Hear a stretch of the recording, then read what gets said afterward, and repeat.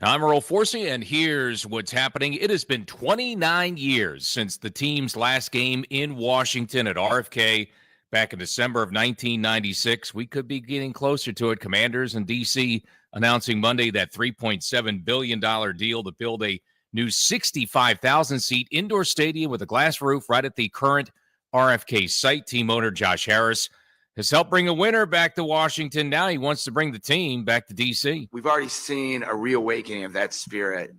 Now we want to bring the Commanders home with a new RFK that our fans will love.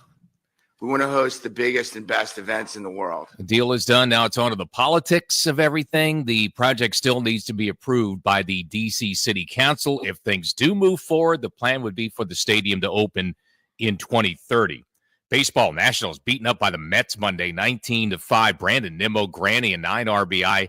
James Wood, though, hit a solo shot, 9th of the season for the Nats. He's tied now for third most in the majors. Nats are right back at it on the road tonight in Philly. 6:45 first pitch here on the Fan. More football news. Tight end George Kittle has a new contract in San Fran, 4 years, $76.4 million, $19.1 million per season, makes him the highest paid tight end now in the NFL. NBA playoffs last night. Cleveland clobbered Miami 138-83 to finish off a sweep of their first round series. Late night Golden State got by Houston 109-106. Warriors in front now 3-1. From the Crop Metcalf 5-star sports desk, I'm Earl Forsey on the Fan.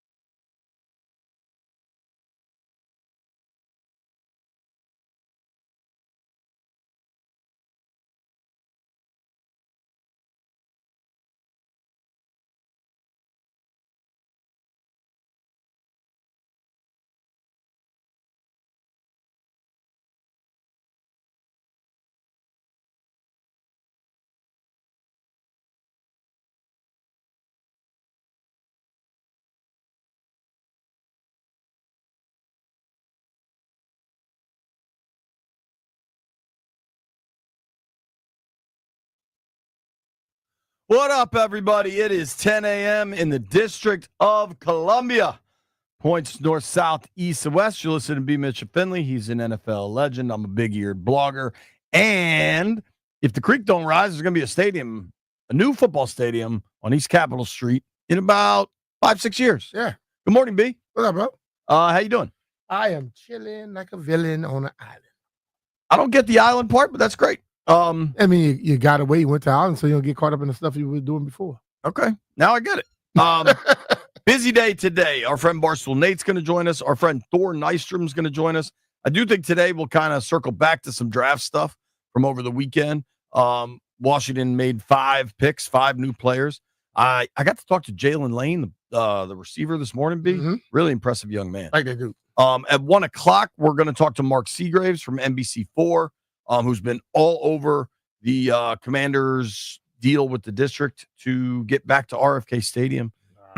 Obviously, now the hurdle becomes the city council, and local politicians are going to do what local politicians do. Well, they do it. All politicians do. Right. Peacock. Everybody wants their piece of the pie, right? Or their back scratched, whatever needs to happen. Really? What you just said, right? The piece of the pie. Yeah. We'll talk to Seagraves about kind of what happens next. We need to have a little baseball conversation. When we wanted to have the baseball conversation was prior to what was a pretty tough L yesterday. Are you aware of what the score was in the Nats game yesterday, B? No. Yes. Well, since you're talking like that, did someone score 16 points on us? Runs? 19-5. Oof. The Mets scored 19 runs yesterday. That's horrible. It's bad. And that White Bryant team, That is White Bryant's team. he walked out when you started talking about it. Good. Now, the Nats are still playing better baseball than certainly the way they started the season, but yesterday's stuff, whatever. We're going to catch up on some baseball with Toby. Coming up in about 20 minutes. Yesterday, I got to have a conversation with Josh Harris. You're going to hear that. Some really interesting stuff talking with Josh. It's also just remarkable. I don't know that we've kind of explained this enough, B. Uh-huh. Two things. We're going to give away Caps tickets here in about 15 minutes. So get ready. All right. I don't think it is discussed enough. Josh Harris and his partners had to come up with $6 billion. Yeah. That was the most vetted deal in NFL history. Yeah. And there were certain people, there's owners of other teams decided to really nitpick this deal. They made it very difficult. Mm-hmm. And the guy selling the team made it very difficult. And tried to make it worse at the end. Right. None of this was easy. Everything went down to the wire. And they were able to get that done. Yeah. They were able to get the cash, get it done. 6.05. It's not even 2 years later. Uh-huh. That was July of 23. It's April of 25. So that's what, 22 months? Yeah. 21 months? And these dudes are coming up with another $2.5–3 billion. Yeah, but I think this was discussed when they all came together. Sure. And I think as you go through the net worth of all the people, they got it. Just that they have to figure out if they wanted to do it. And I think when they purchased this team, they understand the value of it. And you also know when you get a new stadium, the value it shoots up even more.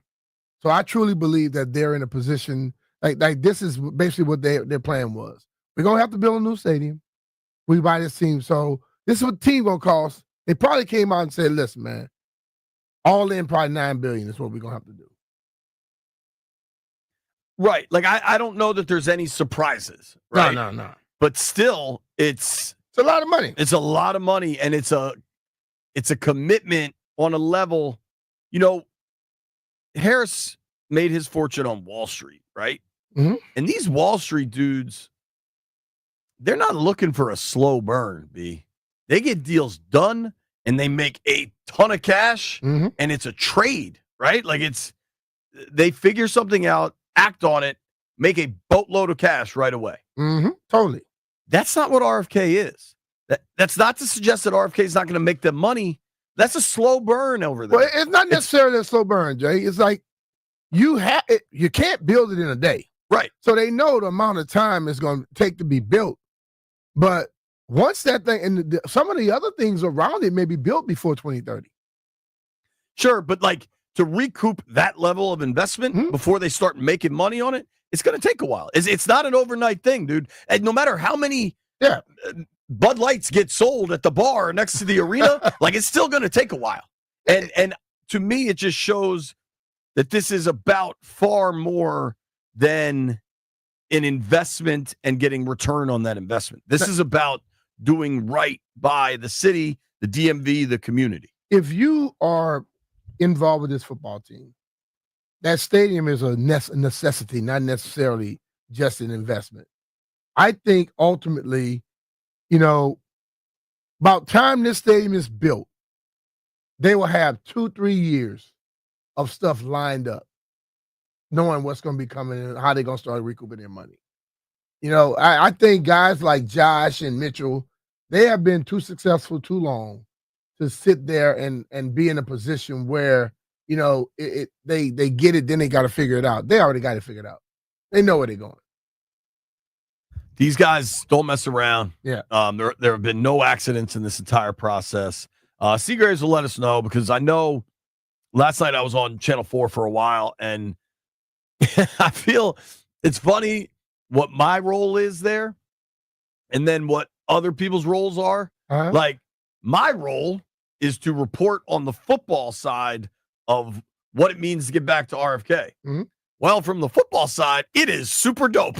And, but then, like, there are other reporters, like we have lots of different viewers, right? Yep. So, Seagraves has to talk to what the politicians are going to do. And then this dude, Ted, investigates where the money's going to come from. And then Tracy's wondering what happens to Prince George's County. Like, there are a lot of other angles. And then they're like, what about you, JP? I'm like, this is dope.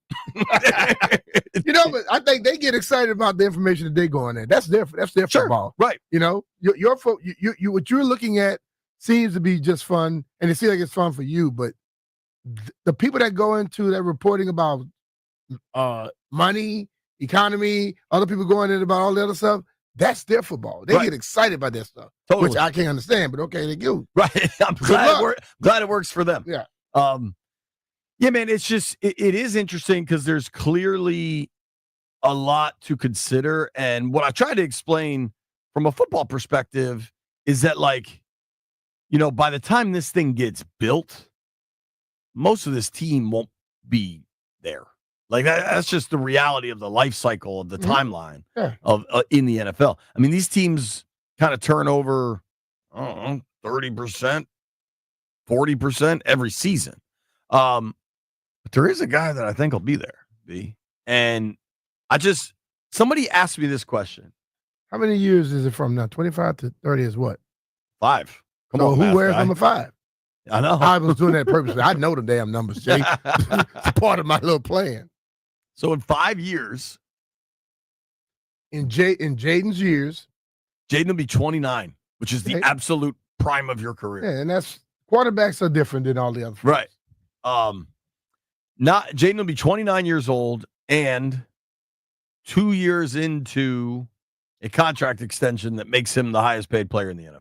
Right. So, now you know how it goes in the NFL. Like, whoever gets that designation, highest paid player, somebody resets it either the following year. It lasts about a year or two. Right. Yeah. But he's gonna have it at some point. Yeah, at least get that trophy.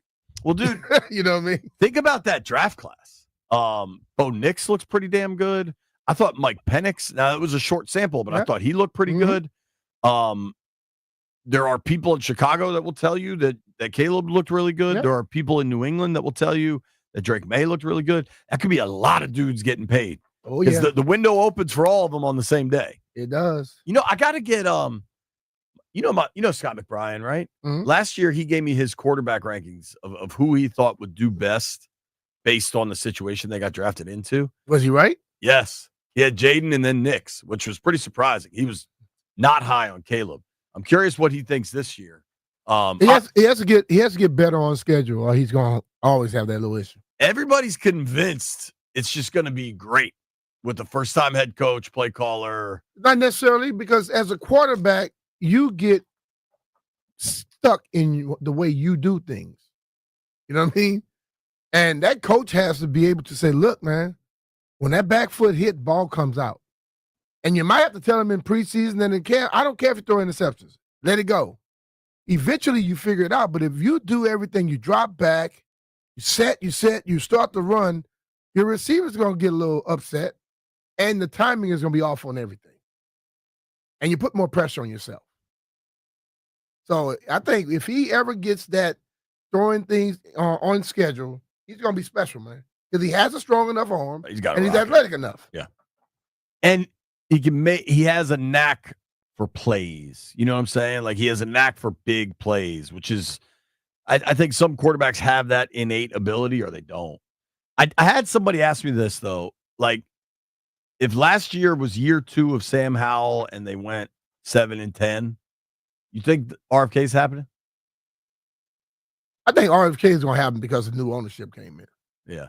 I think that it seems a lot more festive because you have a quarterback and the other stuff. But I think the business aspect of that is going forward, no matter who the quarterback is. I tend to agree with you, B. Okay.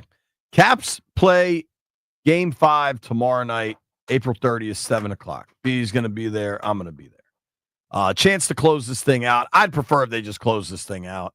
I think Carolina's going to close out their series, and I don't think you really want to have your opponent with fresher legs than you. Mm-hmm. I would love, and this could be an enterprising listener. This could be why Brian left. I mean, why Brian been hanging out with Jeff too much. He's just starting to leave. Just starting to leave during work. Jeff is here. Jeff and or Landfill, if you guys want to figure this out, I can't get an answer on this. On what? If I think the Canes play tonight, if the Canes and the Caps both clinch, do they start playing right away, or do they have to wait for all the other series? Don't they have the timing of the different series popped up? I try to find it. I don't know, Brian. Yeah, I don't think they'll start immediately. I really don't.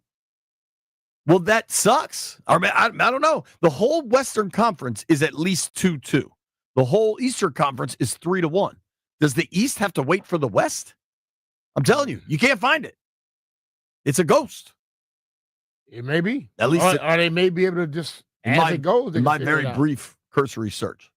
There was one ball game I needed to point out. Listen, the Nats took a rough loss yesterday. That said, they had an incredible come-from-behind win on Sunday. They're fine on the season. I ain't mad at the Nats. Yesterday was kind of embarrassing, but is what it is. There was a game that was played last night, Brian. Did you happen to catch any of Cleveland, Miami?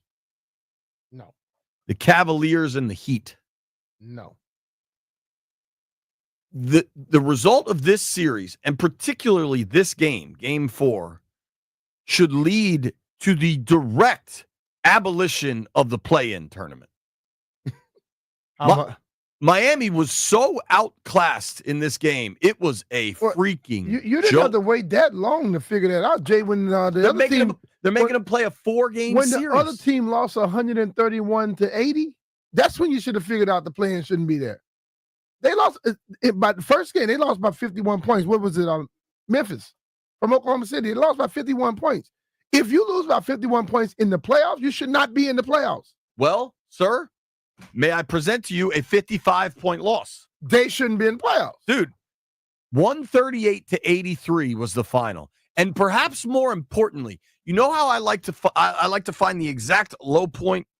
The lowest point of the Ron Rivera era was when they were down 27-3 to the Bears at halftime on Thursday night at home, I add. Okay?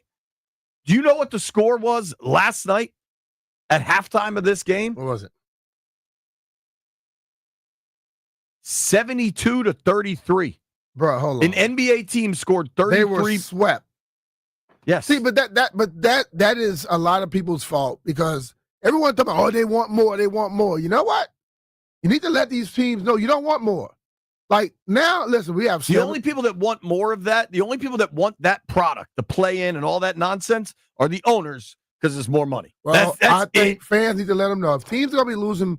The NBA should be embarrassed right now because they had two teams lose by over 50 points in a damn playoff.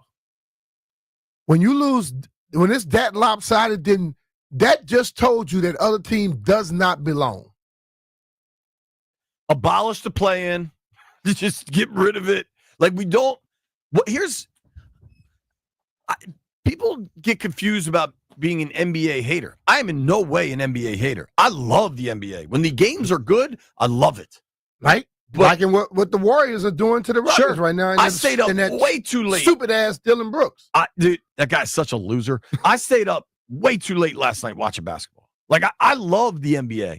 But what tried to watch it till the eyes got heavy. What the NBA does is have far too much bad product out there. You don't need to expand like the in-season tournament. Get out of here. Yeah, that is unnecessary. Have good basketball. The midway. The play-in tournament is awful. Do you think in 20 years we're gonna be discussing the midway champions? No.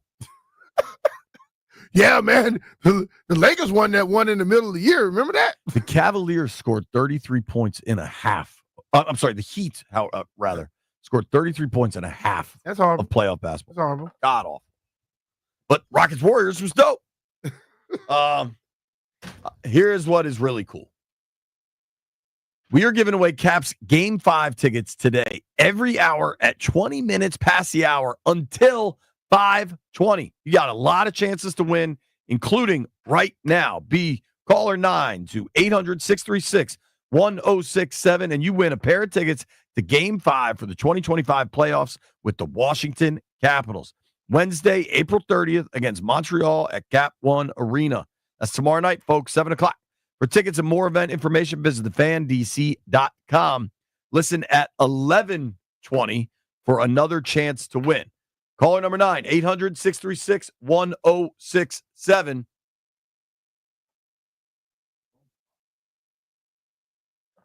When we come back, Josh Harris.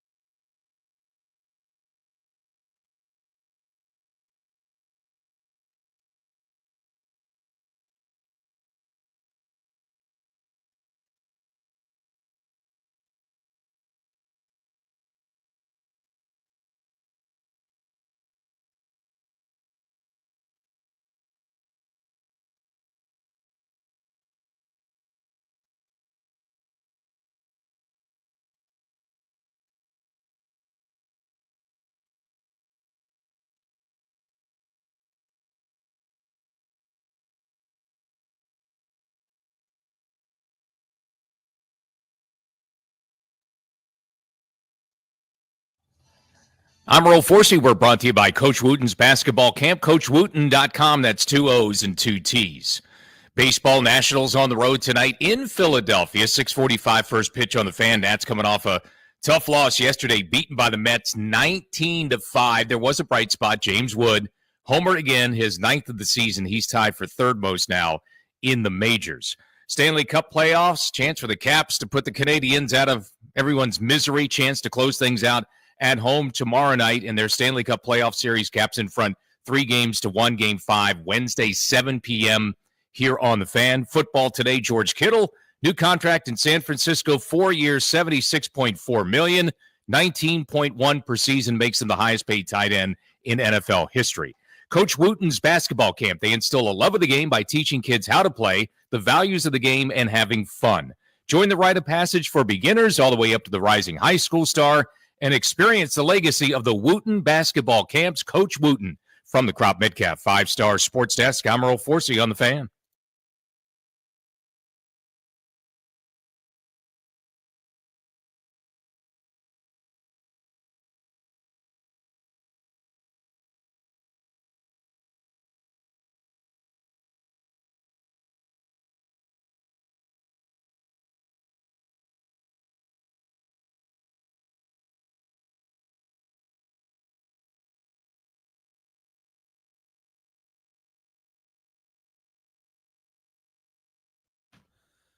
B. Mitch and Finley, 106.7 The Fan. This is dope. We just gave away tickets to our guy Mike from Temple Hills. Mike, what's up, man? What You up, fired Mike? up to go to Game 5? Yes, sir. What's up, fellas? I am stoked, man. Me and the wifey's been trying to win these Jones since Danny and their game show last week, and I'm so excited.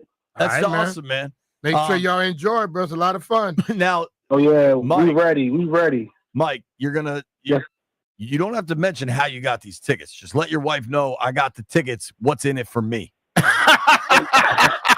Hey, I'm so excited, man. Look, she already on the other line listening, so she already knows. Jay, I can't hold she water. probably like, who the hell is All right, this well, JP Philly? Tell her that was B. Mitch.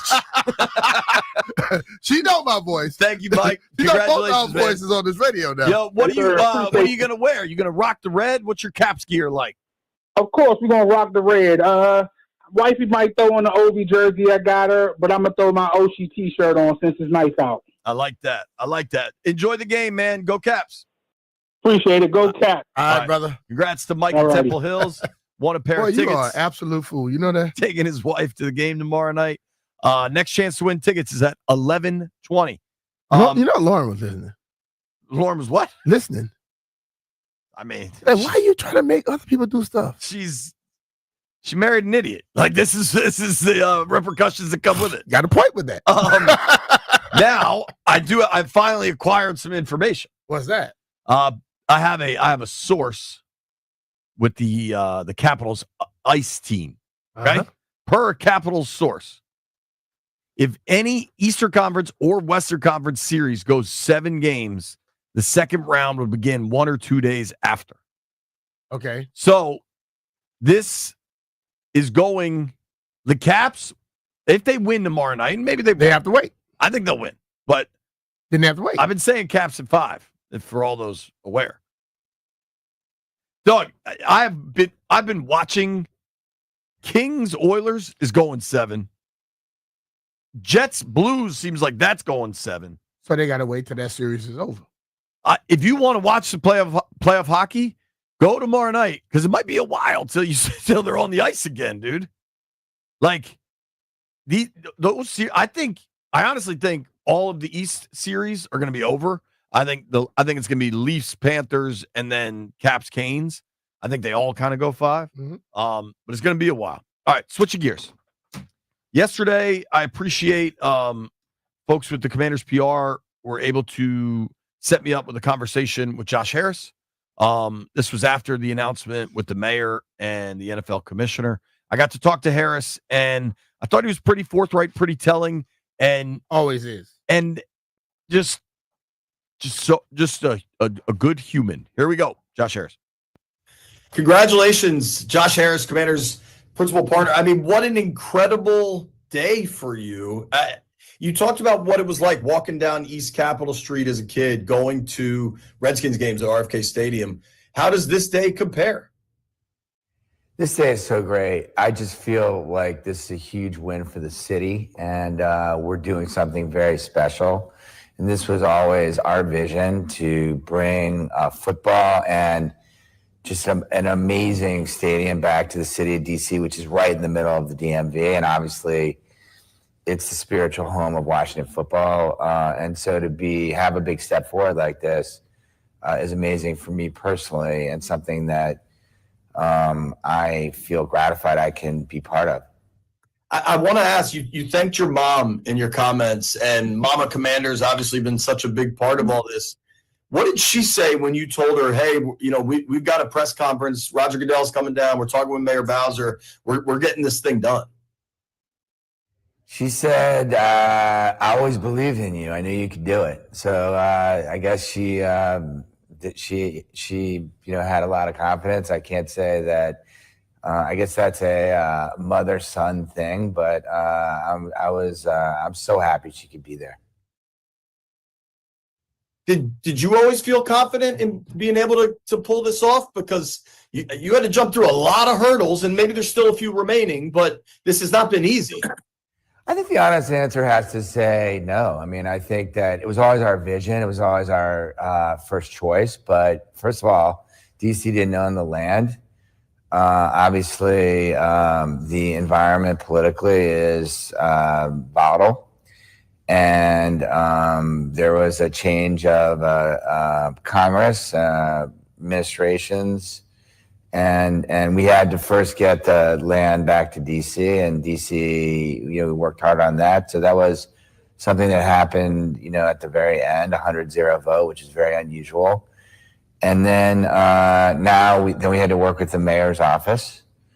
And obviously, DC is going through a tough time right now, but her vision, which I fully agree with, is that this is an incredible opportunity for the city to take a site that has nothing on it, right, and is crumbling concrete, and bring it to life, and create thousands of jobs and billions of tax revenue, and help replace some of the economic activity and jobs that DC may be losing, given the political situation. And as well as, honestly, when we do this, this is going to be the best stadium in the country, maybe the world. So I think that, think about it, whether it's we got Roger Goodell on tape, talked about a Super Bowl potentially, but think of the best entertainment and the best things in the world, and DC deserves this. So I think that I can't say that I just decided this was so great for the city, and I felt so positive about it, and that I was going to just go all in and do my best to make it happen. And obviously, look, as we said, we had other alternatives, and we were very honest with everyone about what our first alternative was. But now we need to get through the council. We're still not done. We need to work with them and make it happen. To make this happen, what I think is really remarkable, especially there's two stadiums under construction right now in Buffalo and in Nashville, two NFL stadiums that have gotten significant, almost 50 and 60% in those two cities, public money paying for that. You and your partners are coming up with roughly 75%, 3/4 of the money, nearly $3 billion, north of $2.5 billion. What were those discussions like to say, all right, team, we got to make this happen ourselves largely? What was that decision like? Yeah, so first of all, obviously every jurisdiction is different, and certainly DC is being affected by, some of the things going on. It's going through a harder time. And so we had to factor in the reality of that, the political reality of that, in terms of what we could expect. And then obviously, once we agreed with DC, and DC knows what it's doing. They've done this at Nax Park. They've done this, obviously, now at Capital One. They're in the middle of it. That's a renovation, clearly, but a pretty big project. And they were aware of all those numbers, and they were, I think, intelligently focused on, making their case to the city and to the council. And so we had to, just deal with the reality of it. And then I had to go back to my partners and sell it to them, and because they're part of this decision, and I had to convince them that this was the right thing to do. And this is not a high ROI investment for us. This is we're going to do the right thing by the city and for the football team and create this amazing experience for people, and then over a very, very long time, hopefully we get paid back for it and make some return on it. But that's the way it is for us. And to credit my partners, they all went along with it, and so that's how it worked. I think by and large, the city and the people of the DMV understand that and appreciate it. Last thing for me, I know you're busy. I sincerely appreciate your time. Winning on the field will always be separate, right? But of the two big moments, that day in Minnesota, I was there. I saw the joy in your eyes when your purchase of the team became finalized.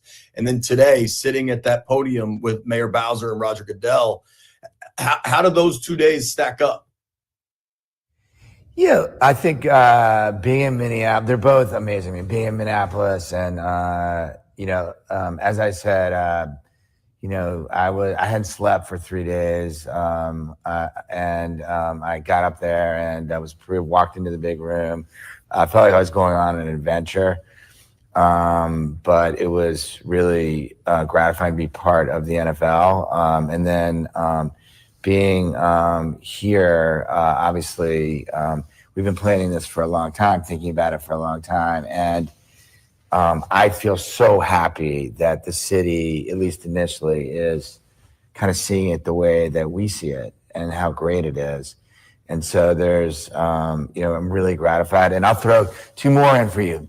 The Hail Mary and beating Detroit. I mean, just emotionally, the high that you're on doesn't compare to anything else. So, but there've been four great moments, not two. But can you rank those four for me? It's hard to rank, but what I will say is that the emotion that you feel grateful and happy in these longer term moments. This sort of emotional high.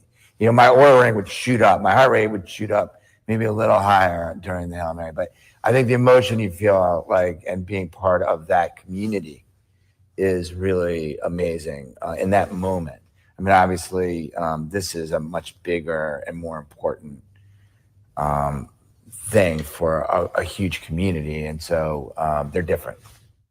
Absolutely. Thank you for the time. Sincerely. I really appreciate it. Thank you to all those behind the scenes there, too. Appreciate it.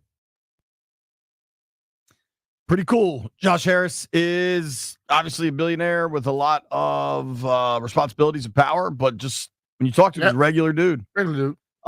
I want to explore that. Josh Harris says of his time, it's wild how much has happened in 2 years. There was the sale. There was yesterday's announcement of RFK. There was the Hail Mary.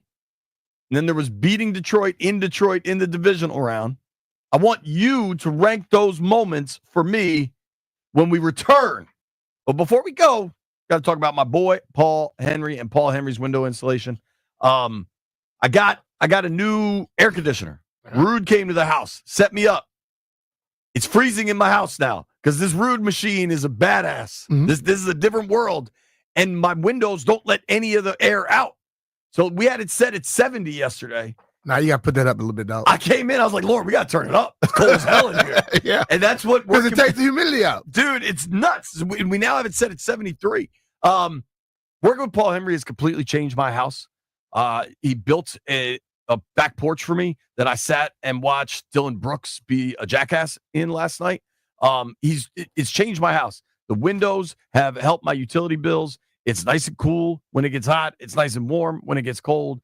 If you call Paul Henry this month, you get 10% off each window with a 5-window minimum and 10% off each door. And Paul does more than just windows and doors. Like JP said, you can get 10% off those windows and the doors as well. But also he's done a lot of different things for me, garage doors. And right now, people know I love to sit under my I have a breezeway going from my main house over to my garage. I like to sit there where I do a lot of barbecuing and things of that nature. But over time, it began to wear out. Paul is going to be starting this week to go over there, redo that, put me a metal roof on that thing to make sure the water goes away and you don't affect the wood. He's going to take care of it to where it's going to be maintenance free for the next 20, 30, 40 years, however it's going to be. But you know what? If you want to just get windows and doors, reach out to Paul right now. You'll receive 10% off windows with each window with a 5-window minimum and 10% off each door. Contact Paul Henry's Window Installation today and tell him B. Mitchell Finley sent you. PaulHenry'sWindows.com. Your clear home improvement choice.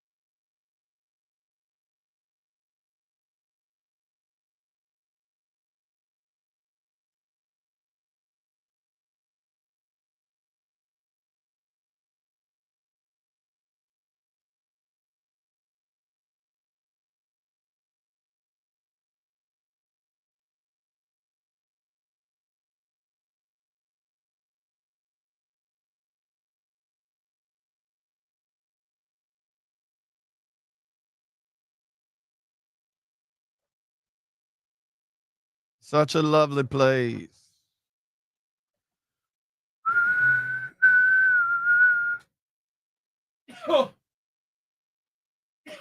Bless you. Damn pollen, dog. Bam, bam, bam. All right, B. You know this dude's an actor now, Landfill? Tunde? He's like in a movie. This is a very talented musician. I think he's on his own now. I think he's like a solo guy now. He's not even with TV on the radio anymore. I had a great conversation with Josh Harris yesterday, the Commander's owner, principal owner. And I asked him what the RFK announcement compared to the feeling when he actually bought the team. So we were all in Minneapolis, Minnesota, JW Marriott at the Mall of America. Mm-hmm. And it took to the absolute last minute, but it got approved 32 to nothing. And I was stood in that room and watched Roger Goodell. I watched Harris walk up to the podium. They shook hands, and he had this look of like pure joy and relief, and like, I don't know what the hell is going to happen next. And then yesterday we watched as Harris sat at a podium with Mayor Bowser and Roger Goodell and said, yo, we're moving back to the spiritual home of this football team. And it was a cool feeling. Not a good moment.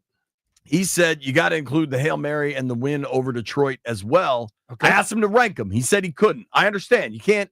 I'll rank them for you. You can't pick your favorite kid, but Brian can. All right. Number one, buying the team, getting rid of the Wicked Witch. Yeah. Okay. That right there ignited everything else. Number two, that announcement yesterday. Because listen, I know there are people what they feel, they think all that type of stuff. I think getting in and out of that stadium and I can remember all the way back. Everything was about Washington D.C.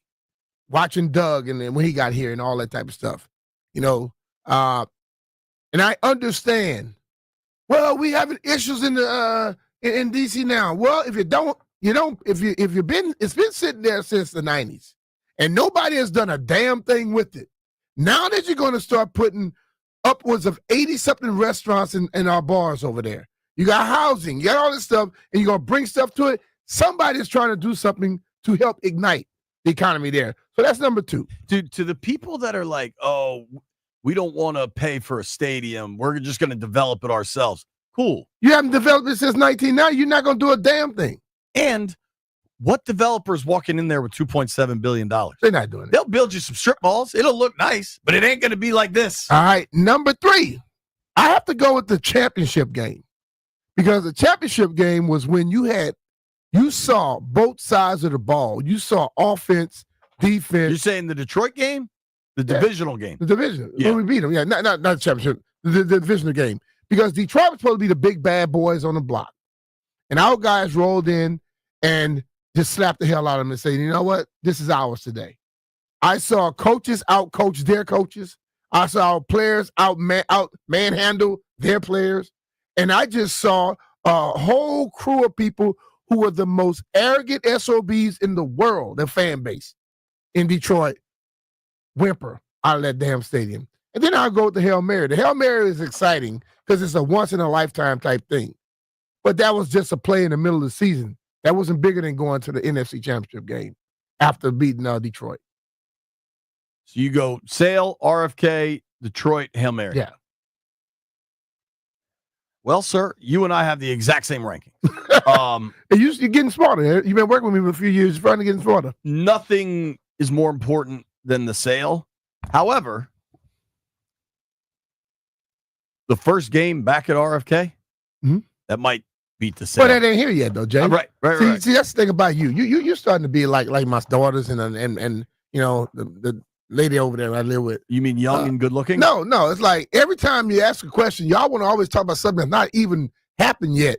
So just stick to the script, dog. We got 4 things to choose on. You don't hear about that there. When that happens, yeah, it might exceed it. I think when that happens, still the Sale gonna always be there. When I walk into a rebuilt RFK Stadium, and I don't know, but is it going to be a RFK? Let's just say a rebuilt stadium. It may not be RFK anymore. RFK site, right? Okay. That's the name of the site. Okay. That will be a really emotional time for me, and I'm hoping. Obviously, I'll have to work but there'll be other events like to be able to. It's gonna be fun. I went to RFK with my family, my mom, my dad, my friends a ton of times. We went to concerts, we went to Nats games, DC United games. Like I've been to that. Yep. Hell, you and I went over there as they were tearing it down a couple years ago. Like I've been to that venue. We got seats in our garage. Yeah, man. I've been to that venue 100 times for 100 reasons with 100 different people. But the burning image of it in my head is going with my father. Football. To Skins games. My dad's not around anymore. And eventually I'm going to get to take my daughters to that site. It's going to be pretty powerful. I think that will be an emotional moment for me. I'm not the most emotional guy. Here's what I'm thinking, Landini. I would like to open this up to the phones, ranking the best moments. Now, here's how it's going to work, though. Before you call right now, chill out for a minute. All right? We got to deal with little Nate X. Barstool Nate is going to join us. We can block him out today and just talk to the people. Now I'm joking. Well, we're gonna ask Nate these exact questions. Then we're going to open the phone lines up for these exact questions. But perhaps most importantly, maybe not even perhaps, this is a playoff game. Playoff games matter. Coming up at 11:20, we're going to give away more Caps tickets. That's why I don't want to open the phone lines up because the phones will get blocked for the Caps tickets. We got to keep it all moving. Yeah. I'm trying to play traffic cop here. Perhaps not a role I excel in. You're not good at it. When we come back, Barstool Nate, then Caps tickets, then the phones. But before we go, I got to tell you something. If you're looking to buy or sell a house in the D.C. area, there's one person to call. His name is John Leahy. Yep, John Leahy, our friend, just like Marilyn did. Marilyn needed to sell her Greenbelt property because she was relocating for a job, and unfortunately her condo didn't qualify for FHA, which ruled out several potential buyers who absolutely loved the unit. But she had no reason to fear, as John Leahy and the Fine Living Group contacted a past client who was looking for an investment property. Even better, that buyer paid cash, and that was $2,000 over the asking price. Straight cash. If you're looking to sell, take advantage of John Leahy and the Fine Living Group's guaranteed offer. Start by finding out what your home is worth in only 30 seconds at johnsellsdmv.com. We're talking about our friend John Leahy and the Fine Living Group of eXp Realty. John offers you flexible fees, customized for your needs. And here's the thing. John has a deep bench of buyers ready to rock. More than 10,000 buyers that are already cleared for mortgages. Whatever it is they need to do, they can get it done and get it done fast. He's so confident he's going to sell your house. He'll guarantee it. He's got pre-approved buyers, and he's going to create top demand for your home. Whatever the reason is you need to sell a house, don't worry about it. John can handle it. Divorce, death, whatever's going on. Call John. Have a conversation. He's going to get you situated in the best possible situation. Call John today, 301-900-3052. Go online to johnsellsdmv.com, or what's even easier, just Google John Leahy Group and start packing.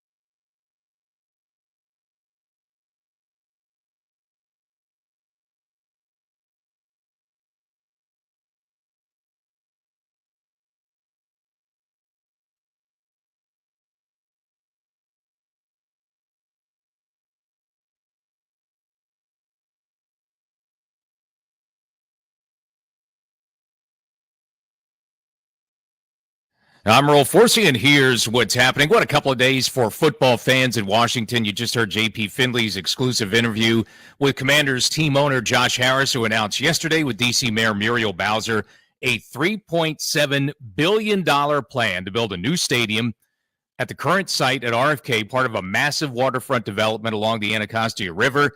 What the previous owner couldn't do in 24 years, Josh Harris gets done in less than 24 months. This was always our vision, to bring football and just an amazing stadium back to the city of DC, which is right in the middle of the DMV. And obviously, it's the spiritual home of Washington football.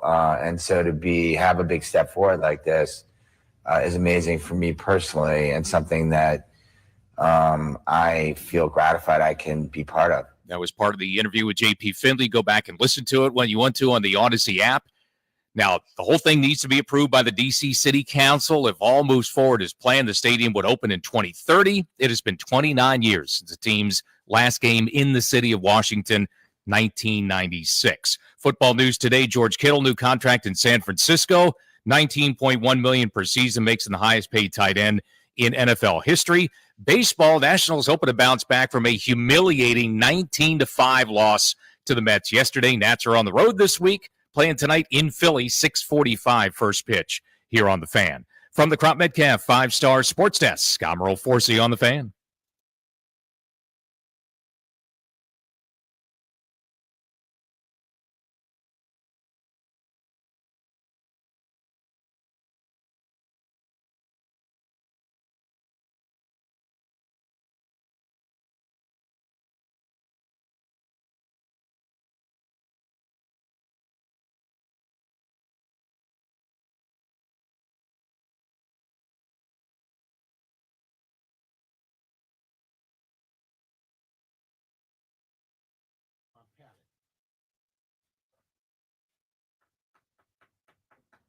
Now I'm stuck inside a Marie. All right.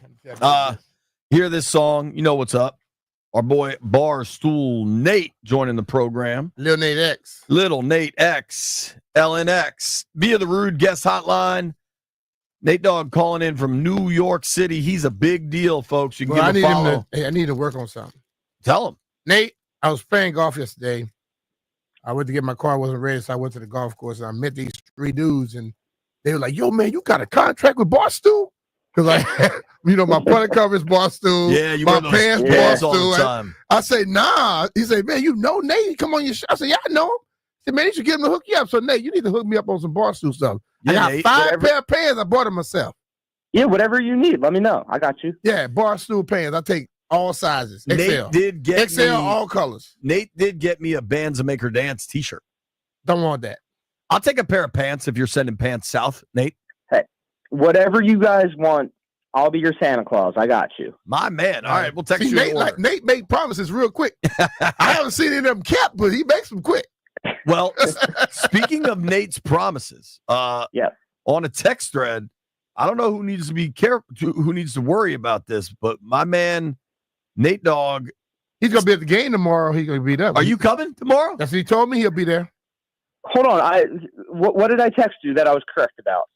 I don't know that you're correct, but this is Sunday night.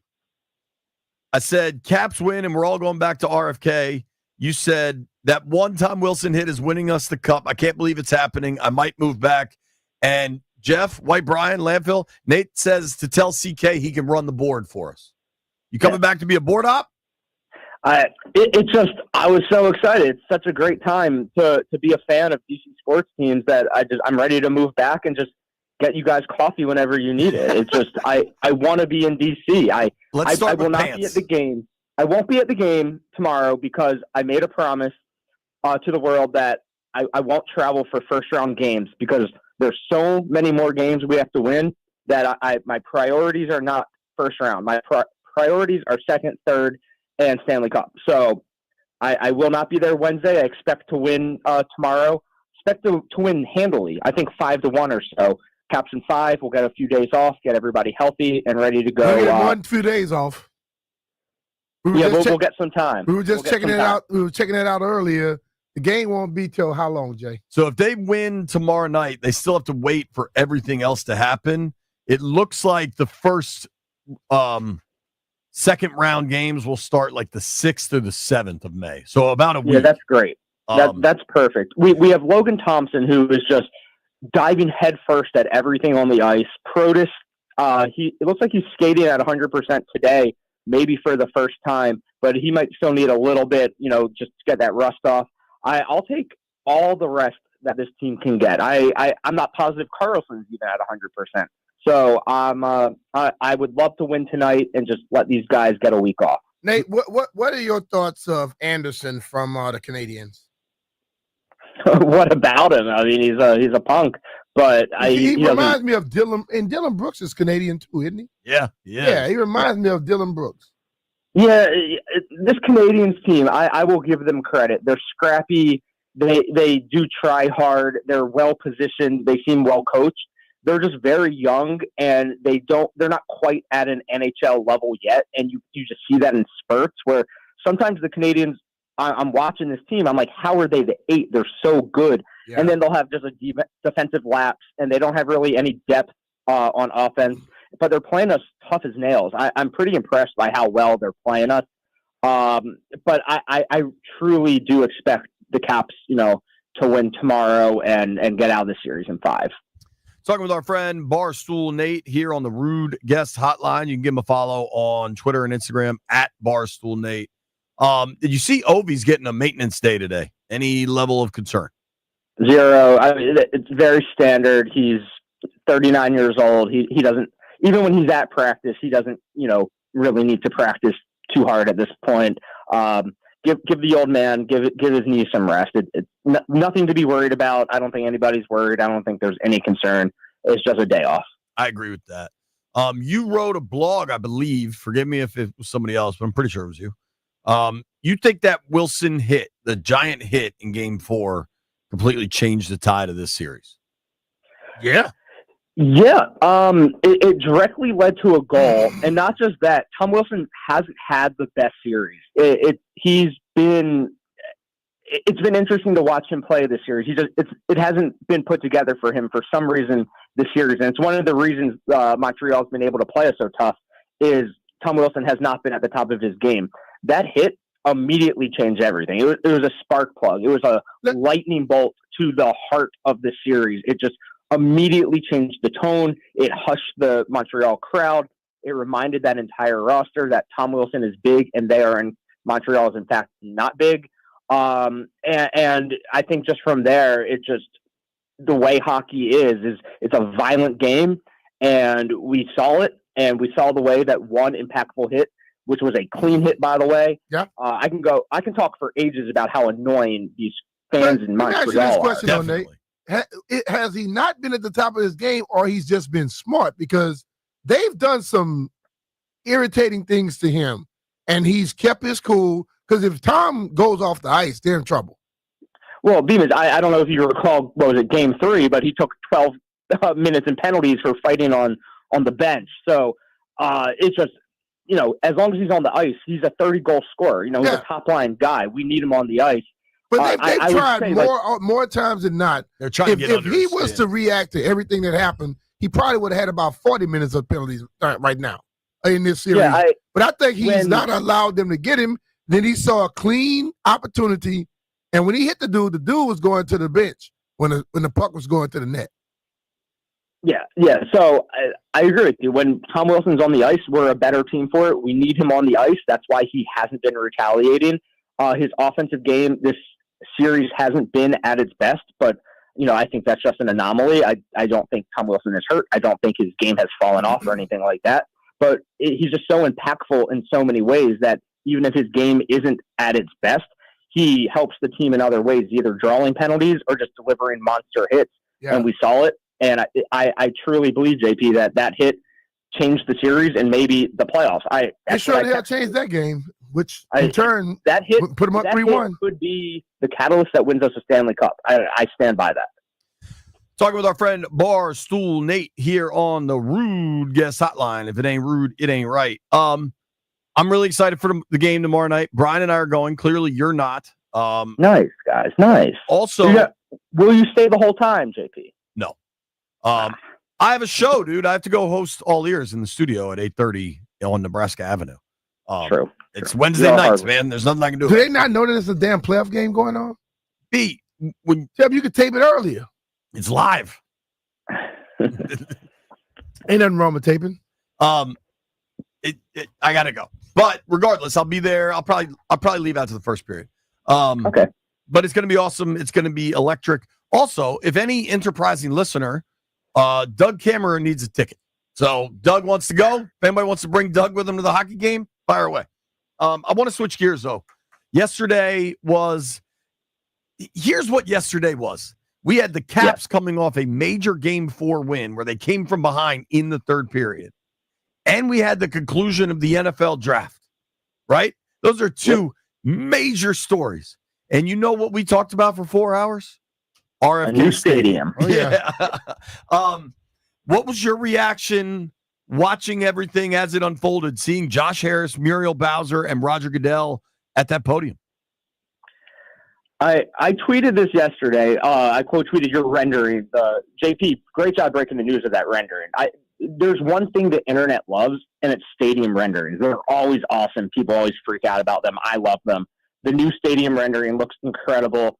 Josh Harris is so cool because he made his billions, and he's like, you know what I'm going to do with these billions? I'm going to save this franchise from pure evil, and then I'm just going to dig into my own pockets some more, fix the current dump that they're playing in while paying for 75% of the new state-of-the-art stadium. And I think that's just very cool. He didn't grapple with the local officials over every penny. They got it done quickly. It's going to be built in the next 5 years, and we'll have a brand new Washington, D.C. state-of-the-art stadium in 2030. And then, you start seeing people last night, like Brianne Nadeau, who is like a congresswoman for Ward 1 in D.C., saying, we don't need a new stadium here. And I think there's this disconnect between Brianne Nadeau and people who actually live in D.C. The one thing most everybody, 98% of people agree upon in D.C. is that it's embarrassing that there's not a cool stadium in the capital of the country. The fact that FedEx Field gets passed over for the World Cup and will never host a Super Bowl, could never host a Final Four, all of that, it's embarrassing. It's Washington, D.C. needs and deserves a state-of-the-art stadium. The country deserves a state-of-the-art stadium in Washington, D.C. And the fact that Josh Harris is building this is so cool. And I need Brianne Nadeau to just realize that, sure, like housing's important and all this other stuff is important, but part of what makes people proud of their city is saying, hey, we're going to, this event at the stadium. We're doing this in our city. We're not driving to Landover. We don't have to go to New Jersey for it. Having a new stadium on the lot in DC, I think matters a ton. And hopefully, these congresswomen and people who are trying to vote against it, hopefully they see the light. Well, specific to Brianne Nadeau, right? I think it's one thing to be against something right now. Let's see how this goes when it's actually time to vote. Because there's one thing that politicians often do, and people do, right? They change their mind. I think changing your mind could happen. I also think that now, Brian and I talked about this at length yesterday. If you are of the mindset that under no circumstance you think people should, government should give money to billionaires to build stadiums. If your mindset is no public money for stadiums, okay. I don't agree with that. I consider it an investment. I think public money is not for the stadium. Public money is the infrastructure. Right. You got to build that up anyway. Totally. My question to Miss Brianne, whatever her name is, what the hell y'all been doing for the last almost 30 years? That B-Mitch took the words out of my mouth. They always do this. All these people that's complaining about what we need to do for the public, why haven't you done it in 30 plus years? I agree. I always wonder that. All of a sudden, all these issues matter, but they haven't done the work I agree with you. I could not say it better myself.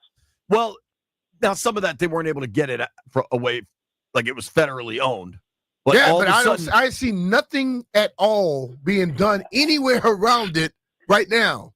not to mention the feds, the Senate gave it back to the city control with these specific instructions to build a stadium. So I don't think Breon Nadeau gets to really decide, because it's my understanding, and Mark Seagraves is going to join us a little later, it's my understanding that the Senate then has to approve whatever the development plans are. And those plans better include a stadium. Otherwise, they'll just take the land back, and it'll sit there and rot like it is right now. Again, I'm trying to remain measured here, because I think what happens are politicians are going to say stuff, and then over time, they might change their opinion. The other just incredibly silly part of this is you could develop that land without a stadium. Cool. You're not going to have the $2.7 billion these dudes are offering to put up. And with that, this thing becomes a destination and a money maker over time. Like, Brian and I sit here in a Navy Yard office building 3 blocks from Nats Park.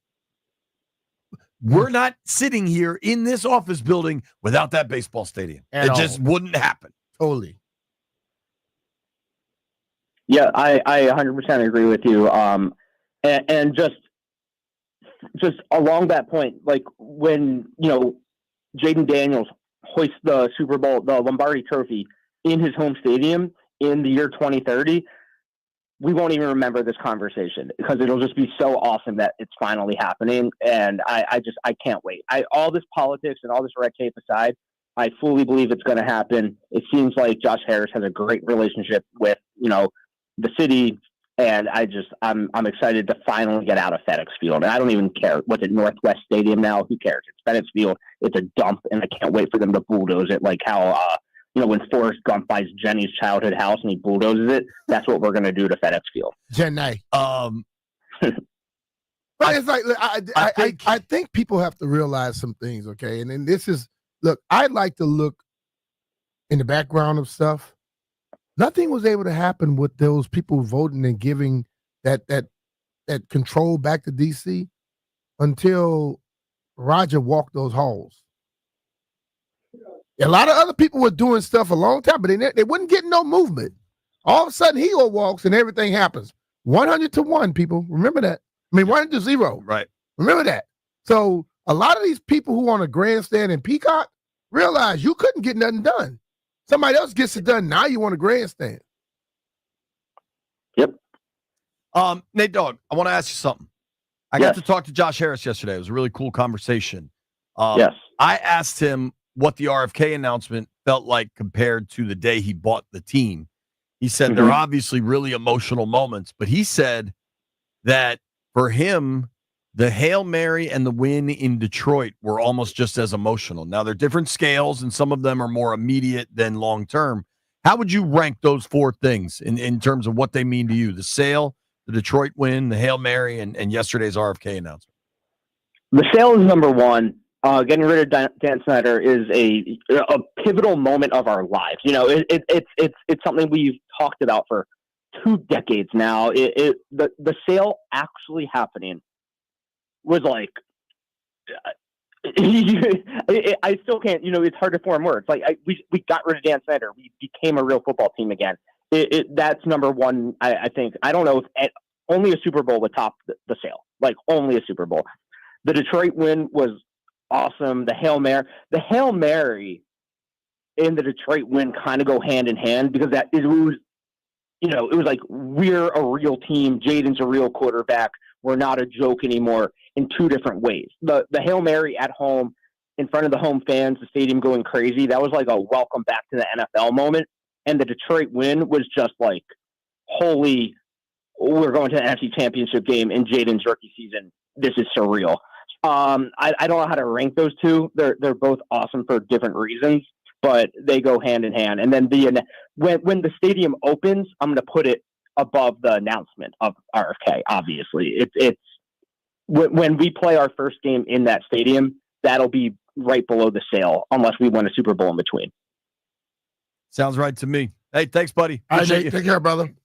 Hey, have fun tomorrow at the game, guys. Just bring us home a win. Let's get some days off for this Caps team. All right. All right. B and I are going to We're have gonna do fun. all we can do. If you want to have fun, caller number 9 right now. You can win a pair of tickets to Game 5 for the 2025 playoffs for the Washington Capitals tomorrow night against Montreal at Cap One Arena. For tickets and more event information, visit thefandc.com. Caller number 9 right now, 800-636-1067. 800-636-1067. You win a pair of tickets tomorrow night's Caps game.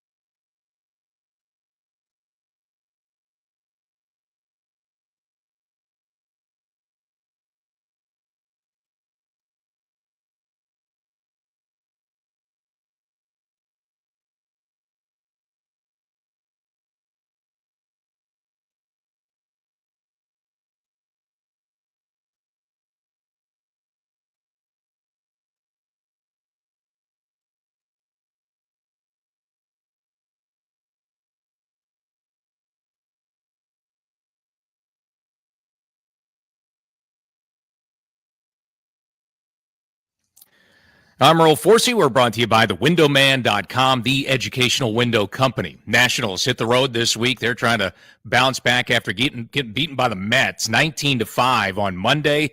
Nats split that 4-game series on the road tonight in Philadelphia, 6:45 first pitch here on the Fan. You heard the guys talking about the Stanley Cup playoffs. Caps try to close things out tomorrow against Montreal in front 3-1, Game 5, Wednesday night, 7 p.m. here on the Fan.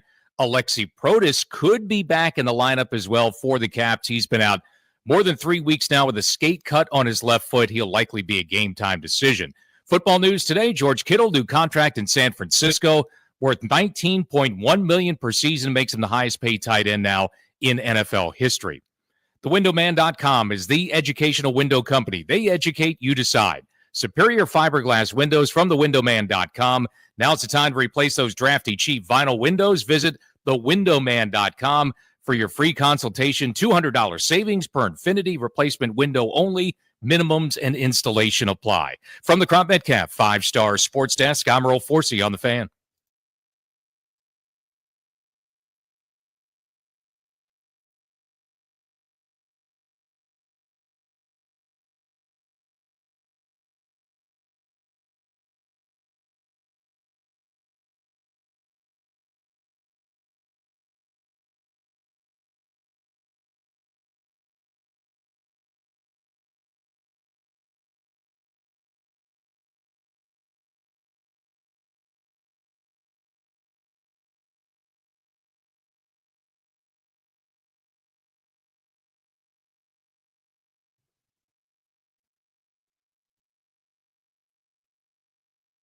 B.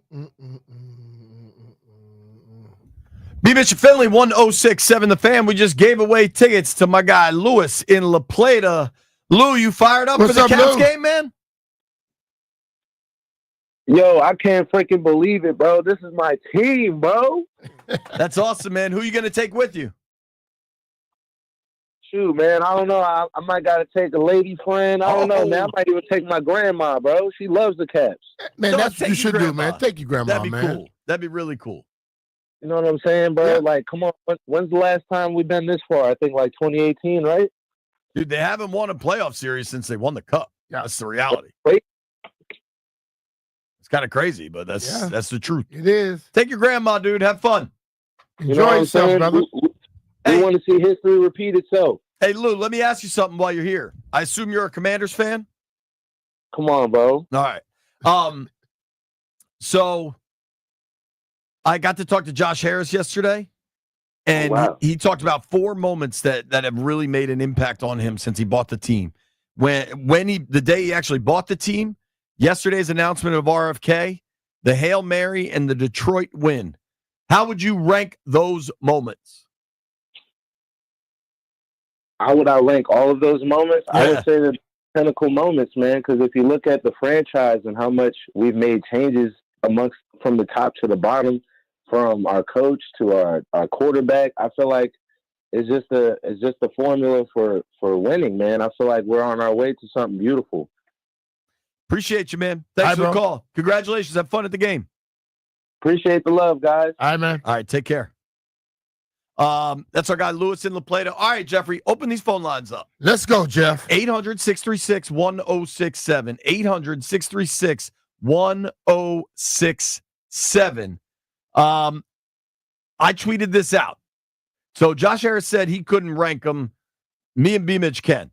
To me, nothing happens without the sale. And then RFK, like a new stadium, that's a 30-year announcement. Like, that's a big deal. Yeah. And I recognize the Detroit win is also a big deal to win a division round game on the road. But still, man, not a stadium announcement. And dude, if the announcement ended up being, yo, we're staying in Landover, Detroit might have been higher than that.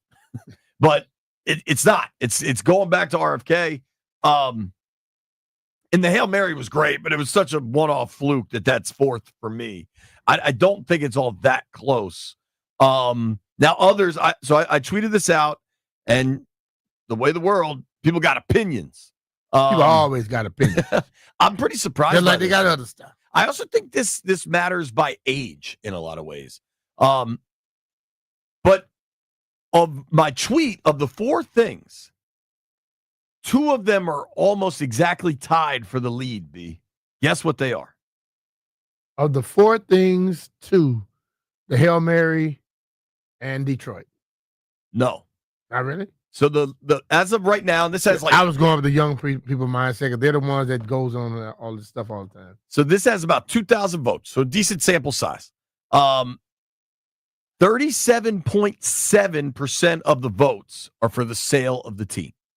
That's what you and I said should be at the top of the list. Yes. But then 37% said the win over Detroit. Mm. And so 20% are saying the Hail Mary, and only 5% of people voting are saying RFK. Yeah, because most of the people were not born probably when they last played there. We're going to open the phone lines up. You guys let us know how you feel. 800-636-1067. The Hail Mary was awesome, but it's a 1 game. It wasn't even a playoff game. To me, that's an easy 4th. But the immediate emotion of it was obviously huge. Linfield, what's your list like? I mean, the sales got to be number 1 to you because there was a period of time you were a lifelong Eagles fan because you were so sick of Dan Snyder. Yeah, the sales definitely number 1. I don't think that anything other than maybe a Super Bowl could top that, but I'm going to be honest, I don't even know that a Super Bowl would top the sale. The sale was amazing. Number 2, I'm going to have to put the win against Detroit. That was an actual on-the-field success, a road playoff win, getting to the divisional or getting to the championship game, the conference championship game for the first time in like 30-something years. That was another one of those things that I just didn't think I would see. And then 3rd, I'm actually going to go with the Hail Mary. It was an awesome play. It was fantastic. It also completely broke the brains of Bears fans, and watching them lose their minds slowly over the last few months has been fantastic and just given me more and more entertainment. And then I am going to put the stadium announcement 4th. It's neat, but I don't really care that much. Stadium is last for you. Yeah. Because he ain't going to go any damn way. Did you ever go to RFK? For Nats games. Okay, but you never went to a Skins game there. No. See, I think the RFK thing matters a lot more if you went to Redskins games at RFK Stadium. I think if you went for Nats games or DC United. Now, and I don't think you have to be a young guy. I mean, an old guy. You could be a young guy who went with your parents like you were. Right, but I think to young people, I'm old, B. Like to Jeff, I'm old. To a 25-year-old, I'm old. But who cares? I'm just saying. Some of them young people look like they're older than you, so what the hell cares? Let's hit these phones. Let's start with our boy Los in Severna Park. Los, how do you rank the moments? Brother? What's up, guys? Honestly, I rank the Jaden Daniels Hail Mary. There's video of me on the Commanders Facebook page of me screaming up and down along with a lot of the other fans there. So that's number 1 for me because I can't remember the last time I screamed that loud. And I can't remember the other 2, but last, it's the RFK Stadium. I mean, it's great news. I'm 33 years old. I've only been to RFK Stadium for DC United games. I've always sat in the section where they bounce the stands and all that. But RFK Stadium is great, but they keep saying that it's not going to be this. Don't expect the same experience that you had back in the 80s and, the early 90s. So it's like, cool. The news is great, but I just don't want it to be a disappointment for imagine a question though. So if they winning, you're gonna have that's the experience you're gonna be getting. What experience are you talking about? Well, no, the experience that people are just like, oh, bring it back to RFK like how it was in the old days and all that. I'm like, I get it. I wish I lived in a time where I could have experienced that. But they say that there isn't going to be any as big tailgating opportunities. They said yesterday it will be tailgating. There will be some. But so I think there's a lot of factors at play, right? I think if you never experienced RFK, it's going to be hard for it to matter the same way it does to other people. And that's okay. I think for the people that didn't have the RFK experience, I think your excitement should just be, they're building a dope brand new stadium at a really cool location that'll have waterfront access. Like that to me is how this should feel for you. I'm not telling anybody. I can't wait. It's like the wharf. It's like the Navy Yard. I'm an O's fan, but when I go to the Navy Yard, I'm like, damn, I wish Camden Yards had something like this, and I hope that RFK Stadium is just like that to where they have bars, restaurants everywhere. So for you, it's just I think the tailgating thing specifically is a factor for a lot of people, and I understand that tailgating's great. I totally get it, but I think we've become so ingrained on tailgating specifically at FedEx Northwest Stadium because there's no other option. There's nothing else to do over there. You Totally. drive there and you tailgate. Exactly. Like, that's why you worry about tailgating, because you can't just walk into a bar. Right. There's going to be I really think in 5-6 years when this joint opens, I think 60% of the stadium is just going to take ride share. Like I think I think things will just be so different, and we're looking at it through the prism of what we currently know with FedEx. But this is going to be a different vibe, and they're still going to make sure they have tailgating for the tailgaters. One last thing, as long as they add the bouncing, section where they were just yelling "We want Dallas" and the whole section bounces up and down and everything like that, I'm all for it. That section was actually extra where they would roll it in because once they moved the stuff. Yeah, dude, that section that wasn't the main part of the stadium. Temporary that was the main part of the stadium then. Yeah. So that one thing that I've had a lot of people bring up to me, like, oh man, I want to be sure that the seats still bounce. You know why? I don't think that's going to happen. Why those seats were bouncing? Because the team was winning. Right. That's the most important thing. It ain't just about the stadium. It's about if the team is winning, that's all that matters. Dude, do you know what made last year so special at Northwest? They were winning. It wasn't the improvements. It wasn't the DJ Premonition sounded way better, right? But the audio system, it was the wins. You know the last time that place bumped like that? 2012, because they won. Some of the like the mystique and everything. If you didn't get to experience RFK back then, this is not going to look the same. It's just going to be a dope stadium on the water in DC. It's going to look way better. Let's spread this around a little. Brandon is in Walkersville. What's up, Brandon? How do you rank them? Hey, how you doing? How you guys doing? We're great, buddy. Hey, first of all, I just want a quick shout out to B. Last season, you took your time to give my son a picture with you, and that made his day. I really appreciate that. I love you guys. Thank you, B. No problem. All right, so my ranking, obviously, number one has to be the sale of the team, obviously, because that's what started everything. And then the Detroit game, getting to the NFC Championship for the first time in, 30-some years? That was amazing. Bears game, third, and, of course, RFK, number 4. But I would like to add a little tidbit. I really hope in the future we can add to this and say that hopefully Gabe Taylor makes the team. I would love to see what these defensive coaches could do with the kid if he makes the team, man. I really, really hope we can see that in the future. Yo, can I say something specific to Gabe Taylor? I think it's a cool story.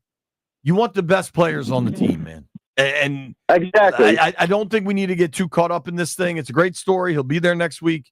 But I don't want this to become a sideshow that I think is. It will. Well, no, I agree. If the talent's not there, I agree. But if our coaches can mold him into something and he can improve and do well, I just hope that for him. I would love to see him make the team.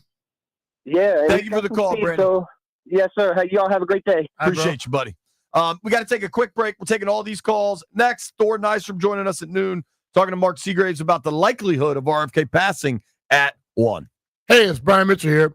FanDuel is the first sportsbook app where you can bet the Kentucky Derby. And right now, all customers can get a no-sweat Derby bet. That means you'll get racing bonus back if your bet doesn't win. The app is super easy to use. You don't have to be a horse racing expert to get in on the Derby day action. So bet America's #1 race with America's #1 sportsbook. Just visit FanDuel.com/Brian for your chance to get a no-sweat bet for the Kentucky Derby. That's FanDuel.com/Brian. FanDuel Sportsbook is the official partner of 106.7 The Fan. You have to be 21 years old and present in Virginia. Opt-in required. Verified FanDuel racing account required. Refund issued as a non-withdrawable racing site credit that expires 9 days after receipt. Max refund is $10 unless otherwise specified. Restrictions apply. See terms at racing.fanduel.com. Gambling problem? Call 1-800-GAMBLER.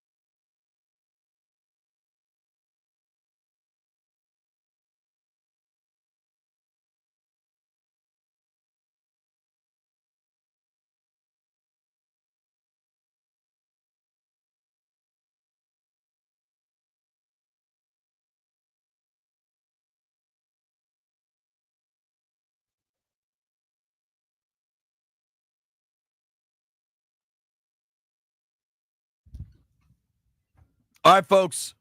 30 minutes from right now, 12:20. That's a number Danny Marie likes to hear me say. 12:20. We're giving away a pair of Caps tickets for tomorrow night's Game 5. Right now, the question is interesting. Go 222. 2222. We are the Commanders. I want to go to Jeffrey. So we're asking, Josh Harris said the 4 most emotional moments for him that he's been owner was the day he bought the team, yesterday's announcement of RFK, the Hail Mary win, and the win over Detroit in the divisional round of the playoffs. He said he couldn't rank them. It's hard to rank them. You can't pick your favorite kid. Jeffrey, how would you rank them? You would catch me as I put a spoon of ice cream in my mouth. Hold on. In my defense, You've been thinking for the last 10 minutes. you texted, got my rank, and I just gave it a thumbs up and said, we'll ask you out of break. I did not see that. You saw it, right? I just said, like, all right, you got your rankings. I'm going to come to you. That was a text that 16 minutes ago. Okay. Doug, I just responded. So my ranking, it has to go in chronological order for me. And that's because it just seems like everything that has just piled on has just been successful. It's just been good news after good news after good news, from the sale to the Hail Mary win. Like, that's when I feel as though our season, like, I already felt it was going to be a good season, but that Hail Mary moment, I knew it was going to be magical. And then for us to go in there and punch Detroit in the mouth, I loved it. And now, after the season, I feel like this RFK announcement is just the start of just great news after great news for the rest of the season. So I got to rank them in their chronological order. All right? Not mad at it. Listen, there's no wrong answer on this. Everybody's entitled to their own opinion, how they feel about it. Let's try TC in Martinsville. TC, what do you got? What are the ranks? Hey, what's going on, fellas? It's CC, by the way, double C. Well, that's Jeff's fault. That's okay. Listen, so I'm gonna go with the sell of the team is number one, of course, because I never thought I would see that day. I thought Dan Snyder was just gonna be there forever. And then I'm gonna go I'll say the Hail Mary, because even though the sale of the team happened, up until that point, it was too much good, and everybody was waiting on, the other shoe to fall and us to go in the tank and start losing. And it was like, at that moment, it was like, it can happen. Like, you really you saw tangible evidence that it was real. The hard work started to pay off. And so then I'll say, I'll say the Detroit, and then, like he said, chronological order, and then the sell of the team. But I just want to add this. Y'all got to take it easy on these younger fans, because they don't know what they don't know.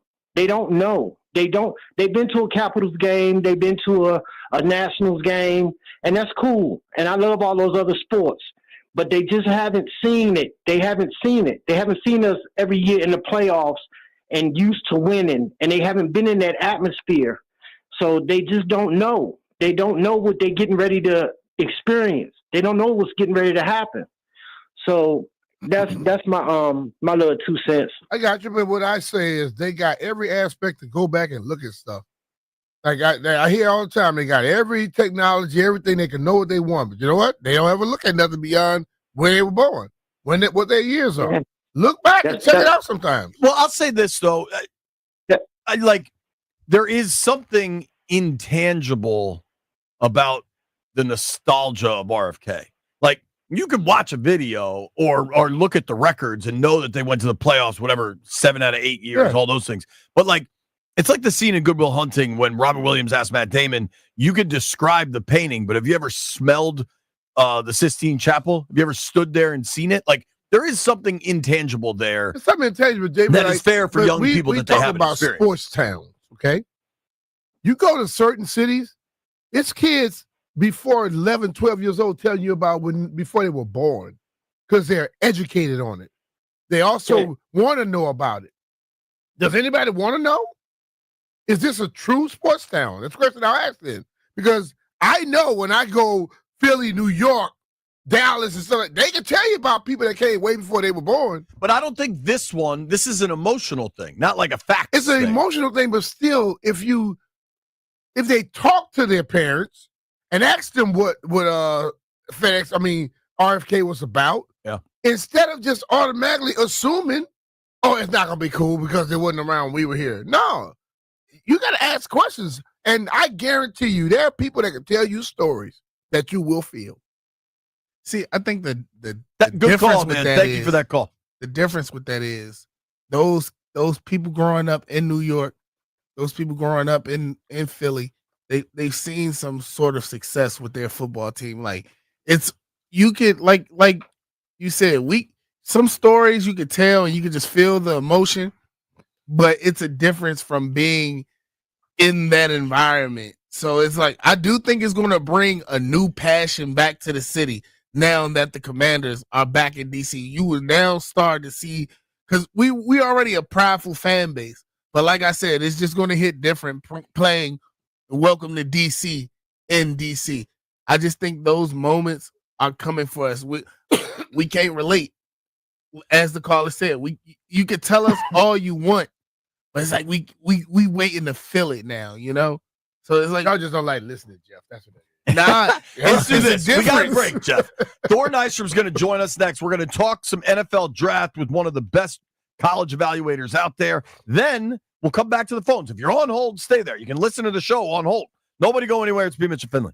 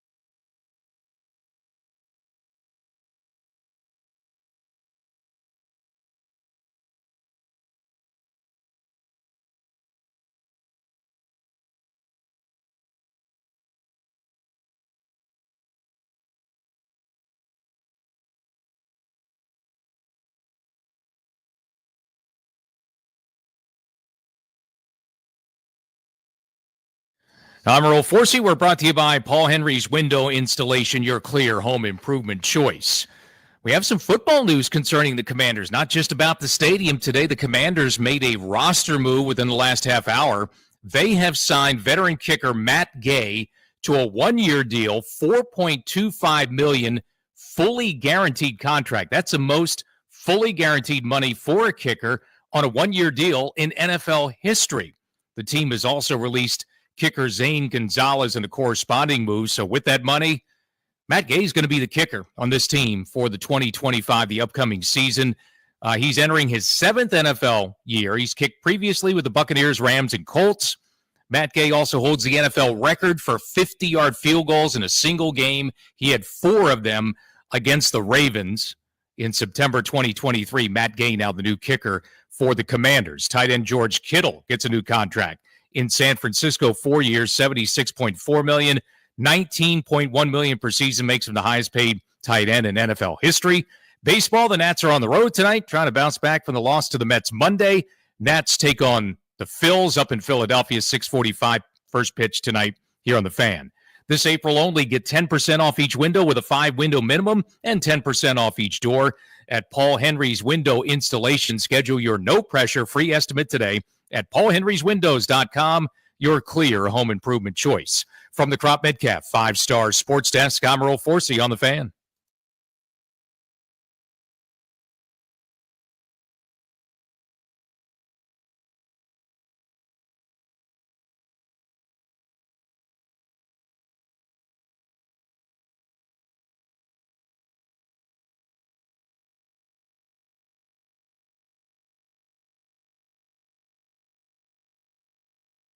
B. Mitch and Finley, 1067 The Fan.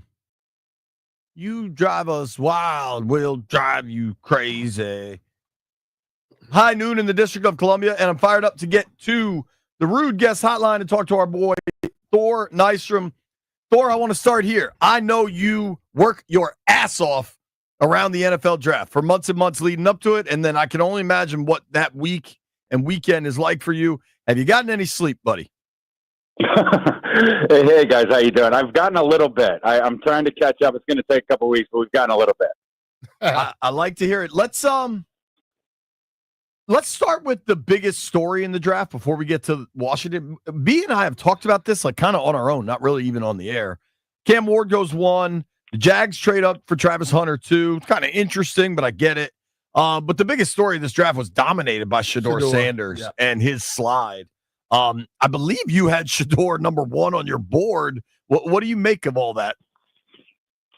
Yeah, well, I had him as QB1. I think I had him 8 or 9 overall, one spot over Cam Ward. Yeah, and just in terms of the on-field evaluation, that's where I was at with it. He clearly had a poor interview process.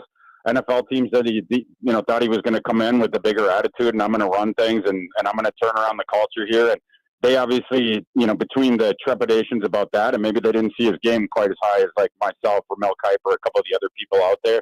And then you see the way that manifests. Even Cleveland said, that they would have, had him higher, but then it was just like he was falling down the board, and weird stuff going on with that, with the trepidation of that. But I think at the end of the day, he did find a good landing spot.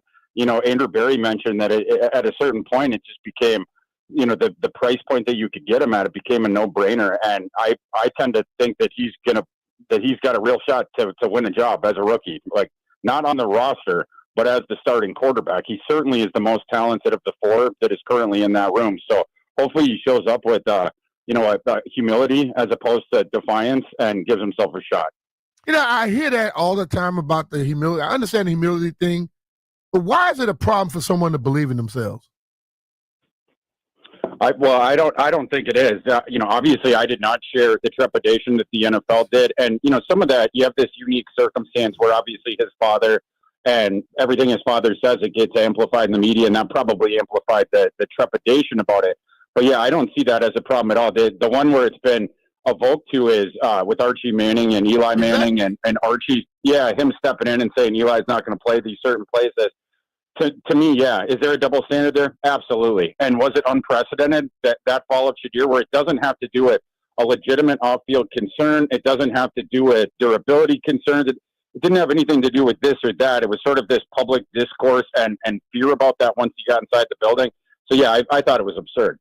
Yeah, I think you can make an argument he wasn't a first round prospect and the hype got way too overblown, and then he hurt himself. But eventually, this thing was bananas. And I think, like, I'm trying to stick to the football of all this. I think that the Browns. Sadly, I think the Browns will screw it up because they're the Browns. But I think the Browns got an absolute steal in the 5th round with Shedeur Sanders. Like, when he didn't go Friday night, I said on the podcast I recorded that night, I was like, somebody's getting an absolute steal of value of the player. Because just watch the games and remove everything else. He was good in the games. Yeah, that's right. And speaking to that, Sanders, 81.8% adjusted accuracy percentage. That was last year. That was 5 points ahead of Cam Ward, and it was number 2 amongst all FBS quarterbacks. Also 97 percentile avoiding negative throws per dropback, despite playing behind one of the most oriented offensive lines you'll see in the Power 4. He was also number 3 in turnover-worthy play rate, the lowest, as far as qualifying FBS quarterbacks. It's a guy with elite accuracy and placement who takes care of the ball, right? It's a chain-moving guy who will take care of the ball. That game translates, right? The personality stuff, we'll see about that. The NFL seemed to be making a loud statement about their perception of that. We're going to find out if they're right or not. But, yeah, great situation in Cleveland for Shedeur.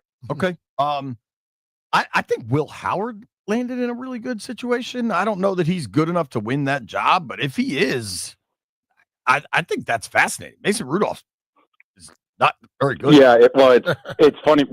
My comp for Will Howard was Mason Rudolph in the pre-draft process. So pretty funny that ended up that way. But yeah, it's going to be kind of interesting. But you're totally right. I mean, Pittsburgh probably the only team who has a worse quarterback room than the Browns. So yeah, you definitely have an opportunity there. You're Will Howard. All right, talking with our friend Thor Nestrom here, draft analyst. You can give him a follow at Thor KU. He joins us via the Rude Guest Hotline. Let's get into Washington's draft.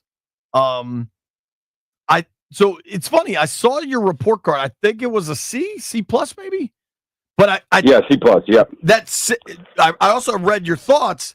Overall, this class, it seemed like you liked every player, just that they only had 5 picks. Was that kind of the issue? Yeah, in some ways, like my methodology is based heavily on ROI, and I know for the regular sort of draft writer, it seems like C plus would be like their lowest grade.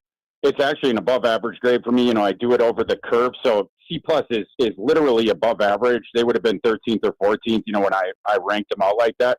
I did like their class. I thought there were some interesting decisions.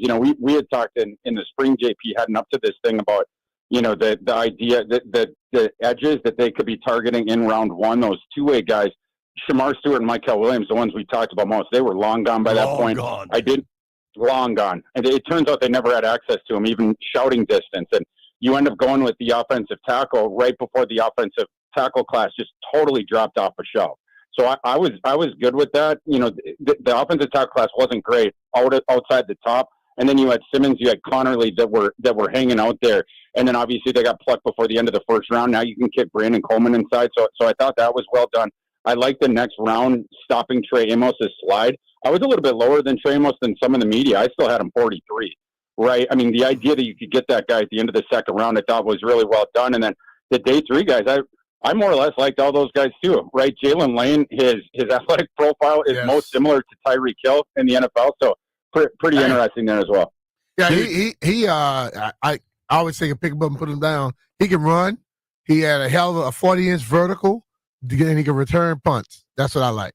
And I think he can play. Yeah, I think he could be the punt returner this year. Yeah, I think he is your punt returner. I also think he could play in the slot. I think for Washington specifically, I think Jalen Lane kind of solves 2 problems because they couldn't trust OZ to return punts, so Crowder got that work. They had to bring Crowder back to the active roster. And then Diami was kind of this vertical threat for them. Mm-hmm. I think Lane is now your punt returner and your vertical threat. We'll see if he can really emerge as a receiver as a rookie. But I don't know. I'm more bullish about that pick than I expected.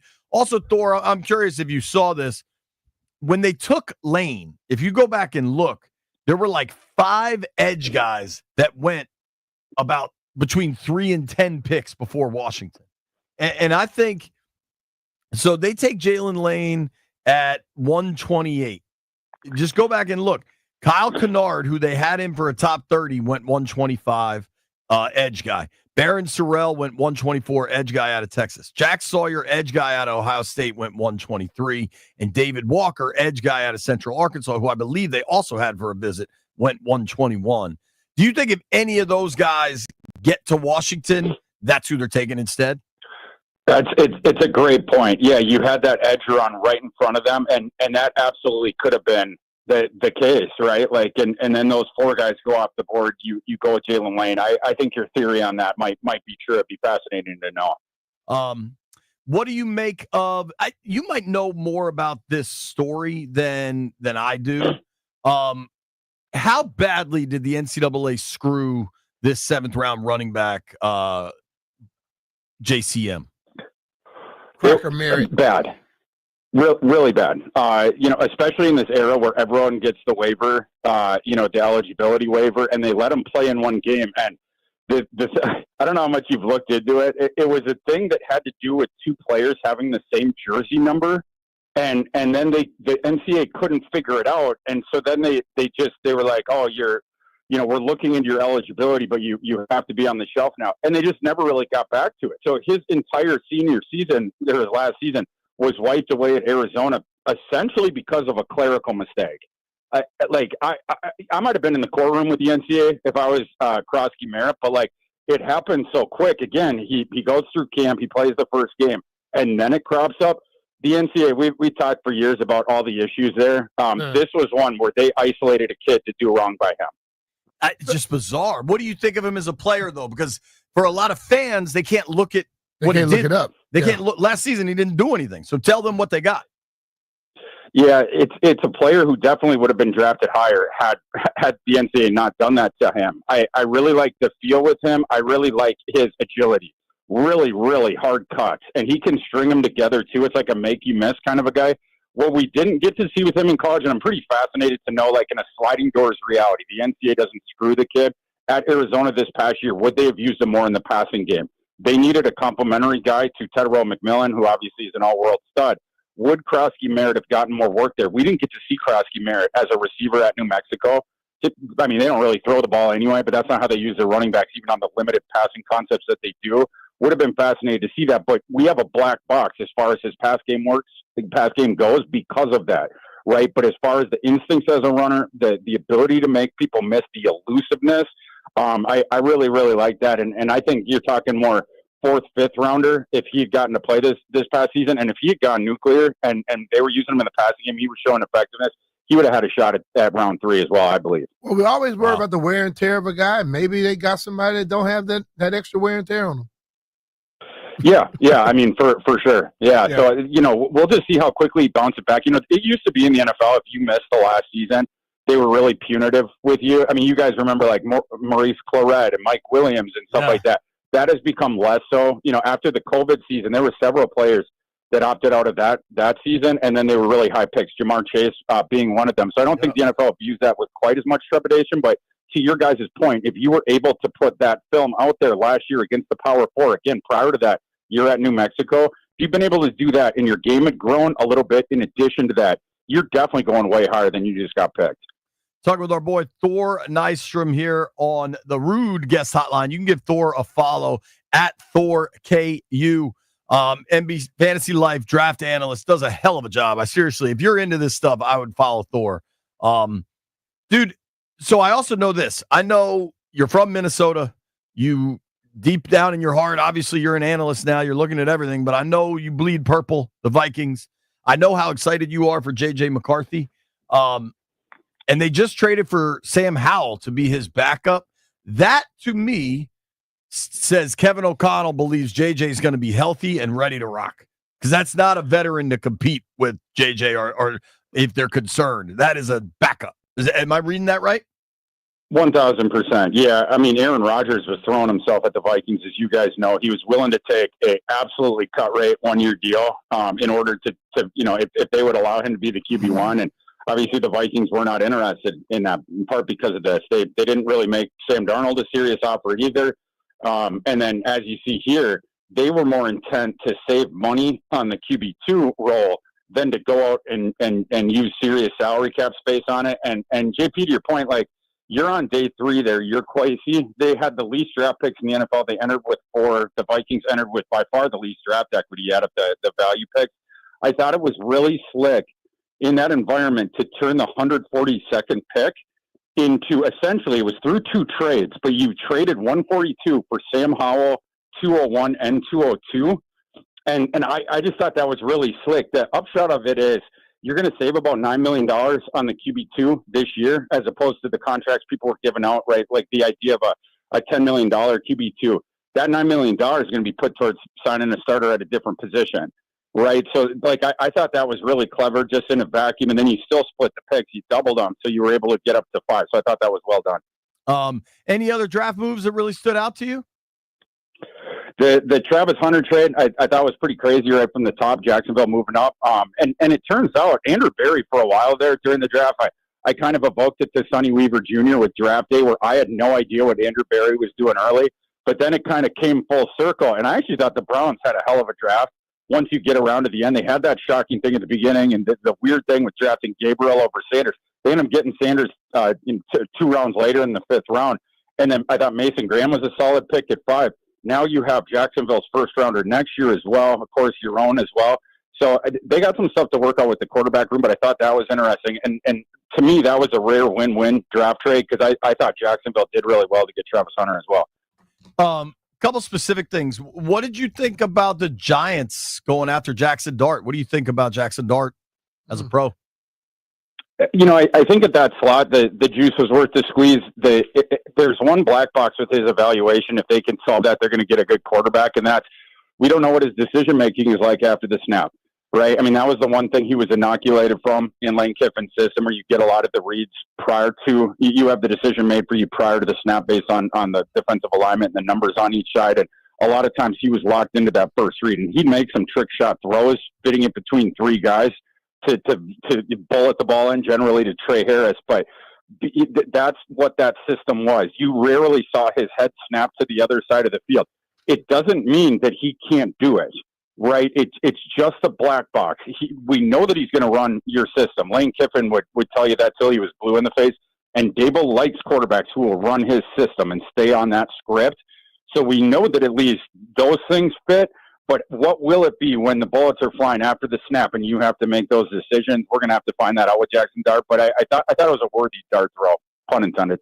Yeah, I tend to also. What'd you think about Loveland over Warren? Loveland being the first tight end off the board ahead of Tyler Warren. You know, I was pretty bullish that Warren was going to be the first tight end taken until roughly 48 hours before the draft, when I was texting with one of Loveland's former coaches at Michigan. And that guy told me Colson is the best player that I ever coached. And when I heard, and then I heard a star Big Ten player as well said privately that Colson Loveland was the best player he ever faced. And it was like, and obviously Colson Loveland ends up going there. They're different kinds of players. Colson Loveland is sort of a quasi wide receiver. He's a stretched out wide receiver. You play him in the slot, you play him in the boundary. He can win at all 3 levels. He can run every single route for you. His hands are awesome, very fluid. Whereas Tyler Warren is the berserker that you manufacture touches for him closer to the line of scrimmage and let him run. The Wildcat quarterback stuff. He was a dual threat quarterback, as you guys know, coming out of high school. And Penn State transitioned him really, really quick. But you get some of the trick play utility with him. Great short yardage runner as well. So I didn't disagree with Chicago's decision, and I wish I'd had those conversations a little bit earlier in the process.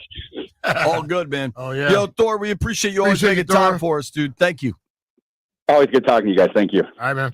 These phone lines remain lit up.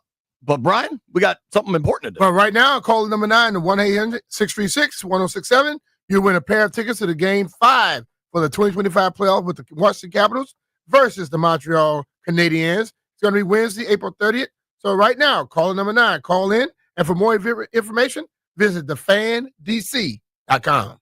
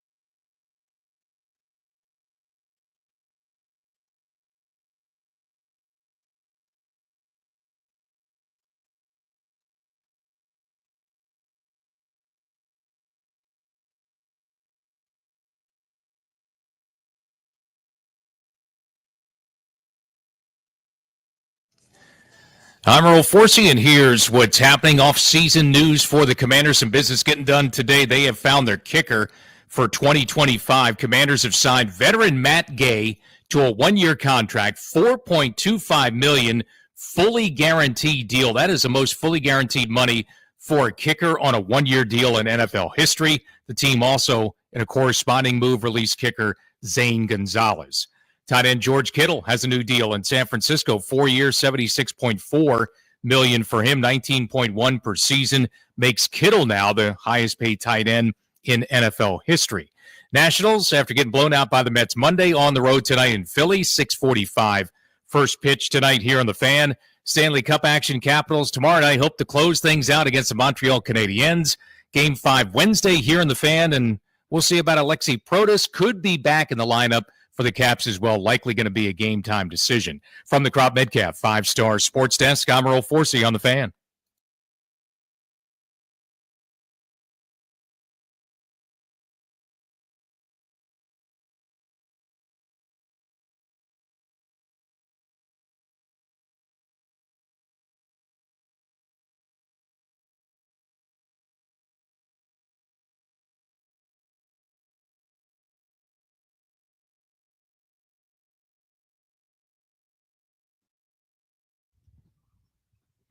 B-Mitch and Finley.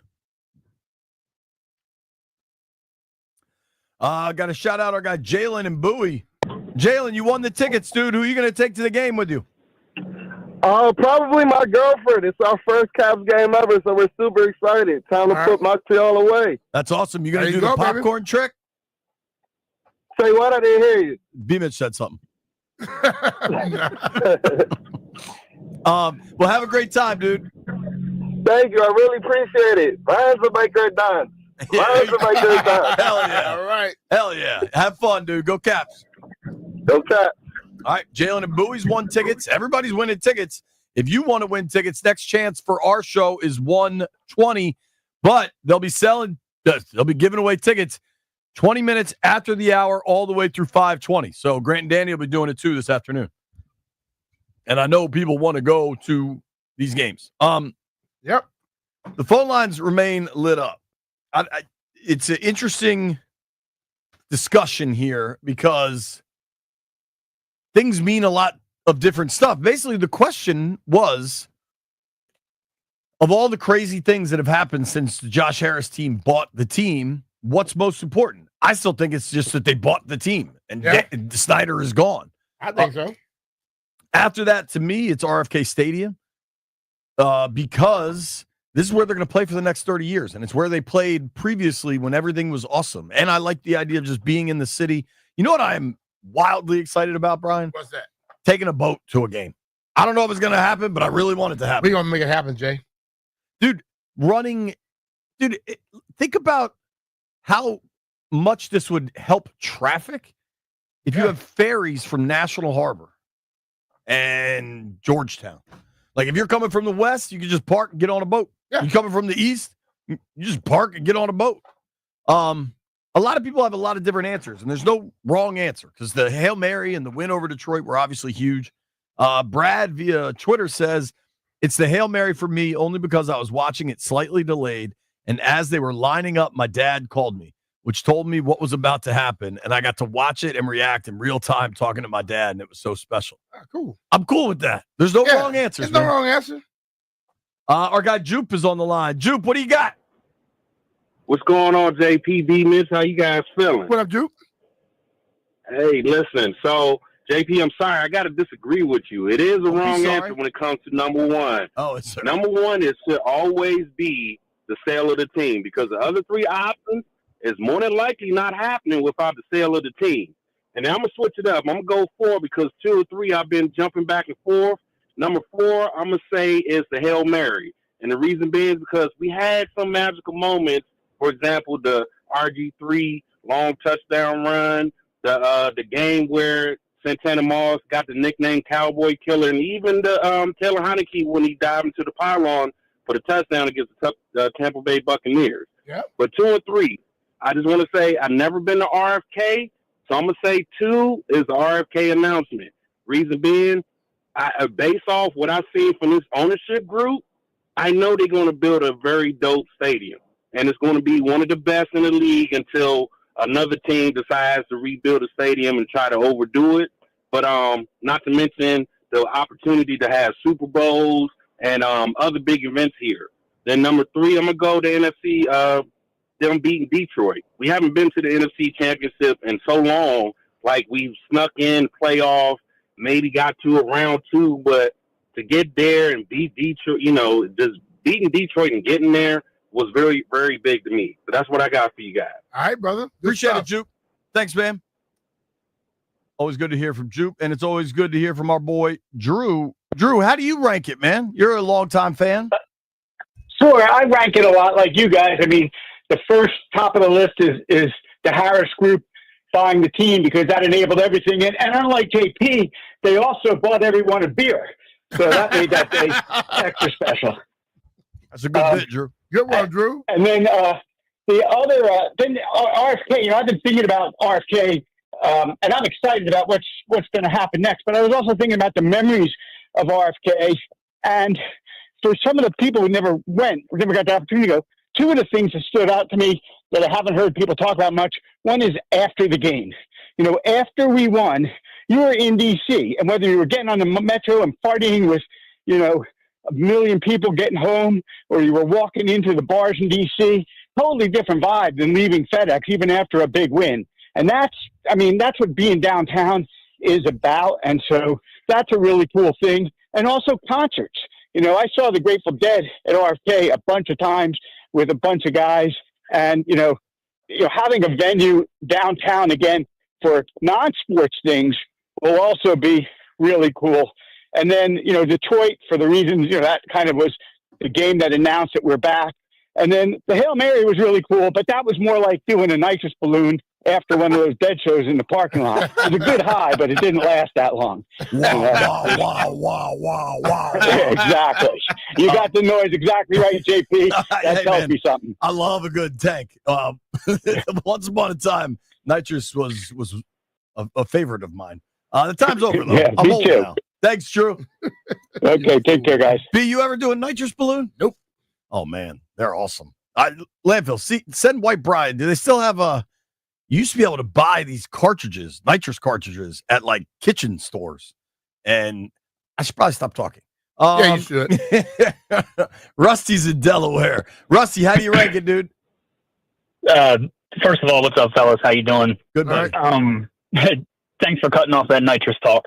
The I wanted to before the rankings, I wanted to just kind of go back to the boat conversation. Has anybody got Fred Smoot's opinion yet? We're not going to ask him about boats. Okay.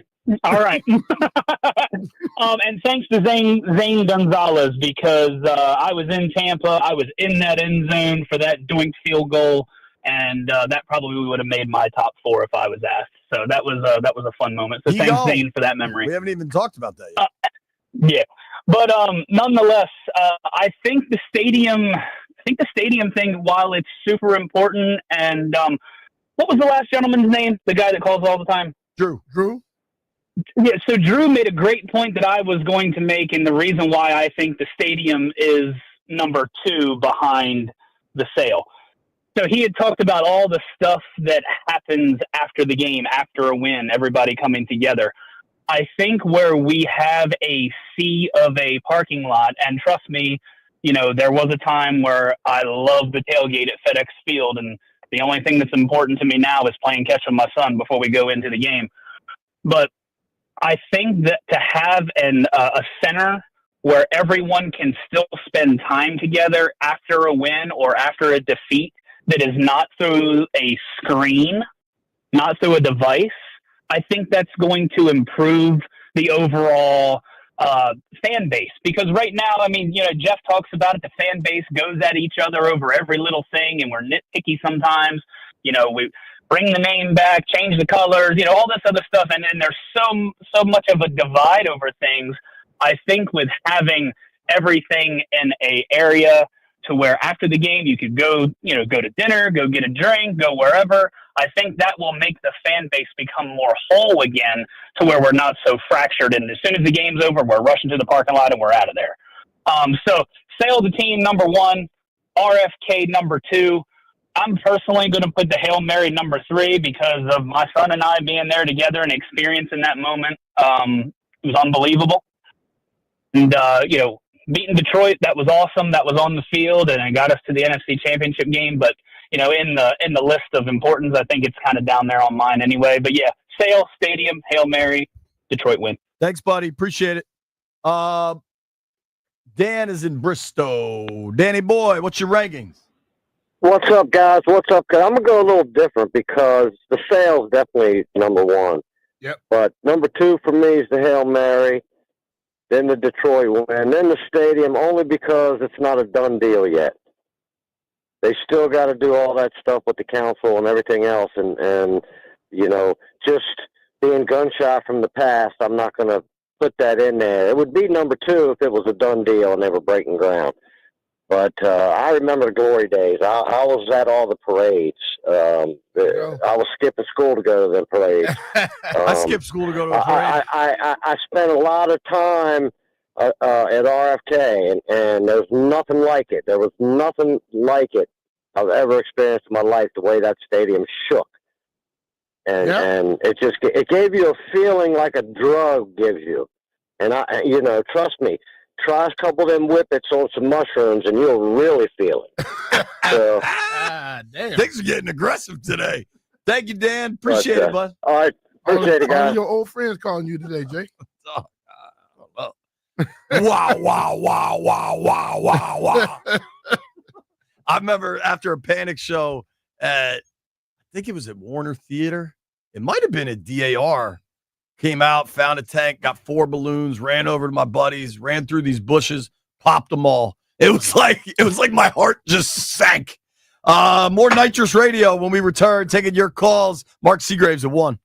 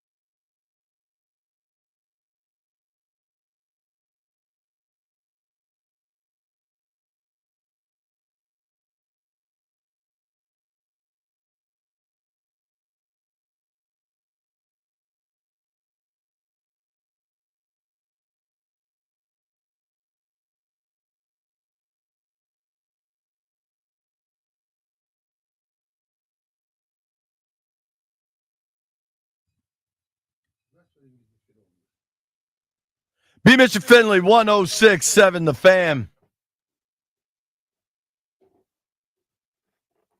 So we haven't addressed this yet. The Commanders made a kicker change.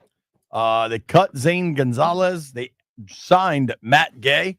I actually want to give credit. I saw Rooster tweeting about this when Matt Gay got released by the Colts. That Washington should sign him. Gonzo's a nice guy. He made the doink heard round the world. Yeah, it shouldn't have been a doink. Right. The long-term plan was never Gonzo. I had multiple people over there telling me they were looking to draft somebody. I think when the Miami kid went off the board before they had a chance to draft him, they weren't going to do it. After they didn't draft somebody, I think a move was inevitable.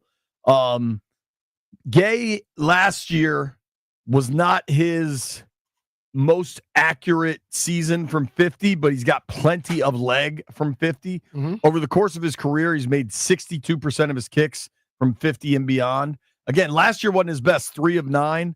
But two seasons prior for the Colts, he was 8 of 13 from 50. Okay. That's what they want, is somebody that has a deep leg. And he's nails just about everywhere else on the field. The other thing, I wonder though, being a coach kicker inside, does it affect him any outside? It's a good question. I'm looking at his 6 seasons in the NFL. He's made 86% of his kicks, 96% of his extra points. Right. When did the extra point get moved back? 4 years ago. 4, 5. It was right. And it really hasn't impacted him. It's a great point, though, because in his 6 seasons, he only played for one team that was outdoors. That was his rookie year in Tampa. He had 3 seasons with the Rams. I believe he won a Super Bowl with the Rams, and then 2 with the Colts. What was his percentage in Tampa? Just questions. Not great. 77%. And by far his lowest percentages of his career. But he's also a rookie. Yeah. And in Tampa, he made 5 of 8 from 50, 11 of 14 from 40 to 50. Okay. So I think I won't be shocked. They gave him a pretty healthy guarantee. I think I saw somewhere online they got like 4.5 guaranteed. Yep. So pretty sure Matt Gay's a 1-year deal. Yeah. I think this is similar to what they wanted to do with McManus last year. Just grab an established vet that's going to be your kicker. And when you give a dude money like that, there's no question about his future. So that there's no, bring another guy in. You know what I mean? And ideally that just makes you feel quite comfortable. We'll see how that goes, but that's that. I did at least want to address that. Some folks have been on hold a long time. Our guy Matt Stafford's been on hold an hour. Matt, what up, dude? Hey, top moments of the new era. Harris Rails Group acquisition, number 1, obviously. I'm going to call audible real quick. Hiring the GM, Adam Peters, was number 2 because he could have went anywhere. Number 3, selecting Jaden Daniels. And then number 4, hiring Coach Quinn. All 4 of those elements come together. I was talking with Jags GM, Joey Gladstone, about the 4 natural elements of the world: earth, air, fire, and water. Earth being the ownership, air is Coach Quinn, fire is Adam Peters, and water is obviously Jaden Daniels because he's so smooth. Well, Matt, you got a damn good phone. You got a great phone. You just don't know how to follow directions, though, do you? Oh yeah. I had to call. I had to call an audible though. I'm the quarterback. Yeah, but you completed. You completed. Just say the hell with the 4 that we gave you. You gave us your own, right? Well, I'll put the other 2 because I don't know that those could happen without those 4 elements coming together and bringing that. That's what's going to bring the 20-year dynasty, I think. All right, appreciate you, buddy. Always good to hear from you. Let's keep it going. Tony's in Germantown. What's up, Tony? How you ranking them? Hey, what's going on? How I'm ranking it is, of course, the deal to sell the team. I mean, I just remember it happening, and then it felt like B. Mitch might know. You might know too, Philly, from the movie The Wiz at the end when they were singing "Brand New Day." That's what it felt like when that happened. And for number 2, I'm gonna have to go with, of course, the RFK deal. I'm originally from 757, so I didn't get a chance to really, as a kid, come up to the RFK Stadium. So it's gonna be great for me when it's happened, especially now being a season ticket holder. And for number 3, it gotta be the Detroit win. Because I mean, it was like, wow, it was like, okay, yeah, we beat the Bucks, cool, but we about to go against Detroit. And then you had those guys in Detroit talking all that trash and everything, and we completely kicked they boop. I did it for you right there. I mean, we kicked their tail. So yeah, I want to say that. One quick thing about the stadium, dude, guys, I want to say this. I mean, this last weekend I was in Vegas for WrestleMania, and I was there. That was my first time at that Vegas stadium, and I was just like, wow, it would be nice to have something like this.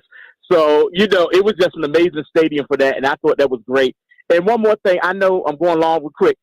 At some point, can you explain the PSL thing? Because I'm not quite sure what that is, and I'm just curious, man. That's all I got. Thanks, fellas. Appreciate you, Tony. Going long but quick, the Jeff Walker story.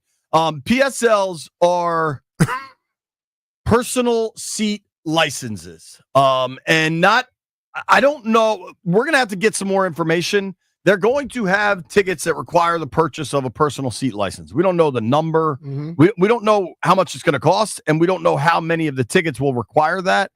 It is my understanding that not all tickets will require PSLs. And while it sucks to pay them, and it is just a revenue driver for ball clubs, it is worth pointing out that what happens sometimes if you have a PSL, your ticket is guaranteed. You are guaranteed access to buy that ticket. What happens sometimes in situations without PSLs is they'll just move you.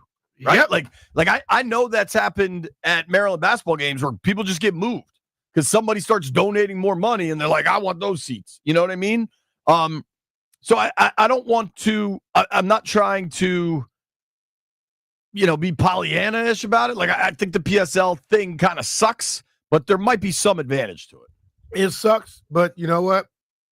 It's how things go. You've been doing it forever. Yeah. You know what sucks? Paying $9 for eggs. It's just life. Nate is in DC. What up, Nate? Yeah, what up? What up, man? Hey guys. Yeah, so basically my fault, I was right in the middle of doing something. But so yeah, just like I said, the most important was the sale, which came off the allegations kind of sort of thankfully. I'm glad he sold it to the right person and not Jeff Bezos.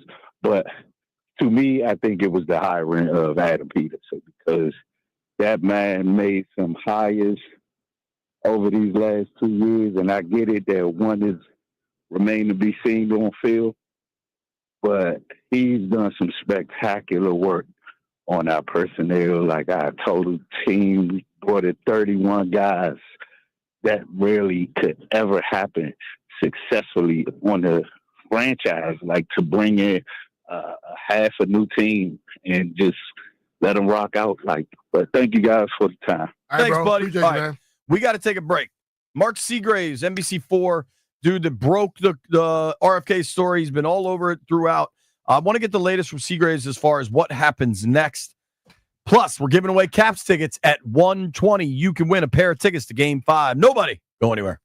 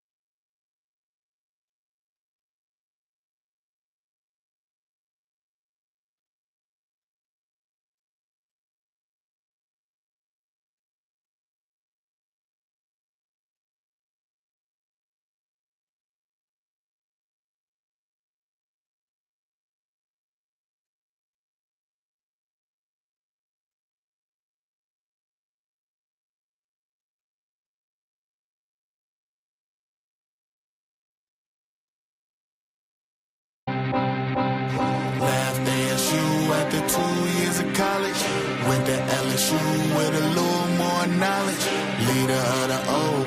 Truly was a pilot, 55 games later, drafted second with the Heisman. He can run, he can pass, he is the total package. Man, we've been waiting for something that's electric. We could feel it in the air, something big is about to happen. Success is his mission, and the ladder he keep climbing. Jaden, the city we've been waiting for a QB that can lead us back to greatness. I swear we all been patient, and it's you that we got faith in. Let me tell you something about the city, about to play it. It's a loyal fan base, they repping hard all the time. Some of them are crazy, but it's fueled by the pride. Left hand up, welcome to the DMV. It's time to raise hell and take the NFC. It's a loyal fan base, they repping hard all the time. Some of them are crazy, but it's fueled by the pride. Left hand up, welcome to the DMV. It's time to raise hell and take the NFC. We about to get paid, y'all. For sure.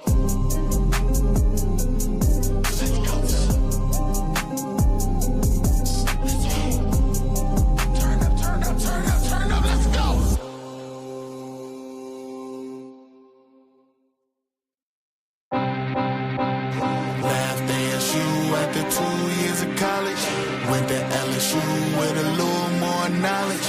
Leader of the old, truly was a pilot. 55 games later, drafted second with the Heisman. He can run, he can pass, he is the total package. Man, we've been waiting for something that's electric. We could feel it in the air, something big is about to happen. Success is his mission, and the ladder he keep climbing.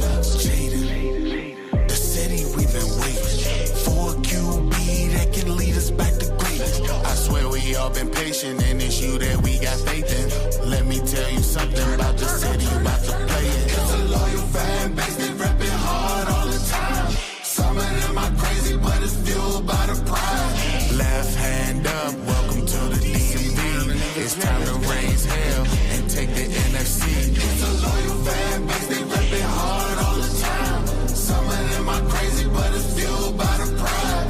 Left hand up, welcome to the DMV. It's time to raise hell and take the NFC. We about to get paid, y'all. For sure.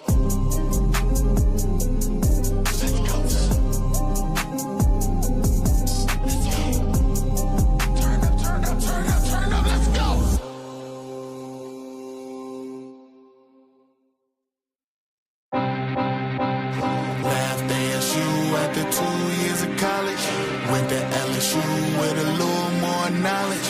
Leader of the old, truly was a pilot. 55 games later, drafted second with the Heisman. He can run, he can pass, he is the total package. Man, we've been waiting for something that's electric. We could feel it in the air, something big is about to happen. Success is his mission, and the ladder he keep climbing. Jaden, the city we've been waiting for a QB that can lead us back to greatness. I swear we all been patient, and it's you that we got faith in. Let me tell you something about the city, about to play it. It's a loyal fan base, they repping hard all the time. Some of them are crazy, but it's fueled by the pride. Left hand up, welcome to the DMV. It's time to raise hell and take the NFC. It's a loyal fan base, they repping hard all the time. Some of them are crazy, but it's fueled by the pride.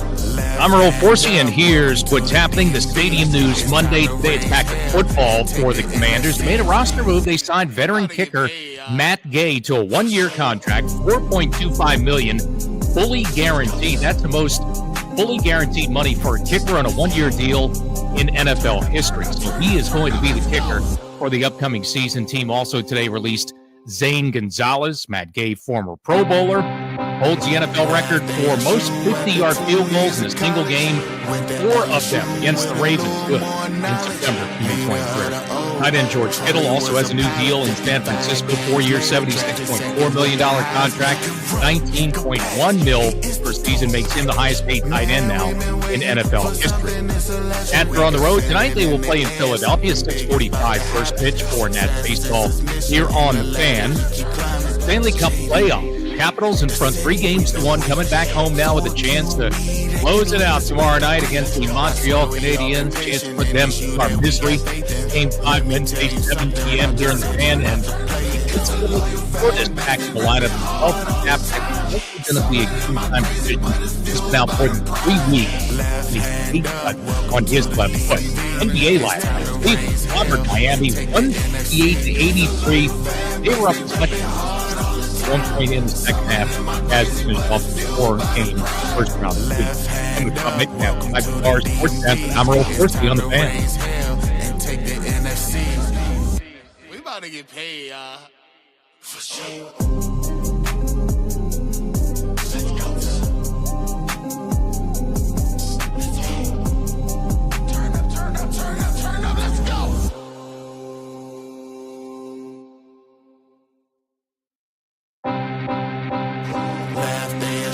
After 2 years of college, went to LSU with a little more knowledge.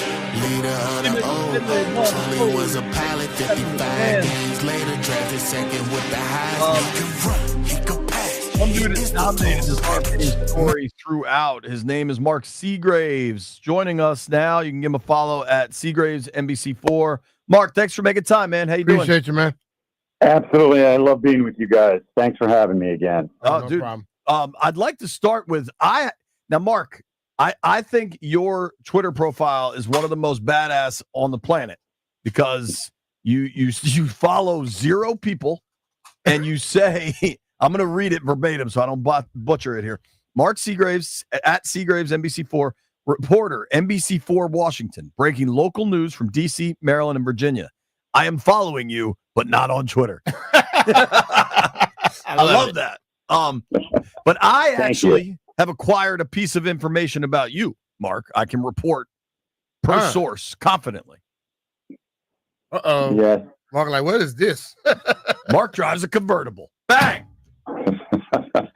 I do have a midlife crisis mobile that I shoot around town in. It's somewhat pathetic, but I do like getting the sun on my face and the wind in my hair, what hair I have left. I think it's awesome, dude. There you go. Right, let's get down to business, man. You reported this was coming last week. Yesterday, we get the big announcement.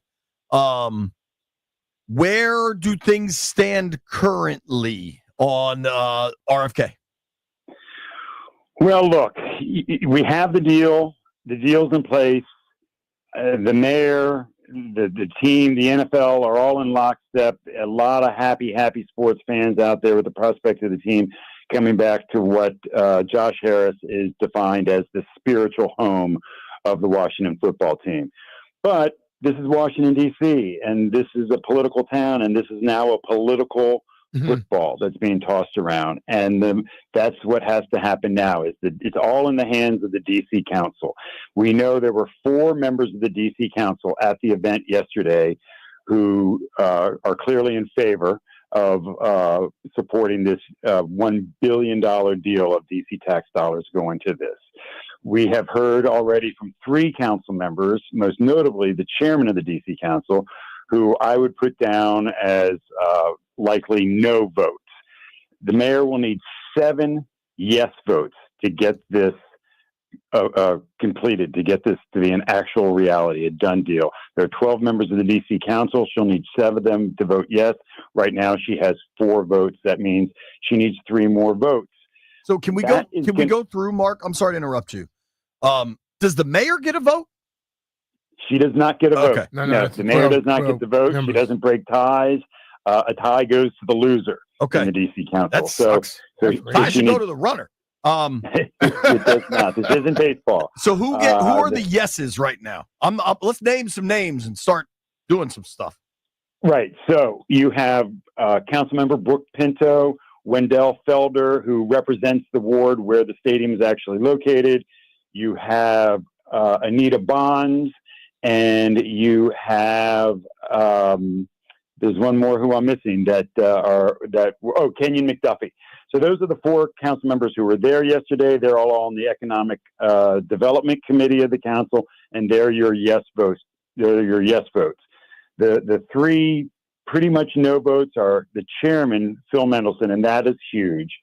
Charles Allen, who used to represent the stadium neighborhood, but he was redistricted out. The stadium was carved out of his district in Ward 6 just for this purpose, so that he would no longer be representing the stadium because they knew he opposed it. And then you have Brianne Nadeau, who put out the most definitive statement of anybody yesterday, saying she's a no vote. Even Charles Allen and Phil Mendelssohn, I believe, in their public statements, have left themselves some wiggle room. Should they massage this deal to a point that is acceptable to them, they could vote yes without really going back on the word. Charles Allen has pretty much said he doesn't want a stadium there, period, but I think he's got some wiggle room.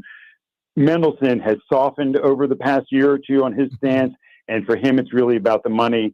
And Mendelssohn is going to be up for re-election soon, so this is what's kind of driving his thought pattern. Well, actually, this question, and every time I hear all these people going against stuff, the stadium's been there for 30 years, and it's gotten worse and worse every year. The whole area was a big eyesore until Events DC over there came along. They built some fields over there.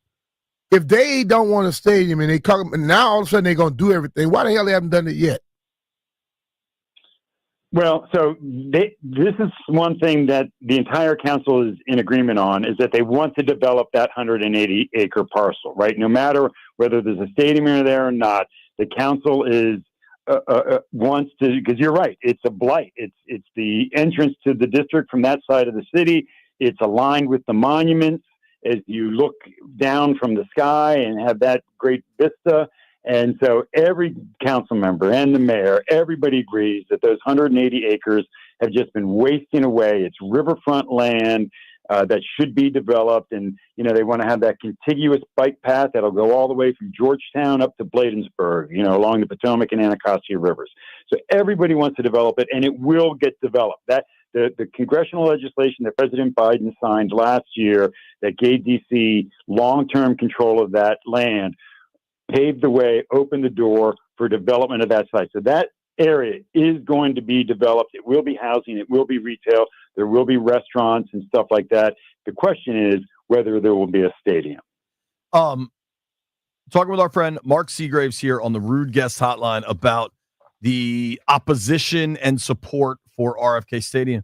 Mark, I got somebody sent me this study that was done by a research group in March, and the study, I tweeted out the findings, right?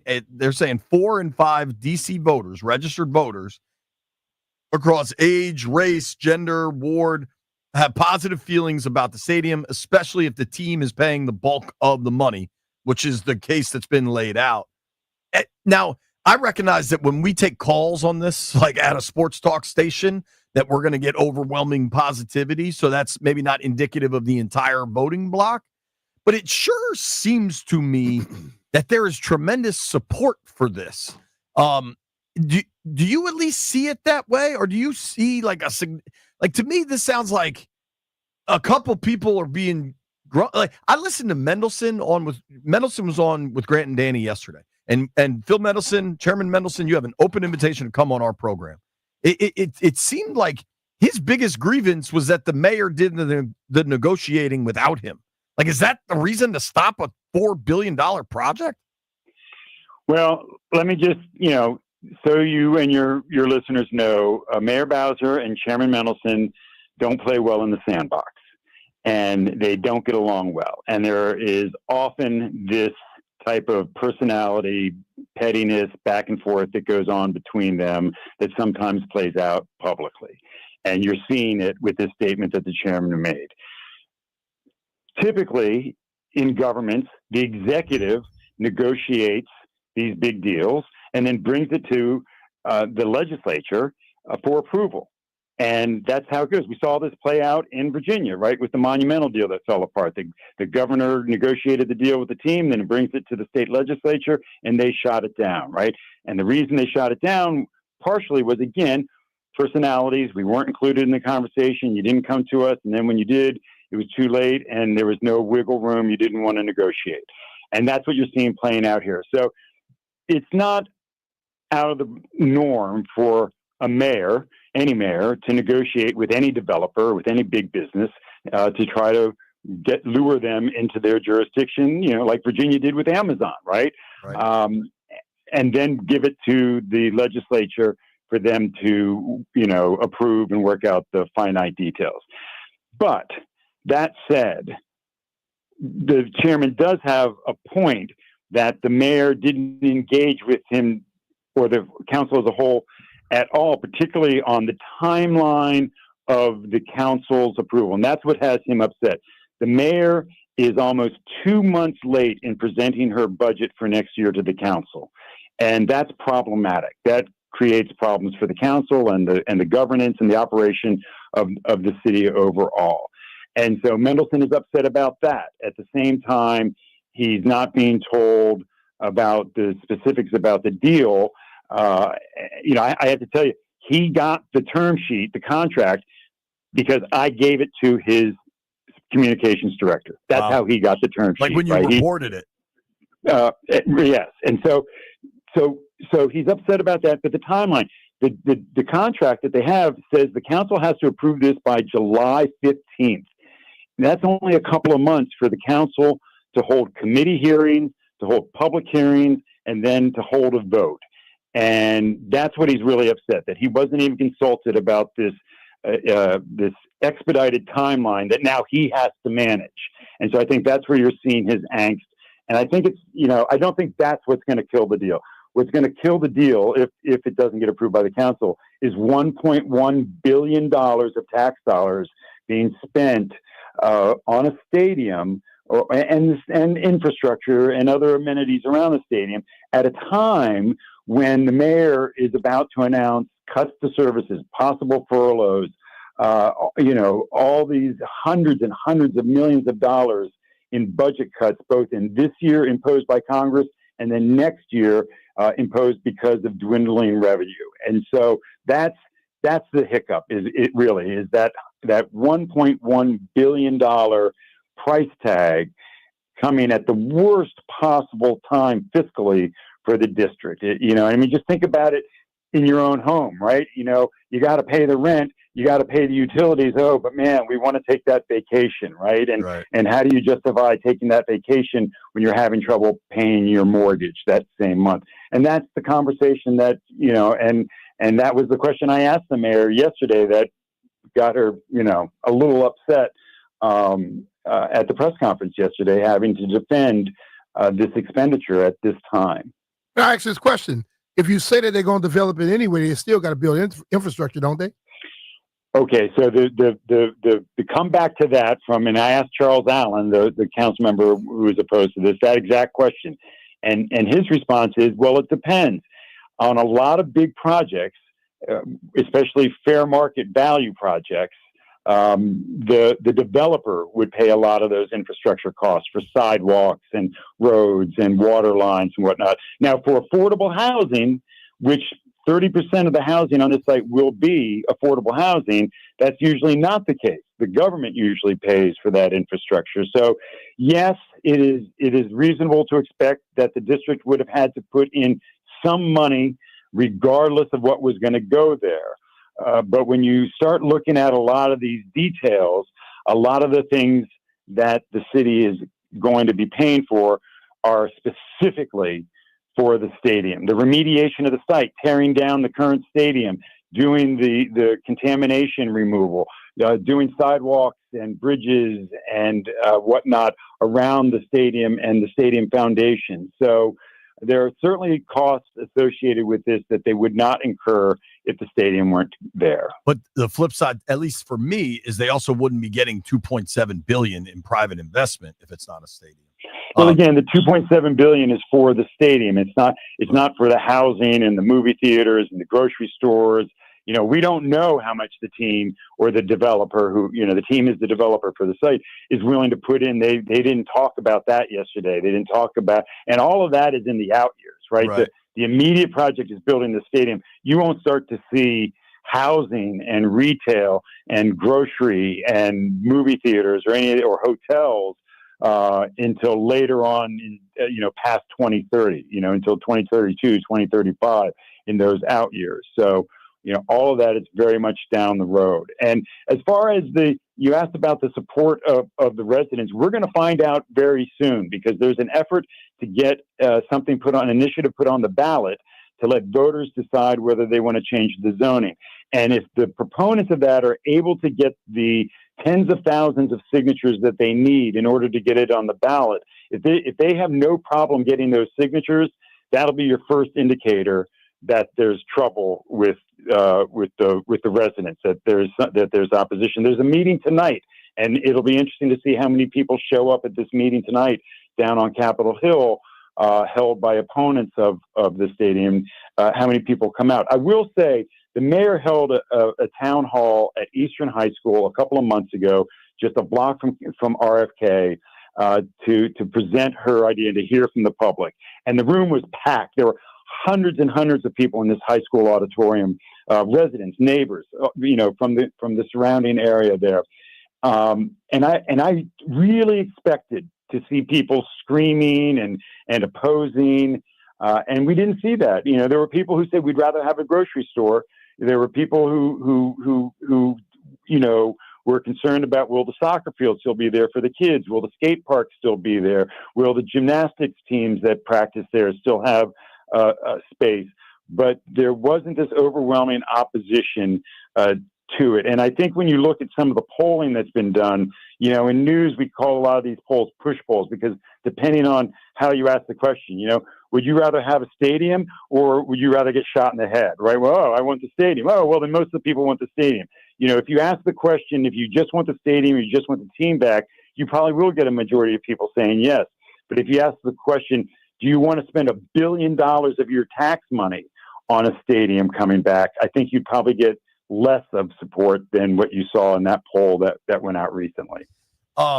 It anecdotal perhaps, but that definitely tracks. And I think the mayor yesterday, I really thought she put on a masterclass at that press conference in her messaging and just how, like, her level of confidence, but not arrogance, in getting this done. And I think one of the things she keeps saying is we could do it all. Like, you can have the skate park, which I had no idea how many people cared about the skate park, but yesterday it sure was a hot topic. But you can have the skate park and the grocery store and the stadium. Like, you could do everything. Mark, thank you for making time for us. Appreciate you, Mark. Two quick ones I need to ask, because I don't understand this. I believe I thought I heard you, or maybe it was Ted Oberg, say, does the Senate, like the U.S. Senate or the House, did they have to approve whatever the development plans are, or is that part of the terms in giving the land back to the city? Did I hear that somewhere?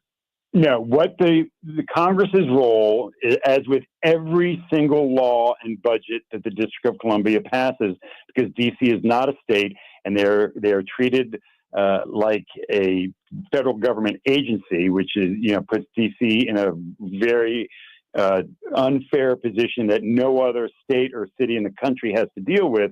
So Congress approves every bill, every budget that comes through DC. So when the DC Council votes on the budget that will have the funding for the stadium, or the legislation that would create the zoning for the stadium, if those got approved by the DC Council, they would have to go to Congress for Congress's approval. Congress has 30 days to disapprove legislation, and the vast majority of the time they just ignore it and they let it go in. We have seen this Republican Congress in the past year or two get a little bit more active in DC things. But so Congress would not, but look, at the end of the day, the Congress is the president. If they want to weigh in, they can, but technically their only role in this would be to approve the legislation once it's approved by the council. So they will have a role, but we have seen already from the president of the United States to members of the Senate and the House cheering this deal on, and it was one of the only bipartisan moves this Congress has done in the past couple of years, was to pass the legislation clearing the way for a stadium or any development to happen here. So I don't anticipate that Congress will do anything to block this. I think that if the council looks like they're going to disapprove it, I think then you may hear from the president or Congress asking questions as to why they would kill what they see as such a lucrative deal for the city. Mark, you are the man. Appreciate Thank you you, for Mark. your time, dude. Seriously. Hey, anytime. I love being on live radio, and I got to tell you, I get more calls from people after being on your show than any other radio show or even TV that I do. So I appreciate when you guys have me. Oh, right, dude. man, appreciate well, we appreciate that right back. Thank you, dude. Everybody give him a follow at Seagraves NBC4, Segraves NBC4. Now, the moment many of you have been waiting for the last time in our program, but you could get tickets throughout the afternoon on Grant and Danny. We're giving away Caps Game 5 tickets. We're doing it every hour, 20 minutes past the hour until 5:20, and there's a chance to win right now. Caller number 9, 800-636-1067. You will win a pair of tickets to Game 5 for the 2025 playoffs with the Washington Capitals tomorrow night against Montreal at Capital One Arena. Caller 9 right now, 800-636-1067. That's right. Pair of tickets for Game 5. For tickets and more event information, visit thefandc.com. Next giveaway is 220 on Grant and Danny. Hey, it's B. Mitchell JP here. If you're looking for comfort and convenience wherever life takes you, then you need to turn to our friends over at Rude.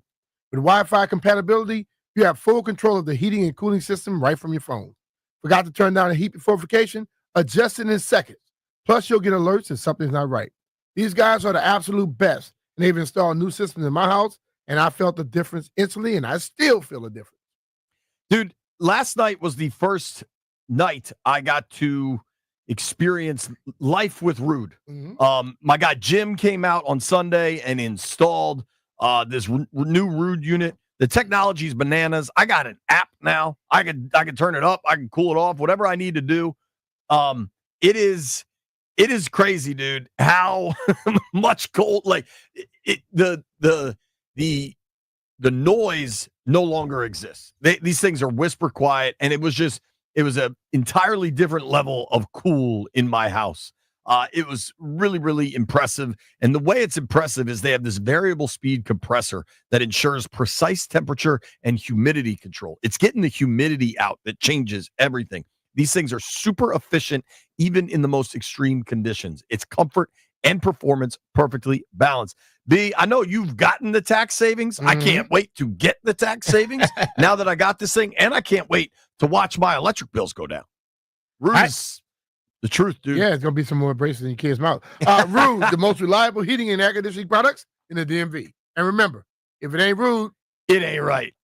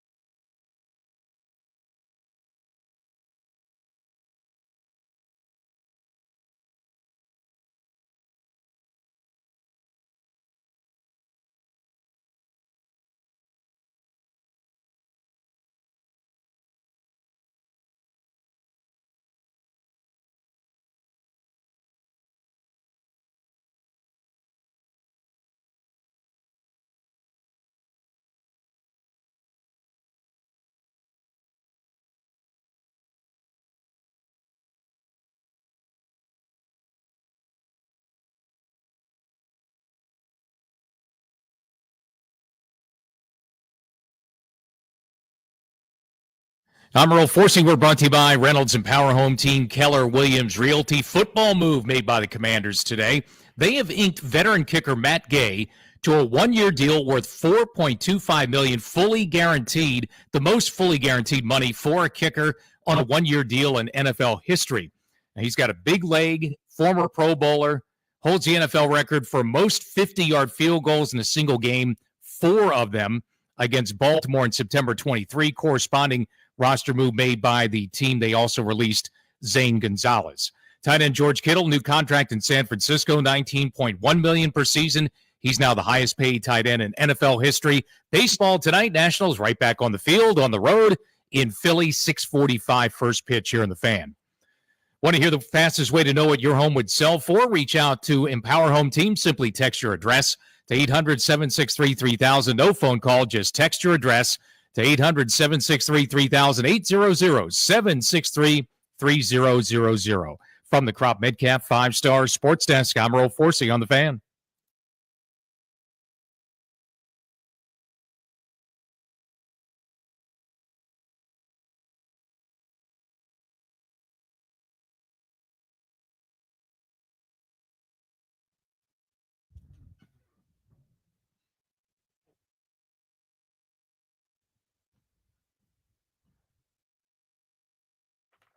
I'm not doing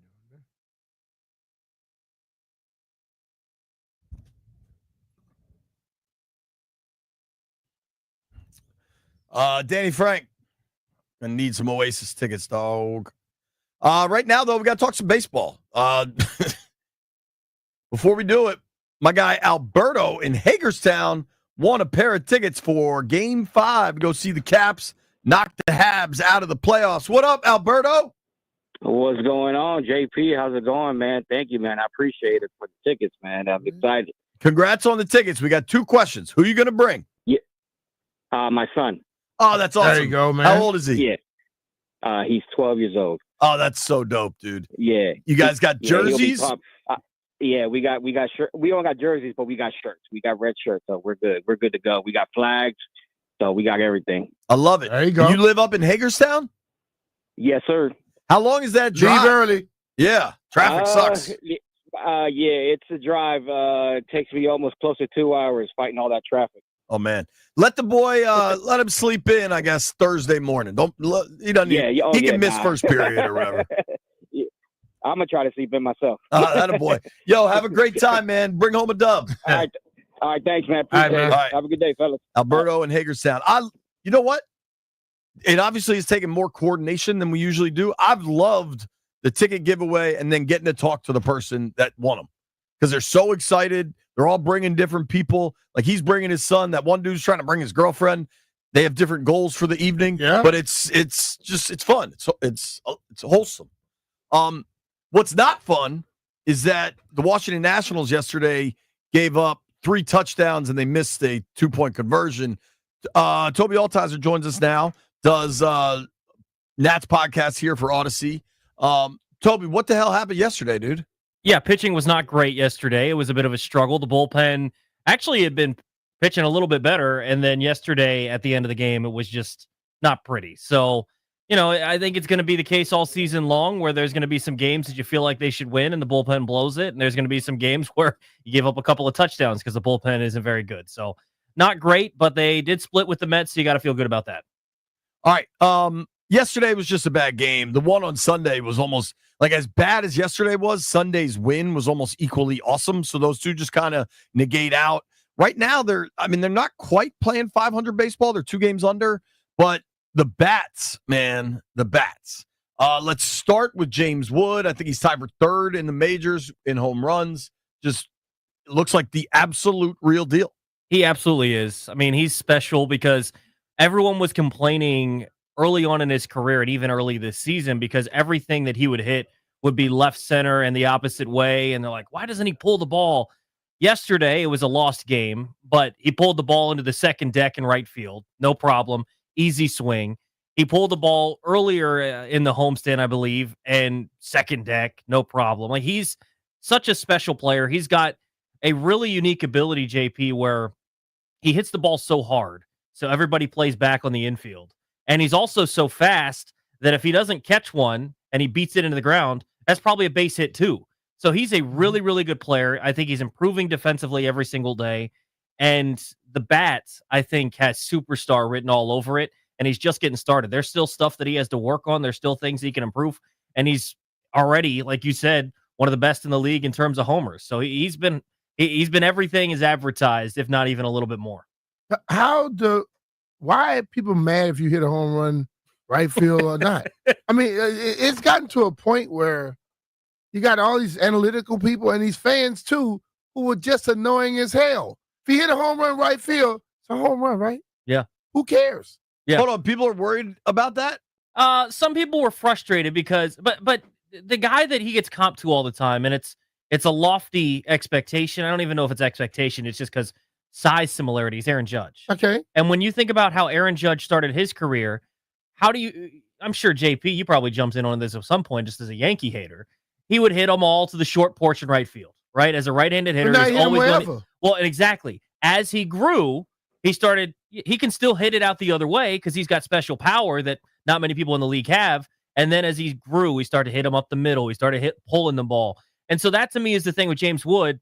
Anybody that was screaming about that was just ignorant, in my opinion. You think if he hits 500 home runs to right field, somebody going to come and say, well, he only hit him to right field. And if they were, I'll kick him in the ass. It does not matter because the thing about James Wood is he's got power really unlike many people in the league. Sydney Sweeney's in the bar at your hotel. She says, come to my room. Do you worry about the type of mattress? No, which floor? Like, what are we talking about? What floor? We're mad where he hits the home runs? What floor you on? Is your room close to the elevator? Yeah, dude. You're just going. Yeah. You have non-allergenic sheets? Shut up. You know Keep what annoys me runs. is the people that are saying it, that were complaining and worried, they can't hit a home run at all. Yeah, no, exactly. It's foolish. It's something that there's not many people that can do what he does, and people would all of a sudden be frustrated if he started pulling the ball, and all of a sudden he's rolling over to second base all the time. They'd be complaining he's not going the other way. So you can't please everyone. I have a wildly question that I did not expect to ask today. Does Toby kind of look like James Wood? I've heard this like 3 to 4 times in the last couple of days. Look at that picture. I've heard that. Yeah, I think Toby, Jeff you said need to go that. get you some stilts, though. So y'all gonna be the same height. Legitimately No a kidding. foot taller than Y'all gotta be the Toby. same height. Well, I know Kerwin has this play that when there's like a big crowd, he brings a stepladder. Yeah. Then Masson do whenever they interview James Wood post game in the clubhouse, he has to get a stepladder. That's funny. James Wood is awesome. He's the most exciting thing here since they traded Soto away. Anybody that has any complaints with that, please give them Landfill's personal cell phone and let him talk about. We'll let him handle that. Speaking of Landfill, yeah, my man started off slow. Cruz. Landfill the hater. How well is Cruz doing now? Oh, he's doing awesome. He's the thing that I like about Dylan Cruz is even when he wasn't hitting. Look at him when you're talking. Yeah, look directly at Landfill, and Landfill, confirm you're listening. Even when Dylan Cruz wasn't hitting the baseball well, he was still making winning ball. He's a winning ball player because he's good defensively. He's good on the base paths. And then you look over the last 15 days, and he's really come on. Last 15 days, batting average is 321, on base at 345, 604 slug.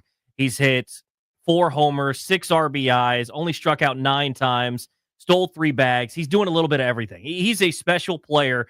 And the thing that I really liked is the game on, I think it was Friday night. They were up by 2 runs. A ball gets hit down the right field line with 2 outs. It's a do-or-die play at the line. He dives for it. He misses it. It allows everyone to score. And so now they're down 5-4 or 4-3, whatever, going into the bottom of the 9th. He comes up, leading off the bottom of the 9th. What does he do? Triple off the wall in right field. And so all of a sudden he's right into scoring position. They come back and win that ball game. Nothing bothers him. Nothing phases him. He's got the right mentality to be a great leader for this team, and he does everything the right way, and it's good to see that bat get going. He looks like the Dylan Cruz you drafted number 2 overall. I'm about to get him a hat right in the under his beard. Going to say, see that Landfill? So he can tip it up every time we get on first base. Landfill, do you want to respond to Toby's praise of Dylan Cruz? He's hitting 229. Yeah, he started off at .056. Baseball's a long The man is season. balling It's out as now. bad. 29th. He's balling out now, Landfill. That's bad. I don't baby. think anybody would knock that based on where he started. His last week, he's 9 for 26. Olivia He's doing all right Knockland. I think that's good. You said Olivia Knockland. You said nobody would knock it. Oh.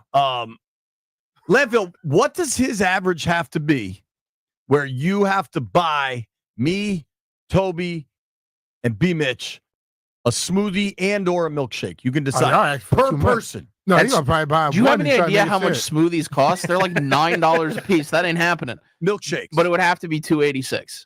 Ooh, So if he gets above 286 this season, you're buying us all milkshakes and or smoothies. It's not going to happen remotely because, again, they're $9 each, and I won't be doing that.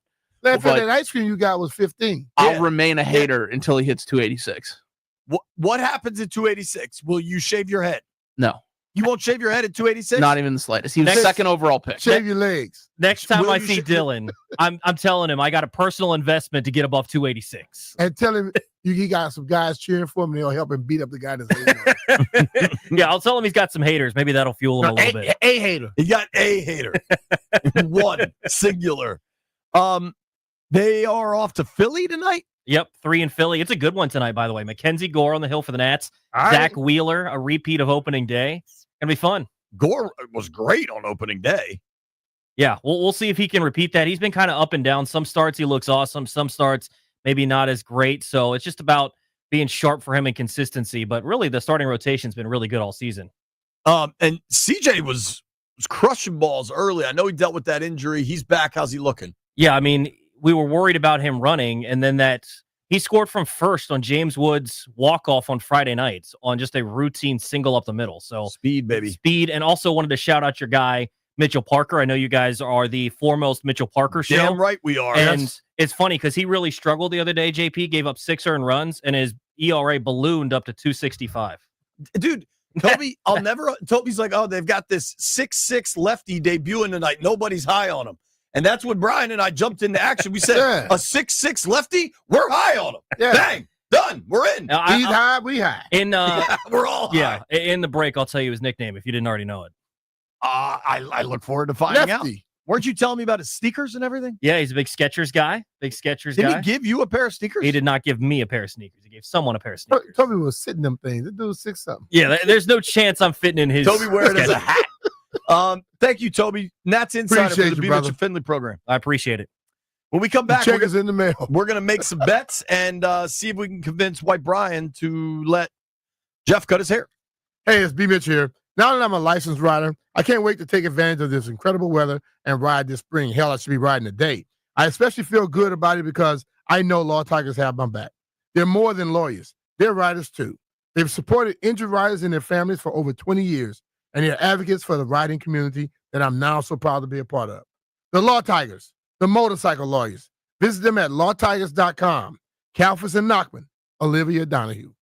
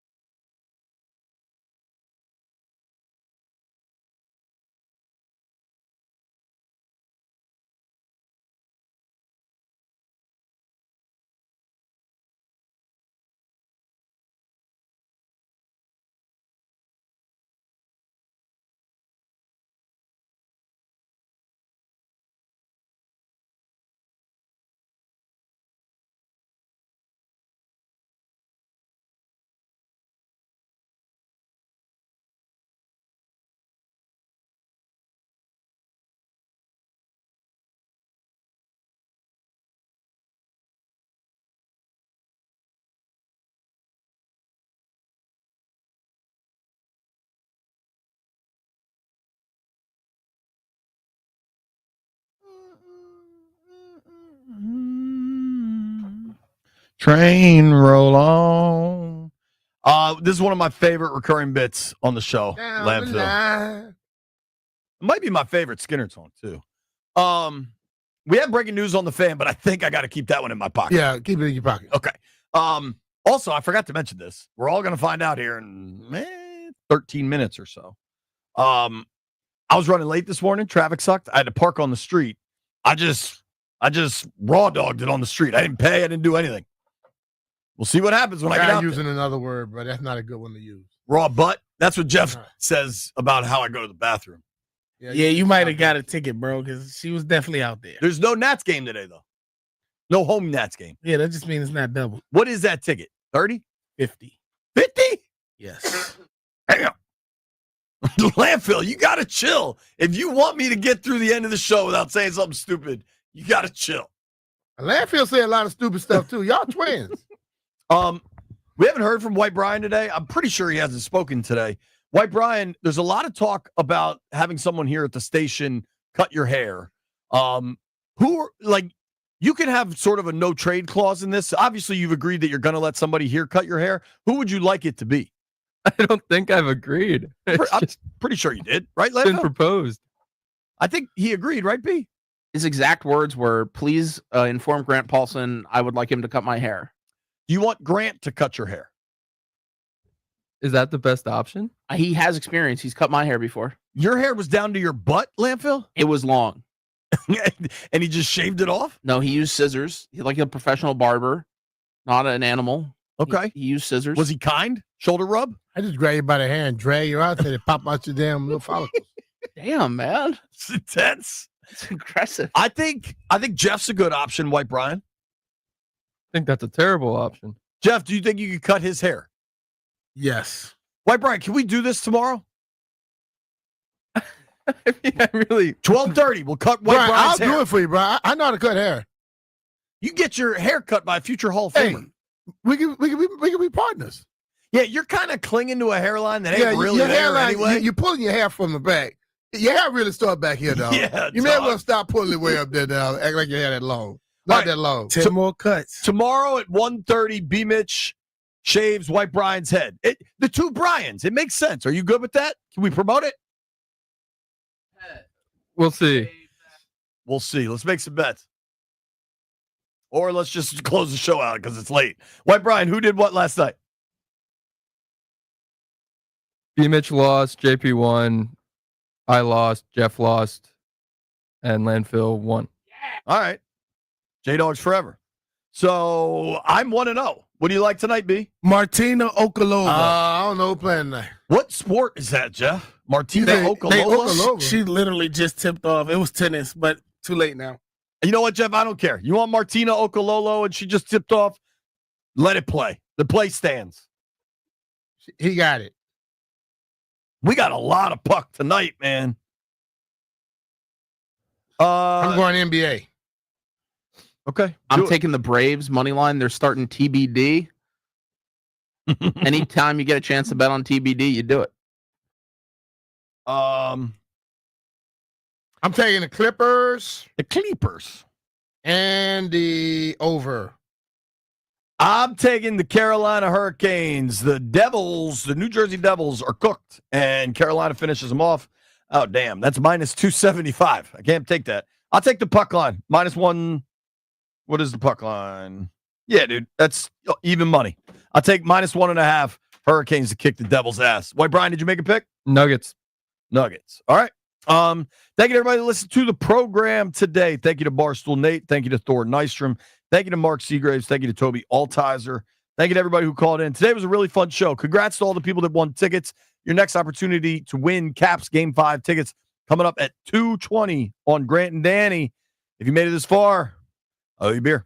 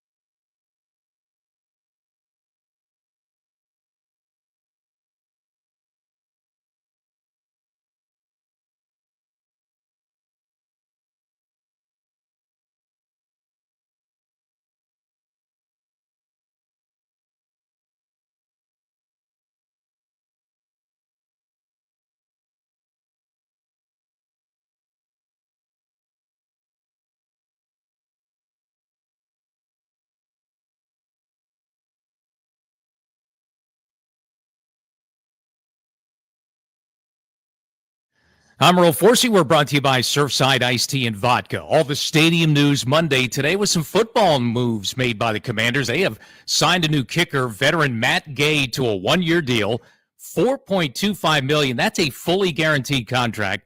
Most fully guaranteed money for a kicker in a one-year deal in NFL history. A former Pro Bowler, guy with a big leg, holds a record for most 50-yard field goals in a single game, 4 of them against the Ravens in 2023. He's going to be the guy in 2025. Corresponding move, the team today also released Zane Gonzalez. The other NFL move, George Kittle, new contract in San Francisco, $19.1 million per season, makes him the highest paid tight end in NFL history. Hockey, Stanley Cup playoffs, Caps in front 3-1 against the Canadiens. Hey, Montreal, Caps a chance to close it out tomorrow night. Sorry. Yeah, it could happen tomorrow night here in D.C. Oh, what about those Tom Wilson hits? Sorry. Yeah, changer for the series for the Caps. Wilson and company hope to get it done tomorrow night. Game 5, Wednesday in D.C., 7 p.m.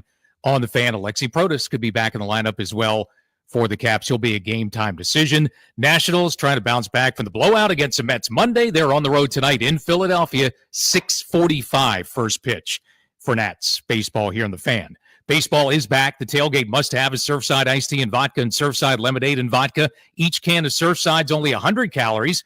And the best part, 0 bubbles. They are absolutely delicious and pair perfectly with a day at the ballpark. Must be 21 years of age. Please drink responsibly.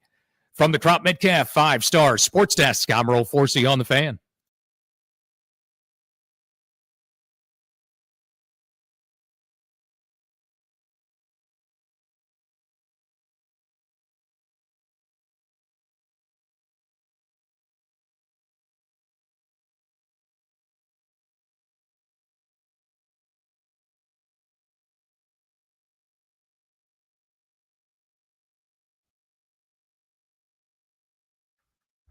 A very pleasant good afternoon and happy Tuesday from your pals Grant and Danny, live all over the DMV on 106.7 The Fan. Wherever you go, listen to us on the Odyssey app, and you can watch us in high definition right now on the 106.7 The Fan YouTube page. We've got a tremendous show planned for you. First and foremost, Danny, we're in the giving spirit today. Oh, yeah. We are giving away Game 5 Caps tickets as they try to wrap up their series with the Montreal Canadiens. For tomorrow night's game at Capital One Arena back here in D.C., we're giving those away at 20 after the hour, all show long. Your first chance to win in about 16 minutes right here on G&D at 2:20, but you can win at 2:20, 3:20, 4:20, and 5:20, so you better be listening today. All the live long day, come see the Caps close out the Canadiens. I heard Earl doing the updates. You heard those golden pipes. And he had a good line about put the Canadians out of our misery. That's a good way to put it. I like that. A little turn of a phrase right there. That is well played. I'm all set on them. I'm good. That is a guy who's been around the block watching some Caps hockey with the pipes, Earl Forsey. Here's your guest rundown today. It is a very good rundown. We've got Josh Connerly, the first-round pick and offensive tackle taken out of Oregon by the Commanders at number 29. He joins us coming up in about 25 minutes, so make sure you're listening at the bottom of the hour here at 2:30. At 3:30 today, Kenyon McDuffie will be on the show. DC Council member. He is for the work being done at the RFK site and a new stadium in DC. He was at the press conference with the mayor yesterday. McDuffie on the show coming up next hour. Charles Allen, not so much. Another council member who is not for the stadium, best we can tell. We'll ask him directly about that at 4:30 today, but we will talk to him. Could he be shifted? Could he end up being pro-stadium? They need 7 votes as of right now. It seems like they've got 4. That's your guest lineup on Grant and Danny today. But to give you what I have as my current tabulation, Danny, so 7 votes. This is like election night. You need 270 to win, right? 4 yeses, Felder, Pinto, Bonds, and McDuffie. 2 no's. NATO put out a statement saying, not up in here. And Allen put out a similar statement, who joins us today. And then 5 to be determined. Like, may say yes, may say no. I'm putting Mendelson on that list. He's a no for now, dog, but it might not eventually be a no. He was on our show yesterday, the chair of the DC City Council. And then Henderson, Parker, Fruman, George, and White, all still TBD. So they need 7. They've got 4. There are 5 council members, of which they need 3 to say yes, who we don't know how they're going to lean. Now, that's it implies there's uncertainty, but B, that doesn't mean that the deal now is take it or leave it. I mean, this is what's been announced. There's an agreement in terms of both sides, from the mayor's office and from the team, are willing to do what they've laid out. There's room for more negotiation. Again, anybody that's lived around here long enough knows that these antics, whatever you want to call them, from council members or otherwise, who see their moment to get some attention, good, bad, or indifferent.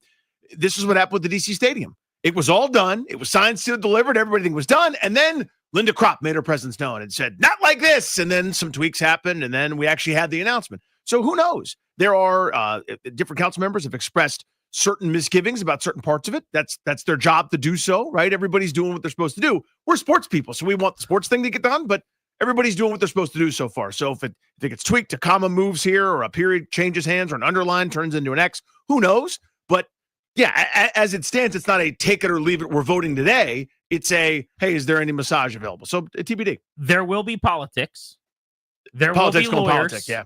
There will be negotiating, right? I mean, like, all of these things have to keep happening. I think people are a little bit snake bit because of the National Landing, that Potomac Yard operation. Oh yeah, everybody's skeptical, rightfully so. And I don't just mean Ted Leonsis this year. I mean, remember way back when Kent Cook, the owner then, had the same press conference Ted had. Also had the images in front of him set up on the dais. And there was never a stadium. They ended up in Valjean, Maryland. So these press conferences, while exciting, don't always mean that the ball's going to cross the goal line. But I just trust this ownership group.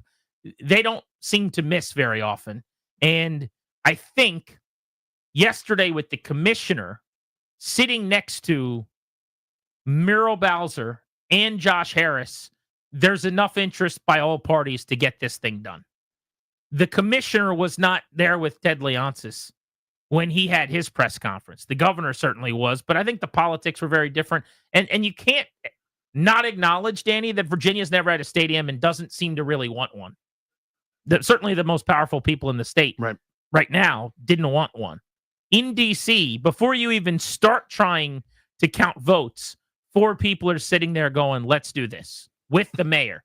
I think it's going to happen, but it's not going to be seamless or easy, probably. Yeah, the local DC political scene, this is a time-honored thing, whatever it is. Everybody's had a different pet or baby, whatever you want to call it.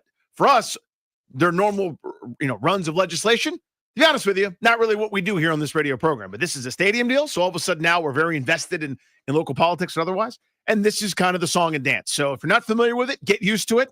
You're going to see an awful lot from folks as they kind of leave the door open for them to change their mind or not, and certain things are met, and now we can sit there and have our golden shovels in the ground.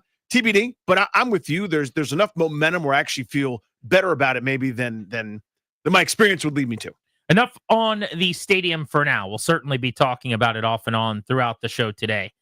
The Capitals are idle. Very, very rare back-to-back days off in the playoffs. I thought when I originally saw the schedule, I just assumed there must be some concert or some kind of event at Cap One Arena tonight. But at least on the public schedule, there's nothing going on there. So I don't really know why they're not playing tonight. Maybe it's a TV thing.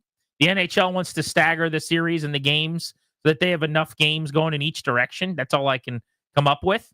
But what should have been tonight's Game 5 is tomorrow night. So it'll help them rest up. I mean, both teams are going to benefit from that. But it gives you one more day and a chance to have a real legitimate physical practice for Alexi Protas. All signs seem to point to, if they want him to play tomorrow, he will play tomorrow. That's why I'll take that extra day. Like, if it's basically like tonight, he probably doesn't play tomorrow. Maybe he does. Fine. I think generally in the playoffs, I would say that too, because it's so grueling. Every other day is the rhythm of the National Hockey League that John Carlson has told us on the show. Players prefer. You get the day off, rest up, you play the next day. More than that can influence timing a little bit. But I think one more day at the end of a long season in the middle of the playoffs is probably beneficial. And also just to get Protas through the real workout he needs to make sure that he can do everything. I wonder if they'll hold him out because they have the advantage of being up 3-1. I mean, they've been on the wrong end of so many 3-1 leads that went awry that maybe as an organization they just say, let's not worry about getting another day for him. Let's just finish this series. But I think it's got to come into the conversation as you determine whether or not he's going to play. The other thing is, it's not like there's someone obviously struggling that you could take out.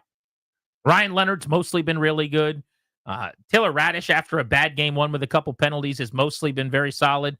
Andrew Mangiapane was one of the other wings down the depth chart that you would say maybe is a guy that would be taken out of the lineup at some point. The goal. Scored the biggest goal of the season to give them the lead. So, yeah, when Protas is ready, you get him back on ice, no questions asked, and the rest sorts itself out. But there's not anybody you go, man, I need him back because this guy's really killing us. Yeah, good problem to have, right? I mean, you'd rather have too many than too few, but you still have to make a decision, and it's not easy. The Commanders signed a kicker today. So thank you, Zane Gonzalez, for your work. Appreciate the time. Exit stage left. Matt Gay will be the kicker for the Commanders this season.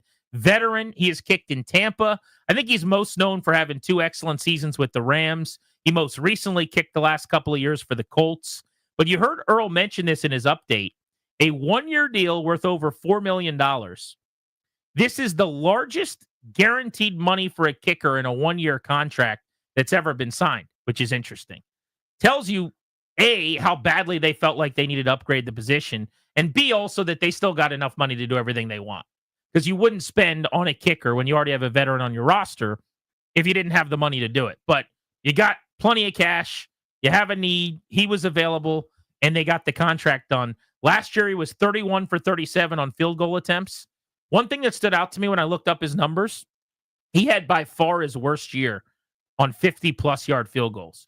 He was 3 for 9 from 50-plus last season. And maybe their thinking is, we go for so many fourth downs that when I call on him, if I'm Dan Quinn, it's not going to be from 50-plus nearly as often as another team does. Maybe that's the logic, because when you're in that range on 4th and 4 or less, you're going for it. And maybe they just think it was a fluke season because he's had some good years kicking from deep. In fact, he owns the record for most 50-plus kicks in a single game.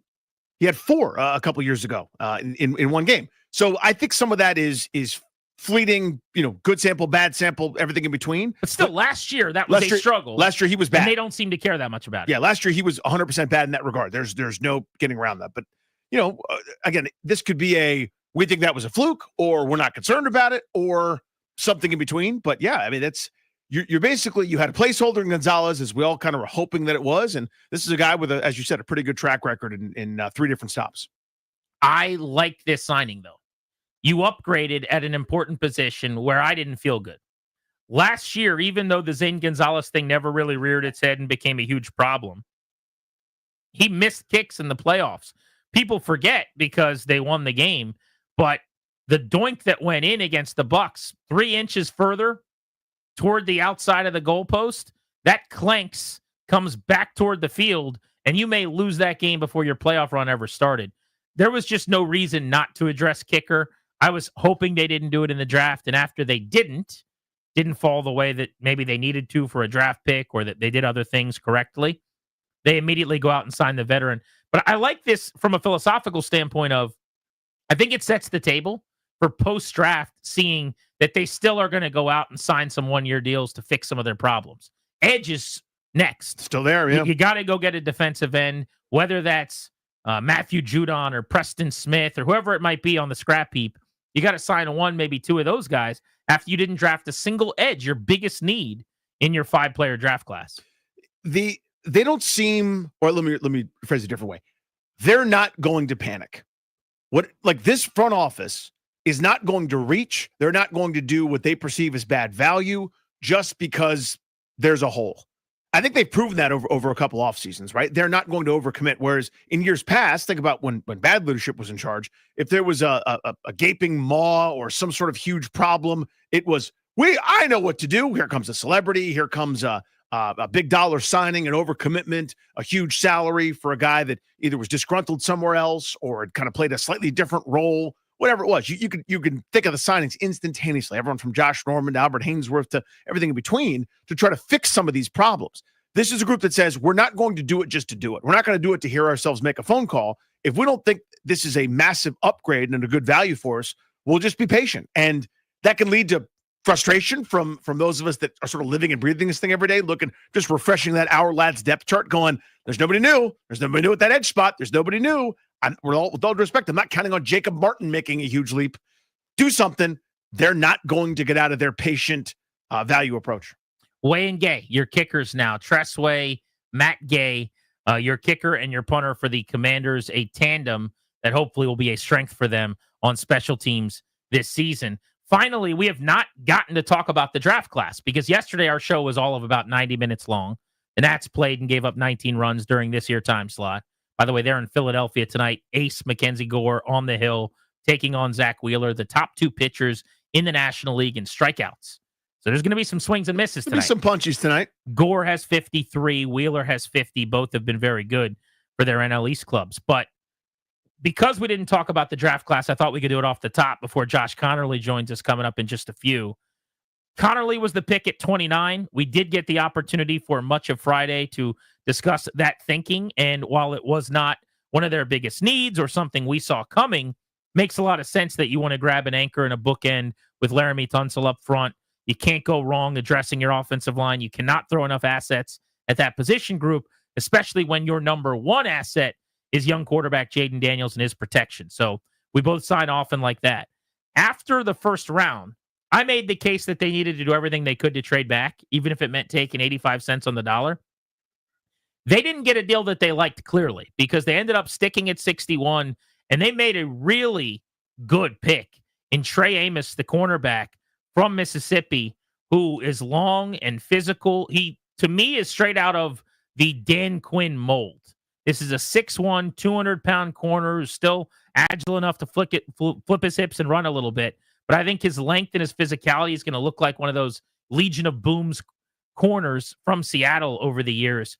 This was not a guy that I thought would be there at 61. I didn't either, no. So to get a starter opposite Lattimore, to be able to either have, Sandra still go into the nickel or maybe, push Amos and play at corner and you can move them around and now have depth at a position where they were paper thin all of last year.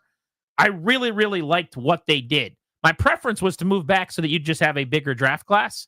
But like with all of their picks, Danny, when they were on the board, what they did when they're on the clock actually made a lot of sense. 100%. And there's a theme, and we're going to get to that kind of throughout, I think, as we talk about them. But we now know their type, right? Last year, you saw a couple of factors, leadership roles, team captain, et cetera.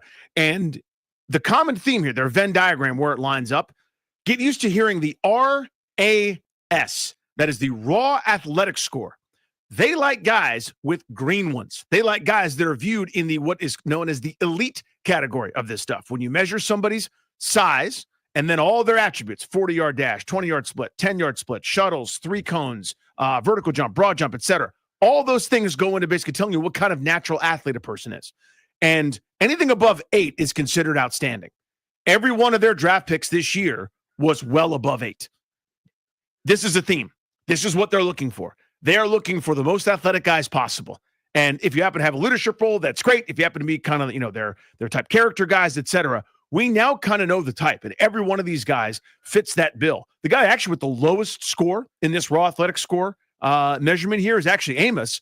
And the production was so good that it makes sense. Similarly to last year, Mikey Sanders still was the only guy that didn't have an elite raw athletic score. And we know that guy's made of guts and stick-to-itiveness and aggression. So all works out just fine. If they're going to make an exception, it's going to be at a certain spot. But Amos certainly fits that bill. And you go down the rest of their draft, they got athletes. And I think that's what they're always looking for. Jalen Lane, the wide receiver they took out of Virginia Tech with pick number 128. That was a 4th-round pick. I think that's the most curious selection, even though I like it. He's twitchy. He's got speed. They used him as a gadget guy with a lot of end arounds and stuff in the backfield at Virginia Tech, and I'm sure Cliff Kingsbury is going to do the same. My guess is, though, he's going to be their punt returner, too. I think so. And I think if he's their punt returner and he plays a little bit at receiver and you get some packages where he can get some jet action and do some things in the backfield, then it makes plenty of sense. As a just straight wide receiver, I don't ever expect him to be a guy that goes out and catches 65 balls or anything like that. And maybe I'm wrong. We'll see. He didn't have great quarterback play at Tech. But I think using him in that almost like Randall L role of doing a little bit of everything offensively, moving all over the place, and then being a punt returner, I think there could be big value there. And if you saw the Peters phone call to him, he told him, you were our number 1 punt returner on our board. So I'd be shocked if he doesn't end up being a fixture on special teams, maybe even their full-time kick returner too. Speed, 4.34 on that 40-yard dash. What I wanted. Yeah. So to me, it's interesting, though, that he wasn't asked to be anything other than, to your point, the gadget guy, doing the end arounds, doing the bubble screens, close to the line of scrimmage. I'd like to test it. Let's see if that 4.34 can run a couple 9 routes. Let me just see. Let me put you in motion, maybe put you in a stack to help your release. Go as deep as you can, as fast as you can a couple times. I'd like to notice, but at a minimum, day one, punt returner, I think you're right. We are giving away Game 5 tickets for the Caps and the Canadians on the show at 20 after the hour all show long. So right now, congratulations to caller 9 at 800-636-1067. You're winning a pair of tickets to Game 5 tomorrow night. First round of the Stanley Cup playoffs for the Caps. Game is tomorrow against Montreal. For tickets and more event information, go to thefandc.com. Josh Connerly, chosen at 29 overall by the Commanders in round 1, joins us next on G&D here on The Fan.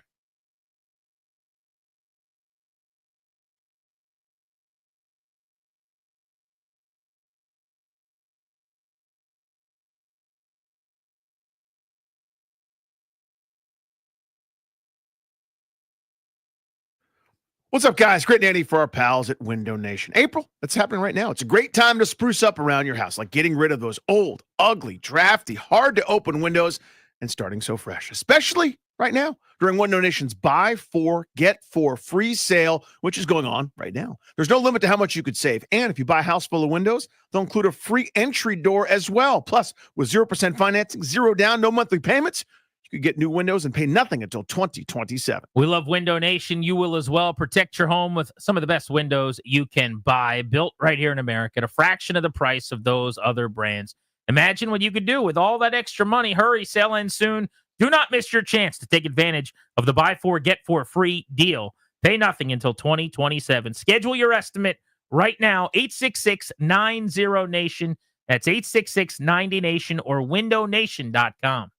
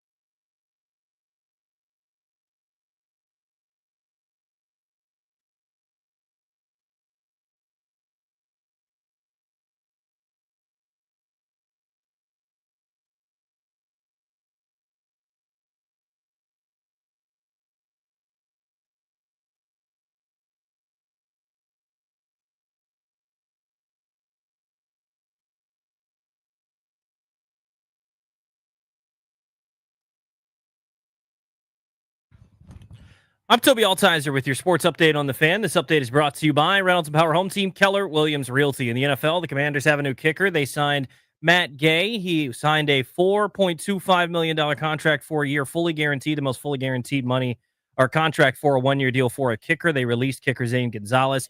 Also, another contract today. George Kittle signed an extension with the 49ers, making him the highest paid tight end in NFL history. 4 years, $76.4 million, $40 million guaranteed. In baseball, the Nats taking on the Phillies in Philadelphia tonight, 6:45 first pitch. Can hear the game right here on the Fan. Mackenzie Gore takes on Zach Wheeler. In hockey, the Caps and Canadiens, a day off again. Once again today, they'll take on the Canadiens in Game 5, looking to wrap up the series tomorrow at Capital One Arena. Want to hear the fastest way to know what your home would sell for? Reach out to Empower Home Team. Simply text your address to 800-763-3000. No phone call, just text your address to 800-763-3000. That's 800-763-3000. From the Crop Medcalf 5-Star Sports Desk, I'm Toby Altizer on the Fan.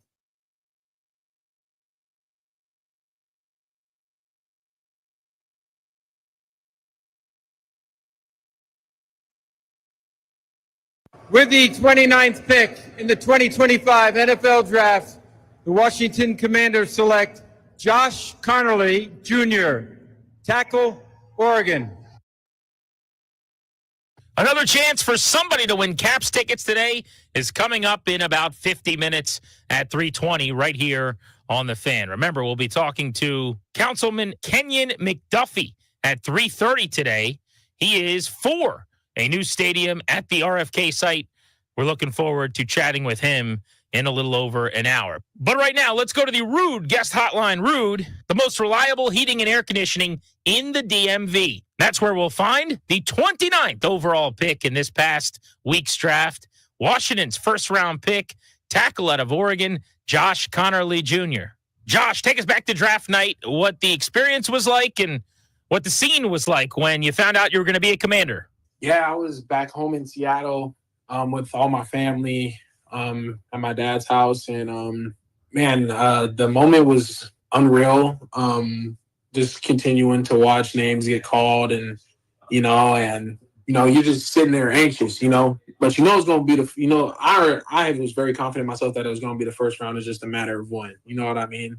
But when I seen that VA area code pop up, I was like, all right, now this the one right here. So I answered it and AP was on the phone and I was like, man, my reaction initially was just like, it was just really unreal. And like, I was just really excited and anxious. And I knew that I'm going into a pretty perfect situation. So I know that it's all going to work out really, really good. So You mentioned the call to your phone. I didn't know this. I don't know that anybody did until we heard some of the details with what happened to Shador, but yeah, it's a special phone the league gives you, right? It's not like people are calling your normal cell phone. So are you just waiting for like this random phone to ring? Nah, it's your regular phone. Okay, I thought I read somewhere that the league like gives the draft picks a phone that all the teams have a number to. Nah, so that's why the prank calls happen, is because you're using your regular phone number. You know what I mean? So if anybody just gets your regular phone number, they can call you, So you're waiting for the call to get drafted for, in your case, it wasn't that long, but a couple hours, let's say. And like your buddies if they're texting you and being like, hey, bro, how's it going? Like every time your phone's going off, you think it could be I'm gonna say I got one prank call. It was somebody in Colorado acting like they were the Broncos. But besides that, I didn't really get all the multiple ones like everybody else. I feel I can only feel for them because mine wasn't as bad and like as cruel as some of the other ones. But yeah, I mean, with guys that are waiting multiple days and getting 4 or 5 calls, it's just insane. Josh Connerly, new Commanders lineman. So they call you from Denver when they're on the clock, I guess. And what did they say, yes. or how did you weed out that it was a prank? They're just like, is this Josh? And I was like, yeah. And then they're just like, this is so and so from the Broncos. And then they just like, and then like I was like I was like, oh my god, like what? And then they just hung up, and I was just like, that's terrible. I was just like, okay. So let's go back. Josh Connolly with us here on Grant and Danny on 106.7 The Fan. So what were you hearing before the first round? It's such an unpredictable, inexact science, obviously, but what was your agent and some of the research you guys had done saying about the window where you could come off the board? I mean, it was anything really 10 down. And there was no like specific team because I've had visits with about 8 teams, formaled with 12 different teams. And I mean, like I really could have fell anywhere, you know what I mean? But we didn't know it was going to be in the first round. So what were your pre-draft experiences like with Washington? I mean, I'm imagining you can take us through, but like combine, formal, and then do you notice that there are certain teams that like you? It's like speed dating where you go, hey, I kind of hit it off with her a little bit, or is it all blended? Yeah. So in Mobile, I met with Scans one time. That was my only interaction with them until I met with them one time at the Senior Bowl, and then I formaled with them at the Combine, and then they had me in for a 30 visit as well. So I'm not saying it was a lot of interactions for sure. So now you come to Washington, and the first thing I would imagine when they call your name is that initial conversation. We get to see some of the call that you had with Adam Peters, but how well did you hit it off with, or what was your relationship like with Bobby, the O-line coach, and some of those guys? And then after what we see, like, what's the rest of the night like? Right. Yeah. So after like LT shoots me a call, I miss it because of just like everything that's going on. But he shoots me a text. We text back and forth a couple times, and then like OG calls me, Coach State calls me. Like everybody from the organization, it seemed just like just continued the call. So I'm just answering a bunch of different calls, you know, like everyone introducing themselves again, and just like, you know, excited to have you here, stuff like that. But then, and then I just got all my flight stuff set up, and then they flew me and my family out there to like re-meet everybody, and Commanders tackle Josh Connerly was the 29th pick in the draft, their first rounder, joining us on G&D. Did you hear from Jaden on draft night, or was it not till the next day that you got to chat with him a little bit? Yeah, next day, and I'm gonna say we talked on FaceTime for a little bit. Once I got there, and like had a couple texts back and forth. But yeah, definitely super chill guy. The O-line has been rebuilt a little bit. The tackle spot specifically, the trade for Laramie, and now going and getting you. Is Tunsil a guy you studied at all, or you know what lineman do you kind of pattern your game after and look up to? Definitely. Growing up I wasn't necessarily an O lineman. I was always like a bigger guy. But once I started playing O line full time, like Rashawn Slater, Larry Tunsil, Tyron Smith, like those are my 3 guys that I studied a whole lot. And even here at Oregon, like. We watched a lot of stuff as a group. Like a lot of the stuff that Laramie did, that was teach tape for us. You know what I mean? So definitely somebody I looked up to and always try to take little things from for sure. It's going to be a great opportunity to learn from him and everybody else in the room. So the idea that you weren't a lineman growing up, you just referenced, is decently well documented since the draft. But for some of my listeners, go back through that. So what were you initially? Until when, and then when did you transition to line? How did that process play out? Yeah, so my first year ever playing football was 5. I played O-line, and then after that I became a running back because I wanted to do something different. I didn't want to be O-lineman. I wanted the ball in my hands. I was a running back until 8th grade. Then 9th grade, I played like running back, tight end, D-line. Like I always played D-line linebacker growing up as well on the defensive side. Like in Seattle, that's just like the type of ball we play. Like everyone's two-way player. And then 10th grade, we had lost all of our starting O-line and D-line for my freshman year. And then I became our starting left tackle my 10th grade year. And from that point on, like recruiting and everything just kind of took off from there. So, yeah. So were you getting carries as a freshman on the offensive side of the ball? Yeah, a little bit. Honestly, I got a couple. Mainly passes though. I was mainly at tight end. I was at running back, very minimal, more like fullback type thing. So everybody's seen the clips then from your Oregon time when you've touched the football, obviously catching a touchdown. What was the direct snap play? And was that a one-off that you guys ran where you're on the goal line getting a snap? Yeah. No, that was the run. It was a one-off for a 2-point conversion that we worked on for quite a while during the season. But there's not many tackles in America who are pulling that off, and we've never seen that post Refrigerator Perry in the league. So right. Did you go to a coach and be like, hey, you know my tape says I can run the ball? Like, how did that play out?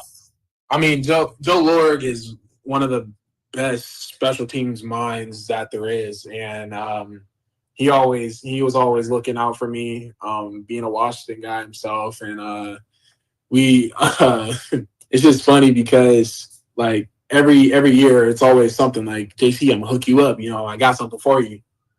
So I mean, it's kind of like they know I'm a big athlete, so when I put it to use, you feel me? So I covered Trent Williams when I was on the beat for 4 years here.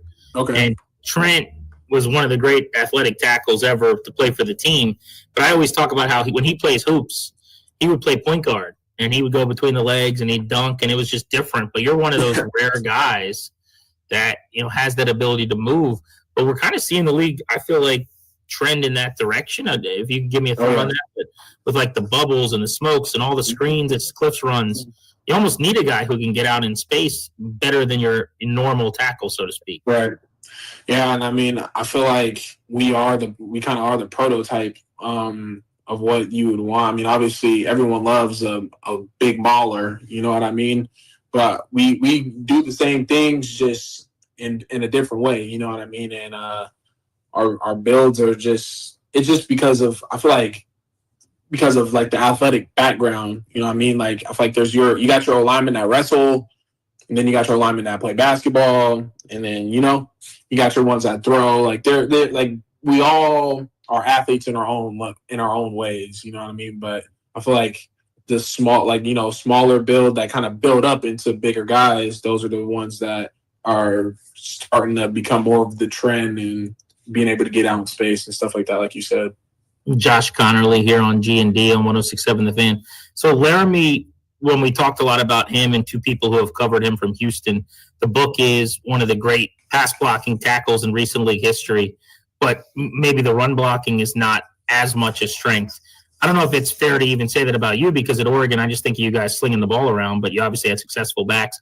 Do you view yourself, if you were going to major in one, would you say pass blocking, or like what's your kind of nastiness run blocking thoughts? Well, I feel like I'm pretty balanced. I do say I would say I thrive more in pass protection, just because of my background playing basketball and just being able to stay in front. But I mean, I can get nasty too. You know what I mean? As long as I fit my hands tight and run my feet, I mean, I'm a dump somebody. So, but more, to answer your question, I would say pass protection probably. When we talk to baseball players or something, it's like, hey, you could catch a home run, or you rob a home run or hit a home run or whatever. For you, what's your favorite thing to do? Like get out in space, pancake someone, or maul someone in the run game, or just anchor on against a speed guy and just stop them? Like, what's the most fun thing to do? The best thing, and this is I would say cliche quote, but moving a man from point A to point B against his will. That's the best thing about playing offensive line. You know what I mean? Obviously, protecting your quarterback, making sure he's nice, and as your quarterback has a perfectly clean jersey at the end of the game, you did your job. You know what I mean? But moving a man from point A to point B against his will is probably the greatest feeling. And then dumping him on his back, rolling off on top, and then getting up and hitting the little swag jog. That's the best feeling. Most of us will not be able to relate to that, but I can certainly understand why that would be a lot of fun. I would like to be able to do that, but I'm not Josh Connerly. Well, Josh, we're fired up, man. We're happy to have you in D.C. I appreciate the time. We're looking forward to seeing you get out there rookie mini camp and get on the grass. Thanks for joining us. Yes, sir. Appreciate you for having me on. Josh Connerly, new tackle with the Commanders, who's going to be playing some games, ideally, in the city at the RFK site. Are there deal breakers for you with any of what we found out yesterday, whether that means the roof or the lack of parking or PSLs? We'll get into that next on The Fan.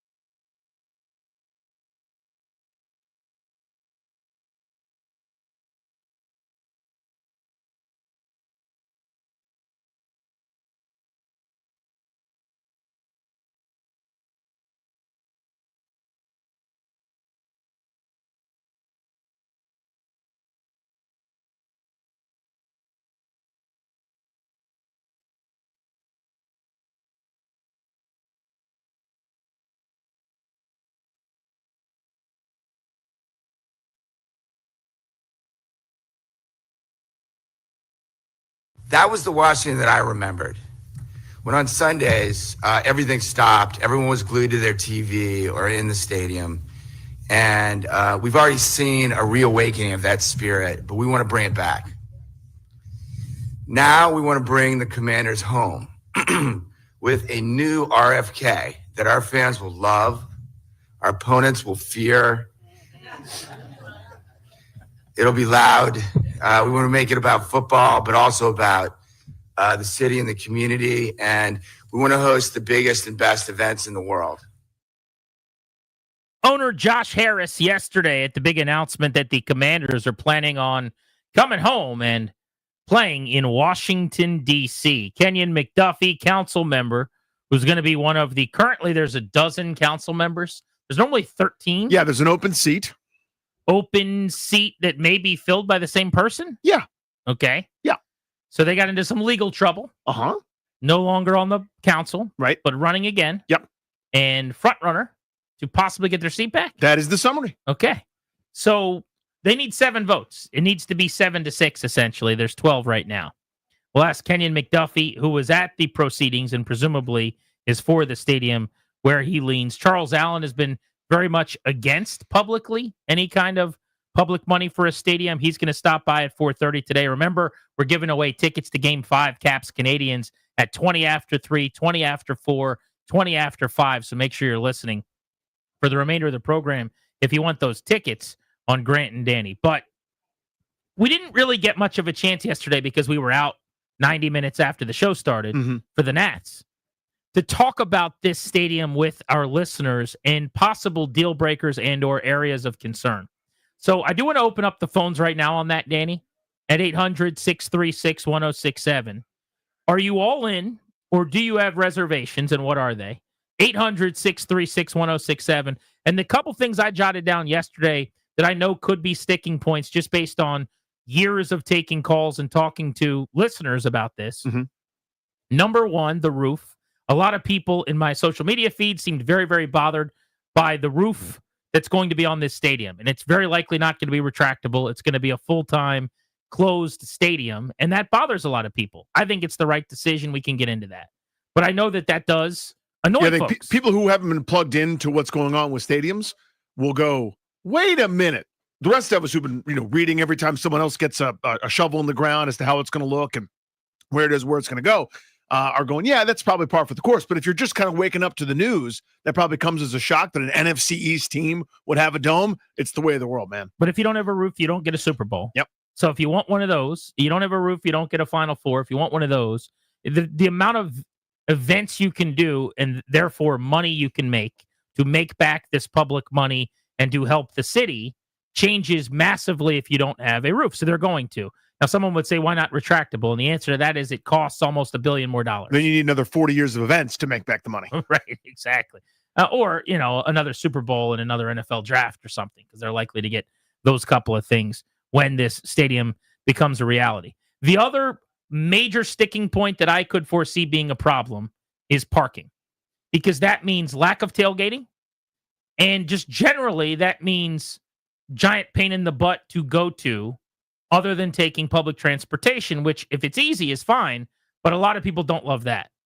So 8,000 spots compared to almost 30,000 spots currently at the stadium, downsizing basically a quarter of what you have, 65,000 seats and 8,000 parking spots, not ideal. A lot of those, by the way, parking decks, parking garages, cool that the city will own them because there's nothing that'll make them back money faster than parking garages. But the big issue there is there's no tailgating in those. And we heard from a lot of people who said if they can't tailgate, they'd rather just be in Virginia or Maryland. Which it's not my proclivity, but I understand that. It's become part of why you did it. If you're one of the hardcore tailgaters, so to speak, you went, all I did was go when no one else was going, when it was miserable and awful and stupid and pointless. And that's where I had fun. And that's part of the culture, the thing that I enjoy. And you're taking that from me when I've done nothing wrong. I get being upset about that. I do. Again, I'm not, but I totally 100% understand those that would object to that or have a problem with it. So people will make up this list as they call in here, and we'll take calls start the next hour, 800-636-1067. What am I missing? Roof, parking, going to be two things that get pushed back. PSLs are the bane of everybody's existence, and they should be. Yeah, I get that too. Because they're ridiculous. But they're also almost a prerequisite to a new stadium at this point. And for those of you that don't know, the PSL is basically a down payment that allows you to then pay for tickets. It doesn't go towards the cost of the ticket, though. You pay the money for the right to pay the money. And it could be a lot of money or a little bit of money. I mean, It's a little something. bit of money, it's like 700, 1,000, whatever. Yeah. But you pay that much, and all you're doing is just having now permission to get your seat for the season. It's just money that you're paying on top of the season tickets. Yeah, it's a slap in the face. And by the way, those prices are all going to go up substantially, obviously, as you'd expect with a new stadium in the city. You think so? Yeah. I mean, to me, this is my biggest concern. So they could address it and nail it, but I don't trust everyone to get this 100% right. And it goes to parking. It's all a big part of it. I need those logistics to be outstanding. They weren't before. And now the city is the population in this area is 2.5x, 3 times whatever it was that it was, decades ago. I need to be able to get in and get out, whether I'm driving, boating, metroing, walking, rollerblading with poles that I can store in a locker, biking, whatever I'm doing, it needs to be easy. And I don't know how, given the current status, it's going to be easy. Thoughtful people need to be thoughtful, so I don't know how you solve it. He's Danny. I'm Grant. You're listening to The Fan. We'll get to your calls on this next. 800-636-1067. Areas of concern. What do you love about the plan? How are you feeling? That's the question on G&D.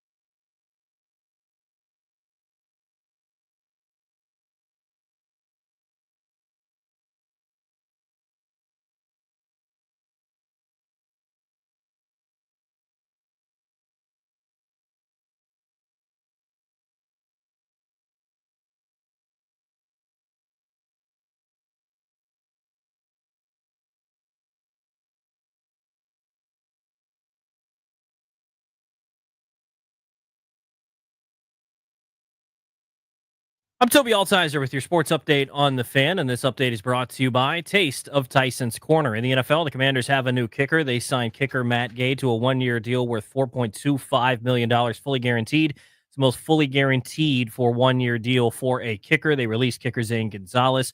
George Kittle signed an extension with the 49ers, 4 years, $76.4 million, $40 million guaranteed. He's now the highest paid tight end in NFL history. In the NBA last night, Cavaliers finished off the Heat in a sweep. They won 138-83 in Game 4 of that series. The Warriors beat the Rockets by 3, 109-106. Golden State now up 3-1 in that series. 4 games today. The Bucks taking on the Pacers at 6 o'clock. Indiana looking to close out the series. They're up 3-1. The Pistons taking on the Knicks at 7:30. New York is up 3-1 in that series. The Magic taking on the Celtics at 8:30. Boston up 3-1. And the Clippers and Nuggets at 10 o'clock tonight. That series is tied at 2 games apiece. Also, the Kings are going to name Doug Christie as their next head coach. In baseball, the Nationals beginning a 3-game series in Philadelphia against the Phillies tonight. 6:45 first pitch. Can hear the game right here on the Fan. A rematch of opening day. Mackenzie Gore taking on Zach Wheeler on the Hill. And in hockey, the Caps with the day off today. Game 5 tomorrow as they'll look to close out the Canadiens at Capital One Arena tomorrow evening.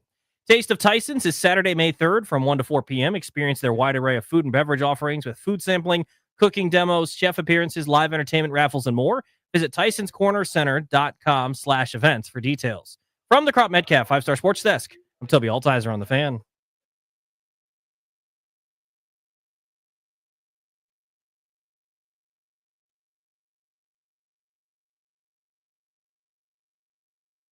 I grew up in this district, as was mentioned before, attending games at Old RFK Stadium. It was a special place.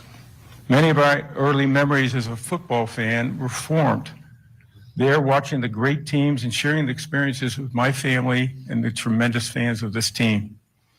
A generation of fans growing up rooting for the team did not have that experience, but the next ones will, and I could not be more excited for them.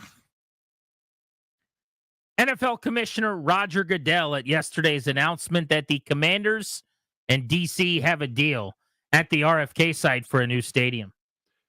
Welcome back to Grant and Danny on the Fan. In 17 minutes at 3:20, we're giving away another pair of tickets to tomorrow night's Caps Canadiens Game 5 at Capital One Arena. Your pals, we're exclusively sponsored by the law firm of Condori & Morad, estate planning, elder law, real estate transactions, probate administration. Their attorneys are always there to protect you and your family's assets. Schedule a free consultation with their team today by visiting kmlawyers.com. And be sure to let them know that we sent you. That's kmlawyers.com. I got no deal breakers for me personally. I am curious as we hit the phones here at 800-636-1067, what would bother you guys about a stadium in DC? And if the trade-off is a bridge too far, the things that seem the least popular so far is that it would be enclosed as a roofed stadium. To me, that's a no-brainer. I actually think it's a strength, not a weakness, and it's also just a non-starter. You're not building a stadium in the city that does not have a roof because you can't do the things you need to do to make the money necessary if it doesn't have a roof. I just also think it's, while romantic and cool to say, I want to be in the elements, the snow, there's more people that don't than the people that do. So bottom line, it's, we could talk about it, but it's going to be okay. Trust me. And you're going to be okay in 70 degrees, enjoying yourself when it's freezing or hot out, and you're just very pleasant. Yeah, you'll get used to it pretty quickly too. I'm telling you, these dome stadiums where the noise is well engineered, and all of a sudden it becomes like part of the pride of it. Like, I understand the outdoor, there's nothing like it. Like the 2 degrees, it's freezing and everyone's yelling and it's awesome and intimidating. I'm telling you, you could still get that intimidating right on top of you feel in that dome stadium, maybe more so. The best stadiums in the league mostly are enclosed right now. You think about the Vikings, that's considered number one in the National Football League. Allegiant is the best that I've been to. And yes, a retractable roof would be better if money wasn't an object. That's my first choice, but that's an extra bill. Harris and company ain't spending more than $2.7 billion or whatever the number is now. And unless DC, which already doesn't want to pay what they're asking for, which is the second biggest investment in public money for a stadium in NFL history behind the current project in Nashville, unless you want to add to that, you're not getting a retractable roof. It's just not realistic. Parking, I do think, is going to be an issue. And I do think not only is it a problem because you can't park there and drive there, which a lot of people want to do, but tailgating is going to be lesser, and I think it's important culturally to this fan base. Let's go to Larry in DC. What's up, Larry? Hey, Larry.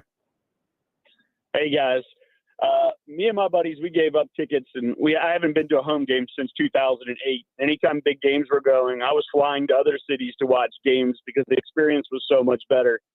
And last year really kind of roped me back in. I love everything the Harris Group is doing, but I'm having flashbacks hearing about bad parking. How do we get rid of? When I was a kid, in order to buy tickets in the neighborhood, you had to show a picture when you bought the tickets of you and your family in then Redskin gear to buy their tickets. They wouldn't even sell them to fans. So if you don't have the parking and the tailgating, how do you build all of those memories again? I think it's a big concern for me. When you go to Northwest now and you're in that way back stadium, and again, I haven't been there since 2008, but it would take over an hour and a half just to get out of that stadium. Yeah. I can't imagine with, a lot less, let alone no one has talked about the traffic on 295. I think Danny mentioned it a few minutes ago. I did, yeah. 30 years of more population, and they've done nothing to 295. You couldn't get into the stadium back in the old days to begin with. Well, that's why, Larry, I really think concerned. it's a good phone call. Right on, bud. You Thank laid you. it out well. I think they're banking on the vast majority of people taking public transportation. And you've talked about where you could do it via water, maybe, and there, a lot of people will bike to the game from around the city or whatever. I think they're banking on the metro. Yep, big time. My issue with that, if I have one, I guess, is there's no talk about a second metro stop and or doing any real work other than just touching up the current metro that's there. Do we need a second metro stop on the other side of the premises, or is it going to work right there at the Armory? I'm not really sure. I have not gotten off that metro and been there in a long time. That's how I got to the game many years ago. But I think the idea is that there's not going to be more than 7,000 to 10,000 people driving at any given point, and that almost everybody else is going to get there via ride shares, that they want to have a state-of-the-art operation in that way. So now the Nets Park situation was and will always be different. It's 81 games. It's a different animal than that tailgating culture. But something thoughtful was done. That bullpen right across the street or right up the street, 100 yards from the center field gate, that became the hub, and that's kind of the local watering hole. So that took the place of what tailgating would be. You're hoping that, again, something is thoughtfully done in and around the stadium here, this new one at RFK, if it indeed goes through, where you don't get to take up 1.5 spots and get the little propane grill going, but you do get to play your bean bags. You do get to play your, the different ring toss games and whatever, drinking your beer in a big field or some sort of locale like the bullpen has, something like that. I'm not saying it's the same, but that might be their answer. The idea, what they want is you head down there at some point in the morning. You get off the metro, you get off the whatever, you walk over, you're on campus, and you have your grand old time, and then you walk into the game. That's their sort of counter selling point to where the new era is going. The story in the Post is that the 8,000 parking spots would almost all eventually be in a garage. So we're not talking about really any legitimate parking lots for tailgating, which was a report from Eric Flack, if you remember, going back a couple of months ago when we had him on the show to talk about this. So it's not out of nowhere. And at that time, the response we got from fans was actually very negative, and a lot of them saying, I'd rather be in Maryland than in DC if I can't tailgate. Now, I think they'll come around on the possibility of restaurants and bars. That guy said, how am I going to make my memories? How am I going to have an experience if I can't park and I drive there and tailgate and do some of that? It's a different experience, but if you're going to restaurants and there's sports bars, if you're hanging out Navy Yard style and the garage doors open on a nice fall day for the restaurant, or you're sitting right out front of the place on a street that's closed down or on the waterfront, maybe. It's harder with kids, being around people in a bar atmosphere. I don't love that, but there's a lot of things about taking kids to a football game over in Landover right now that aren't that fun either. Let's go to Sean in Alabama. What's up? Hey, how you doing, guys? So, bud. So my question is, what is going to be a must food or local DMV restaurant that needs to be a concession stand inside the new stadium? Oh, that's a good question. Okay. Wow. I mean, the easy one, thanks for the call, buddy. I mean, the iconic spot is Ben's Chili Bowl. That's the Exactly. first thing that jumps to mind. And I'm sure they'd be well represented, you would think. I would agree with that. Yeah. How about some Pupatella pizza? Oh, hello there. Our good friends at Pupatello. We just did a show on Friday. They made us VIPs. Now, do you think our VIP cards would work there too? They'd better. If They that work at happens? all 11 locations. Uh-huh. Now, raise your right hand if your name is Grant and you used it this past weekend. Boom goes the dynamite. My hand is up. Caps watch party. Atta baby. There where pizza's consumed. Atta boy. Pupatello making a play. What do you think? What would you need there? That actually is a fascinating question. I mean, obviously, just because the history, what it means to the city, Ben's Chili Bowl is probably the first thing they should do. Rockland's Barbecue? Yeah. A couple local spots like that. I mean, really do it up. Do like the jumbo slice from Adams Morgan. Do I don't know, put like every iconic easy spot in there. Like you can't, like Rasica's amazing, for example, one of my favorite restaurants in the world, probably wouldn't fit at the new RFK. Or and you're not doing fine dining. Yeah, like I love the watching. Red Hen. It's an amazing Italian spot, but like what you can't put that Now there, you're just right? naming nice DC restaurants. Well, you know what I'm saying? Yeah. I'm running through my brain. I wasn't ready for the question. That's a great question. Yeah, you can't do, to your point, like high-end stuff that you're doing in a shirt and tie with your buddies. Yeah, put the Italian store in there. That's a Danny Rie staple. Get me one. I could get behind that. Yeah, I like that idea. It's a great question. I'll have to think about it more. But you can hit us up, by the way, 800-636-1067, discussing some of what you would need at the stadium and or any potential issues that you have. Just thinking about the complaints that I've gotten a bunch of. The PSL thing, people hate that. I totally get it. And by the way, you're right. I'm going to hate it too. Yeah, it's a thing. Terrible. It's a useless. I mean, it's great for the people that make the money off of it, but it's it's like a timeshare. It's kind of a crock to me. I'm paying money for the right to pay more money. Yep. Explain it better than that. Yeah. I mean, it's ridiculous, but it is also what happens at stadiums now, and it's how money is made to fund this stuff. So it's just part of it. Yeah, I don't know how to say it a better way than this. It is a cash grab when cash is needed. In other words, a whole bunch of money is going into this thing, whether whether it's from borrowed against future values or the pencil Olympics where they're moving money from one column to another and debt gets serviced in this way, but you're paying it back with a rent that's only $1 for 28 years, all these other kinds of things. The point is they're going to need some cash. Yep. That's how they get it. That's a cash raising thing, and it sucks for the fans. It just does.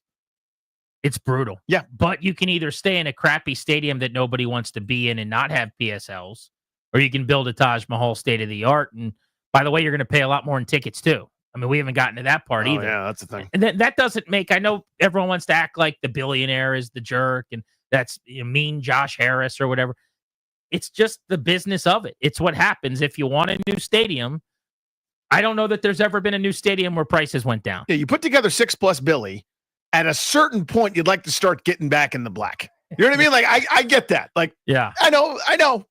It's not ideal, and it's going to be a rough adjustment, but I understand it. What about the Great American Restaurants? Oh, there we go. How do we involve them on site? So like a Best Buns situation fits. I need a GAR on the campus in D.C. so that I could eat there before games. But Chris said, how about Aussie rolls and the burgers from the GAR spots? Sure. Yep. I'd love to get a basket of Aussie rolls in the second quarter to my seat while I'm watching Jaden Daniels throw a completion to Luke McCaffrey for 19. Second quarter Aussie rolls sounds pretty good. Let's go to John in Bethesda on Grant and Danny. How you feeling about the project? Hey, fellas. I'm feeling stoked. All right. I think we're really nitpicking right now because if I'm being honest, out of all the times I've been to FedEx, it's the most unmemorable experience of going to a football game. And I get the tailgating's fun and all, but that stadium's in the middle of nowhere. There's nothing there. It's a mile walk to the metro. And to expand on the metro, I feel like that's going to be the make or break point for this new stadium. They're going to have to develop the metro. And I don't want to use this as an exact comparison because Capital One obviously does not hold 65,000 people, but I had a buddy who went to game 2 against the Habs last week, and he told me that they were so efficient at getting everybody out of that stadium and getting people onto the trains and onto the metro. He said he was home in probably 35 minutes, and he lives up in Twinbrook. So I really think that this stadium is the best thing that's going to happen to this team because all I think about when I think about FedEx is just bosses and Dan Snyder. That's literally all I think about. Not a bad summary. That's the association. You forgot all the losses and the not relevant postseason football and the lack of playoff games. But yeah, your point is well taken. This is a gigantic win. It's absolutely one of the great days in organizational history if and when the vote goes through and they pull it off. My point is just it's not going to be perfect. There's going to be trade-offs. Right. And that's what it is. That's the phrase, is trade-offs. Yeah, and not being able to tailgate is going to kill me, but it's going to be something you just got to get over and figure out. Tailgate Ted just hit me up, by the way. So they sent out a survey, I guess they emailed to people. I don't know what fans or who this is, if it's season ticket holders or what. But it asks if you prefer an all-inclusive tailgating option held by the team. Now, who knows ultimately like what this poll ends up meaning in terms of their actual planning. But I guess that would be something where you could go and quote-unquote tailgate, maybe bullpen style, as you said. Right. Where the team has some type of venue at the stadium where you could pay and go and be a part of the tailgating atmosphere. And maybe it's, it's not you cooking on the back of your truck on your grill, but you're going buffet style down the line and getting a tailgate and hanging out with people throwing bags. I mean, they're going to have to do something like that to replace the experience for the people missing it. Let's go to Paul in Waldorf. What's up, Paul? Hey, what's up, fellas? Hey, man. I'm an old school guy, but, times are changing. I think it's time to embrace all this, including the name. The stadium is a brilliant idea. I mean, they're going to make it right. The ownership group here knows what they're doing. It's going to be unbelievable. Appreciate you, brother. Yeah, I mean, again, they've earned the benefit of the doubt to me, Harris Ownership Group, and it doesn't mean that it's a perfect track record or everything they utter is going to be the exact right thing. As you said, there are going to be trade-offs, right? There are going to be things that we go, man, that's not my favorite way to do it. But for me, what I think they've earned is a chance to win you over with the new way of doing it. So because you've been doing it a certain way for 20, 30, however many years, and they should be grateful for that. And they should be doing as much outreach as possible to folks that are going to have to make a big adjustment for this new stadium. And I presume that they will do that. But let's find your new routine. Let's find your new game day. This is what we've got for you. Pick from this menu. If you don't see something you want, let's try to implement that. It's what you're going to have to do, but it's understandable that people don't want to do that. Absolutely. And by the way, they wore it and got kicked in the mouth for a long, long time. And now you're saying, hey, the thing you like the most about your experience, you don't get to do anymore, but you're going to pay a lot more to do it our way. It's just not that fun to hear. I totally get that. Anthony's in Calvert on Grant and Danny. What's up, Anthony? What's going on, guys? Hey, buddy. It's a mistake, man. I mean, we don't need the wine and cheese crowd, jumping on the public transit from DC to go to RFK or from Northern Virginia to go to RFK. I mean, this team was built on the old school, the fun, the atmosphere, the hogs. I mean, you need to have some sort of tailgating. And I'm not talking about buy tickets to our non-impervious surface. You can play on AstroTurf, which has an approved drainage plan, so you can, play in cornhole. I'm talking about you need to have some aspect of traditional, old school, do what you want tailgating. I agree. They've got to find a way. But the Post story backs up the reporting that was done by Flack, who we had on weeks ago. He said there will be very limited to no tailgating. The Post suggested all 8,000 spots would be in garages ultimately, or the vast majority of those. Very, very limited non-parking garage parking. And just to my knowledge, I don't know if parking garage is where you can tailgate. Generally, with a roof above you, you're not really allowed to do that. Yeah, you can't really get the hibachi going. Maybe there's some new technology I don't know about. The smokeless hibachi. Shane's in the city. What's up, Shane? Commander Grant, it's a great day for DC. You guys know how I feel about that. How you guys doing today? Hey, buddy. Good, brother. Hey, look, here's the thing, man. They can put any restaurant down there. They don't put the Ben Chili Bows, that slop down there. Let's just get rid of that right off the bat. Number two, we need a good barbecue place out there. This is great. There's not really a good barbecue place out here now. And the American Grill, by the way, Grant, I don't know if you've been there or not, the one in Springfield, just opened up a new barbecue place. It's actually not bad. It's better than Famous Dave's. You need to check it out. I know you love your American Grill, but you got to check it out. But you know what? This is a great day for DC. This is a win-win. And by the way, the last caller, last time I checked, there's nothing wrong with wine and charcuterie board at all. And you know what? What board is it? The Carcucci board. What board are you talking about there? The security board, man. You don't know what that is? The security board. No. What's a security board? No, that's security board. That's the Southern accent. You're just joking. You're joking on your board. I'm messing with my guy. That's like me saying Eric's the enemy. You know, how long we played that game for 2 years? I know where you're going with the charcuterie board, my guy. I appreciate you. You know he's going to be there. Yeah. Shane will be there front row when he's not setting up a data center in Bulgaria. I was going to say, like that. what country is he in right. the week before he gets there? We got tickets every single hour on the show, 20 after the hour for the Capitals. Game 5 tomorrow night with the Canadians. Caller number 9 right now at 800-636-1067. You're winning tickets to the game, Capital One Arena. For tickets and more event information, go to thefandc.com. We're going to be joined next by Kenyon McDuffie, a DC council member, to see how likely it is that the plane gets landed on the RFK site in a new stadium in the nation's capital.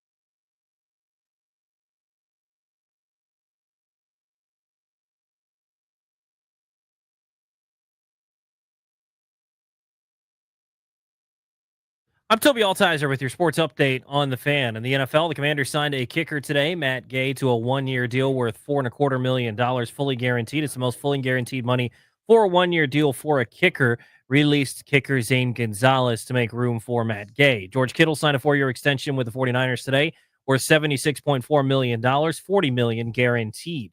In baseball tonight, the Nationals begin a 3-game series in Philadelphia against the Phillies, 6:45 first pitch.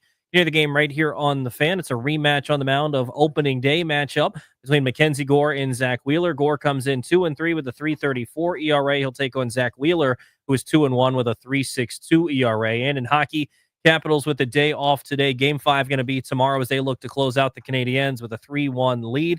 Game 5 tomorrow. You can hear that game right here on the Fan. From the Crop Metcalf 5-Star Sports Desk, I'm Toby Altizer with your sports update on the Fan.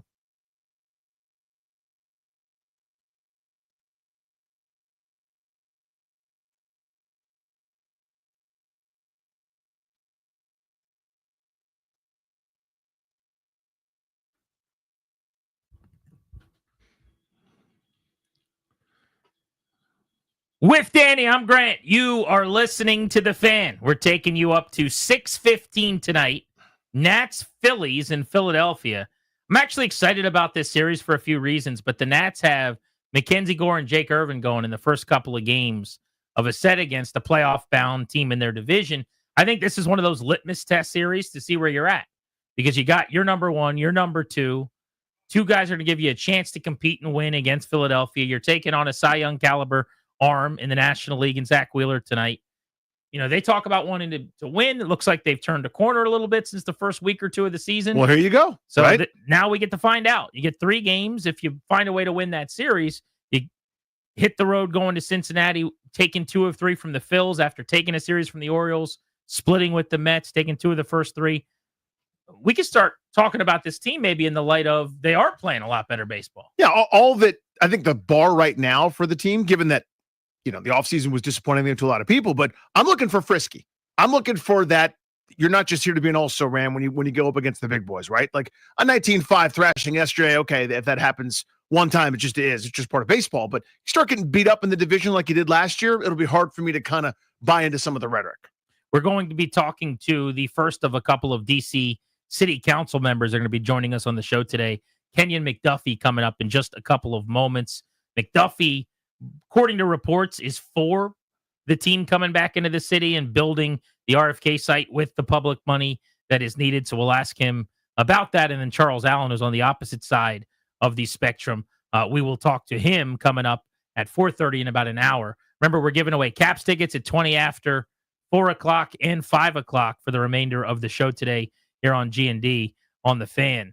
But I want to hear what Kenyon McDuffie says about some of the issues that the chair, Mendelson, mentioned on the show yesterday that I'm sure Charles Allen will bring up when he stops by in just a couple of moments. So I've done some back of the napkin math here, and this is what I've got so far. 4 yeses. The 4 council members that were on site yesterday that were doing all the interviews saying that they want this: Felder, Pinto, Bonds, and McDuffie.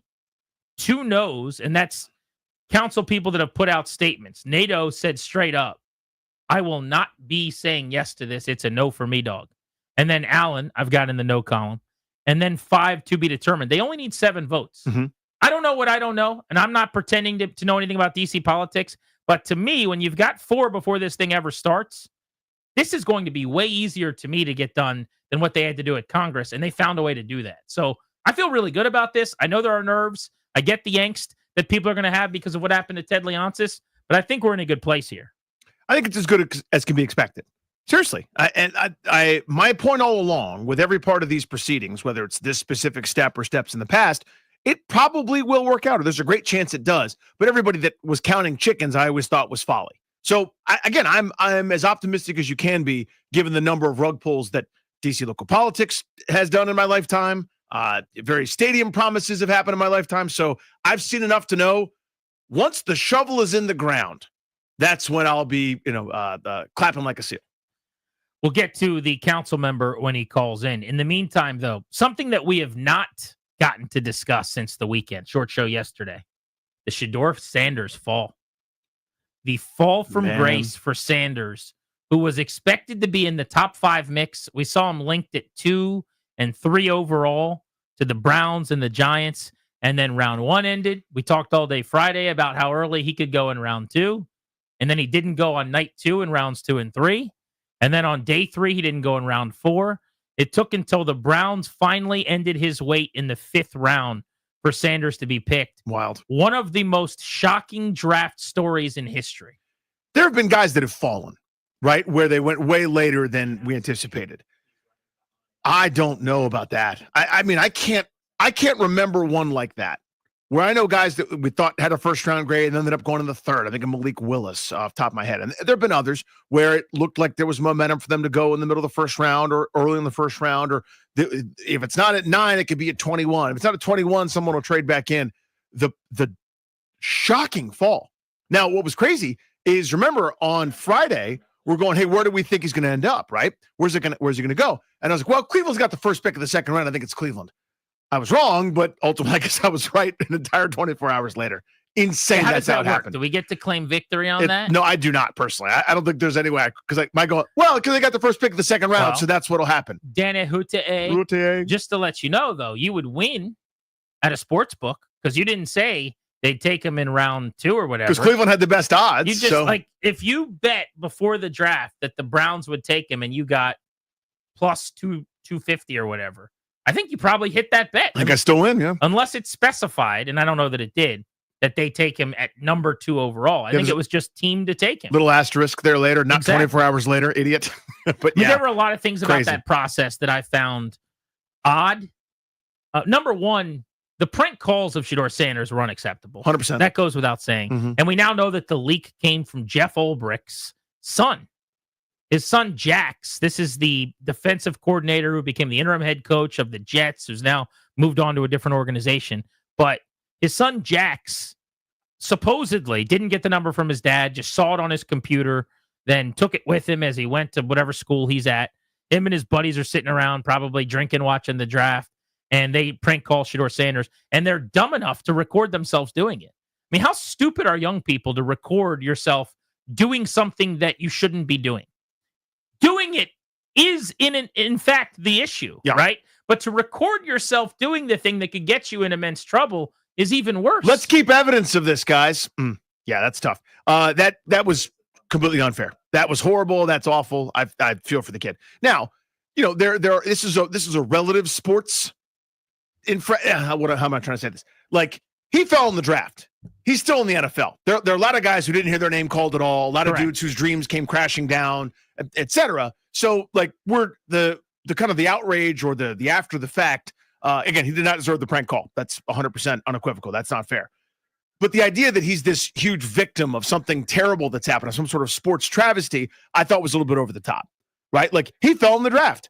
Again, the micro percentage of people that pick up a football that want to go pro, that want to play pro sports, don't get to. It's well said. So, you know, there's a little bit of perspective there. I did feel terrible for him, though, I did because too, of it's course. so public. It's the worst thing that's happened maybe in his life, but certainly in his football professional life. And you're living it out publicly. Like, two things to me are true.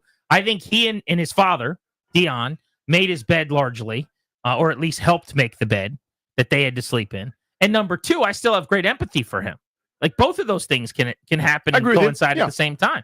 Because hours and hours and hours over 3 days, you're publicly with cameras in your face, just staring at a screen, waiting for news you have no control over at that point, and everyone's laughing at you, and the internet's being mean. It's just not that cool. Yeah, it stinks. But little things like he didn't have an agent. I said this with Lamar Jackson, and everyone said he got his money. He didn't need an agent. Well, he got his money because he's a 2-time MVP.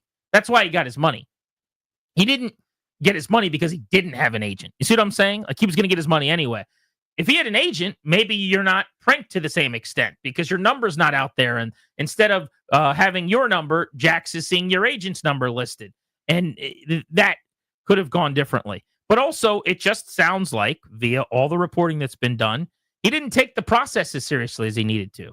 Whether it was angling for certain teams, so he big-leagued other teams, whether it was acting the entire process, both he and Dion, like, you get to draft Shedeur Sanders, not Shedeur Sanders gets to play for you. And that's kind of the emphasis I think that I saw put on how he conducted himself, comported himself. before the draft, it rubbed a lot of people the wrong way. And at that position, they think every little thing matters. Every little minor detail. They're watching at Topgolf. How do you interact with the other guys? They are trying to figure out, how many peas you eat and put on your plate next to your mashed potatoes with your ham. Like, it all adds up. And when you go into a room and people feel like you don't want to be there, or they have a meeting with you that goes unlike any they've ever had, you're going to get dinged for it. And if it was a few teams, I would get that. When that many teams felt that way about him, obviously they did something poorly in the process. It's the only missing ingredient that we're not privy to, right? I mean, we saw the play on the field. We saw the attributes. We saw any of the public comments and, whatever he did at the combine or individual workouts, et cetera. Those are the data points that we all got access to. That's the mystery box. So my logical conclusion, I don't know this for a fact, I haven't talked to all 32 teams, obviously, was something went awry there. Something was really off. Something went amiss, right? Pretty elementary. By the way, it's not that surprising. Like, there was a time where he was wearing Giants-colored cleats when he wanted to be drafted by the Giants. Deion Sanders supposedly was tweeting, "Thank you, Jesus," or whatever, every time the Raiders would lose, I think it was, because that's where he wanted him to be in Vegas. Like, there were these things along the way where... There were signs, yeah. Wait, you mean... They were doing that, and then somehow the process didn't go seamlessly, and they didn't play it out the way that they probably should have. And a lot of people have said to me and suggested it's the same as, Archie Manning and Eli Manning. I disagree with that. Archie Manning and the Mannings, what they did on draft day, I also hated. And it was a pain in the ass for him to say, I'm not going to go play there. The comp there is John Elway, who said no to the Colts like Eli said no to the Chargers and went and played in the big city with the Giants. But the difference was, Archie Manning is not one of the most popular sports personalities in America, who's on podcasts and shows constantly, who's at the podium doing daily press conferences as a college football coach. It isn't the same in any way. And I just think that, fair or not, everybody piled on after a couple of years of Deion bringing his Louis, and you want to be the big man on campus, and all of the things that they did that made people feel like they were the bullies. And now you get a chance to pile on this kid as the worst things happening to him. And I hate that it happened, but it's obvious. People are going to take their shot. Yeah, I also would offer a couple of things, because everybody loved to make that same comp, right? Same as Eli. And by the way, I never forgave Eli for that. And I still haven't, by the way. I think it was preposterous. The difference is that's the prohibitive number 1 overall selection, a future Hall of Famer, right? I mean, that was the anointed one. Whereas Sanders I actually liked pretty decently as a quarterback prospect, but it wasn't the same. I guarantee you, if he was as good as Caleb Williams, or if he was as good as Trevor Lawrence or Andrew Luck or some of these other guys, they would have overlooked all that crap. That's a good point, right? too. But the fact is, he's good with wrinkles, and as soon as the juice is no longer worth the squeeze, I ain't squeezing. I think that's how all the teams felt for nearly 6 rounds. Yeah, it's complicated, because I think he is absolutely good enough to have been drafted maybe in round 1, certainly in round 2. I thought so. He's got some fatal flaws, possibly the sack rate. He's going to get sacked a million times. But, in texting with one coach in the league, they said he's an average athlete with an average arm, and he's probably going to be a bit of a pain in the butt. If he was an elite athlete with an elite arm and he was going to be a pain in the butt, maybe you'd feel differently. And I don't even know if it's him that's going to be the pain in the butt, or the fear of whatever comes with Deion Sanders, right? I mean, after he was drafted, how many parents got on the phone with the general manager? Did you see that video? Where Shador's like trying to talk to the Browns, whatever. He's like, all right, thanks a lot. And Deion's standing there going, give me the phone, son. Give me the phone. He like hands his dad the phone, and he's talking to like Andrew Berry. He's like, put Andrew Berry on. I want to talk to him. How many dads are doing that? Like, that's just an example that we see publicly of a video that they put out where you go, I'm not telling you that the teams are right. I'm just telling you this is what they perceived as not wanting to deal with this circus. So if you take issue with that, take issue with the teams. But they don't want to be on the phone with the dad right after the draft. They want to talk to Shador, tell him you got a press conference tomorrow, and then not talk to anyone until he shows up at the facility. Yeah. And go back to work. That's what they want to do. Yeah. I mean, I saw a bunch of folks, they're like, people don't like him because he's an individual and he's expressing himself. He's doing this, he's doing that. I'm going, did you see anybody that's been drafted? Travis Hunter went 2 overall, had a suit with like a hole in the middle of it, and like a tassel connecting the double-breasted coat, and is beloved by every team. Yeah, on top of draft boards and dancing all the way down the hallway. Nobody had an issue. Yeah, Caleb Williams was painting his nails, and rumors about him wanting to own a piece of the team came out. Like, it doesn't matter. Cam Ward doesn't have a personality? Yeah. I bet he does. I'll bet he's a pretty fun guy to hang out with. Right. I'm just saying it was one of these things where they're trying to like over make him the victim, and it's like it's unfortunate. The level of piling on is unfortunate. But at the same time, it's like there's a bed here that you made. You're getting some rest in it, and now we can't believe that. You know what I mean? So I don't know. I'm arguing against everybody. My usual position. Double play is next. What's going on in our lives? Nothing to do with sports. Plus, I do want to play some quick audio of Mel Kiper melting down about Shedeur not being drafted. He had him number 1 on his board. Yeah, he had it was a tough weekend, man. I don't know why. Mel at some point just started taking the whole thing personally. He's done it before. The Jimmy Clausen situation had him in awful clamped. But this I think was different. This is the one seed. G&D on the Fan.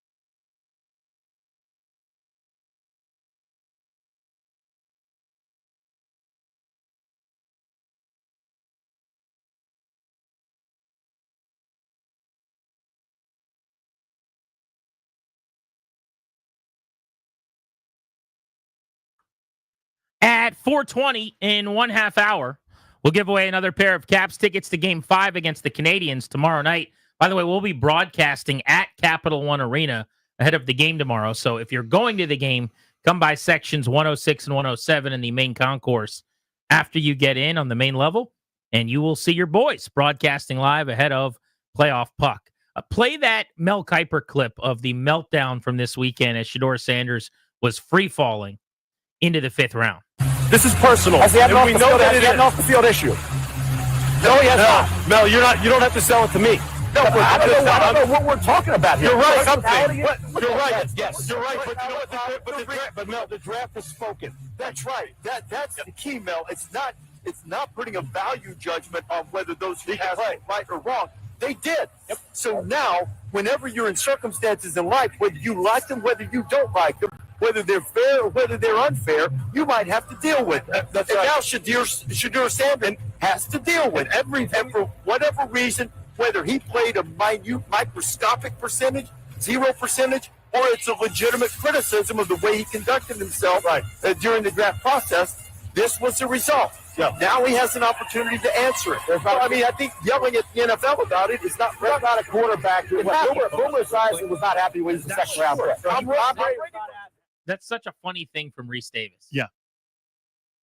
He literally yelling at the NFL.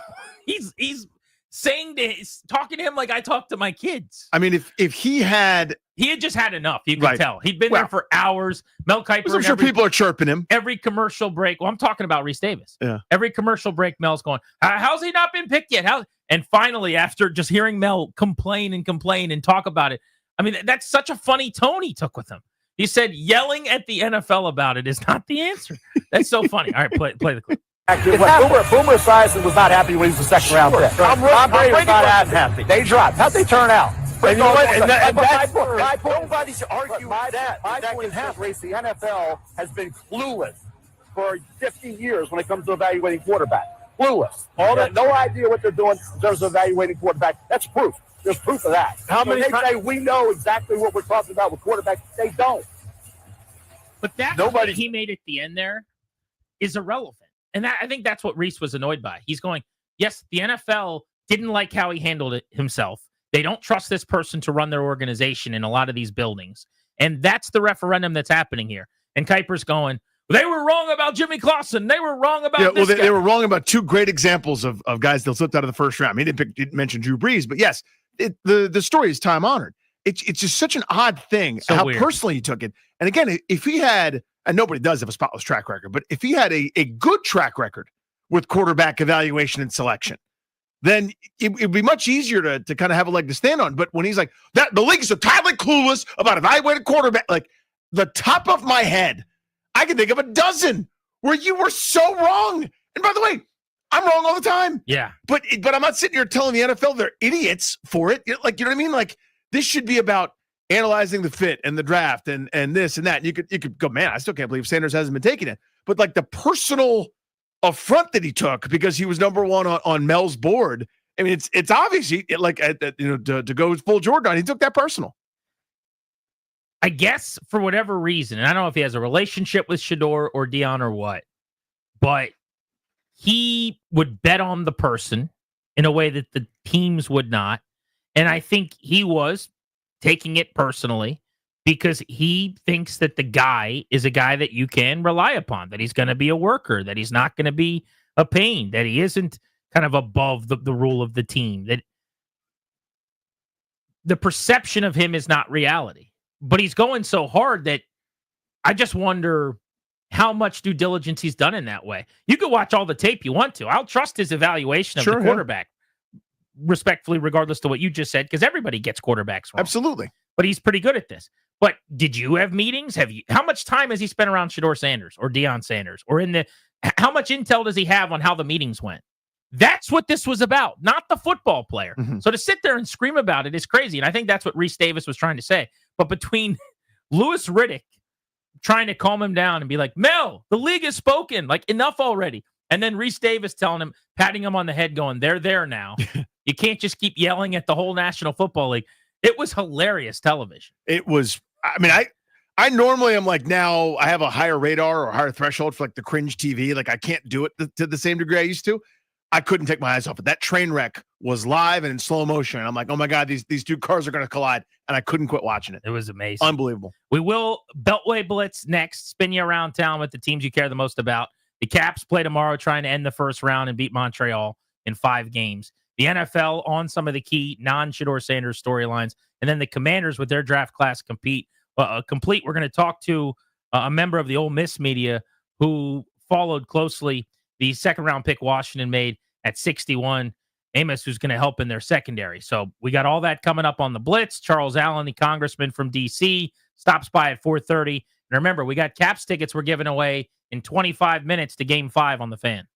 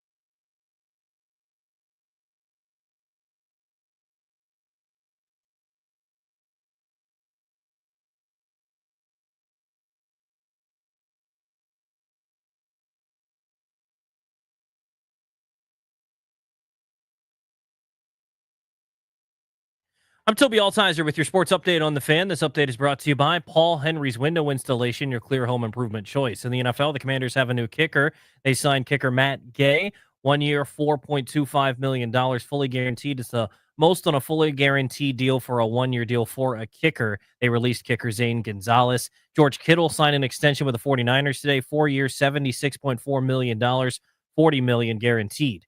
In baseball, the Nationals begin a 3-game series in Philadelphia tonight, 6:45 first pitch. Can hear the game right here on the Fan. Mackenzie Gore takes the hill for the Nationals. He's 2-3 with a 3.34 ERA. He'll take on Zach Wheeler of the Phillies, who is 2-1 with a 3.62 ERA. 6:45 right here on the Fan.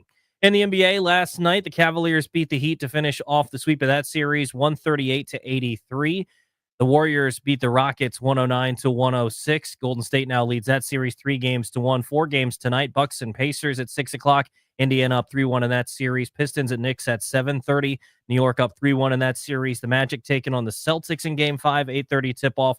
Boston up 3-1 in that series. And the Clippers and Nuggets are tied at 2 games apiece. Game 5 tonight at 10 o'clock. And the Kings are going to name Doug Christie as their next head coach. In hockey, the Caps have the day off today. Game 5 tomorrow against the Canadiens. Caps up 3-1 in that series. This April only, get 10% off each window with a 5-window minimum and 10% off each door at Paul Henry's Window Installation. Schedule your no-pressure free estimate today at paulhenryswindows.com, your clear home improvement choice. From the Crop Metcalf 5-Star Sports Desk, I'm Toby Altizer on the Fan.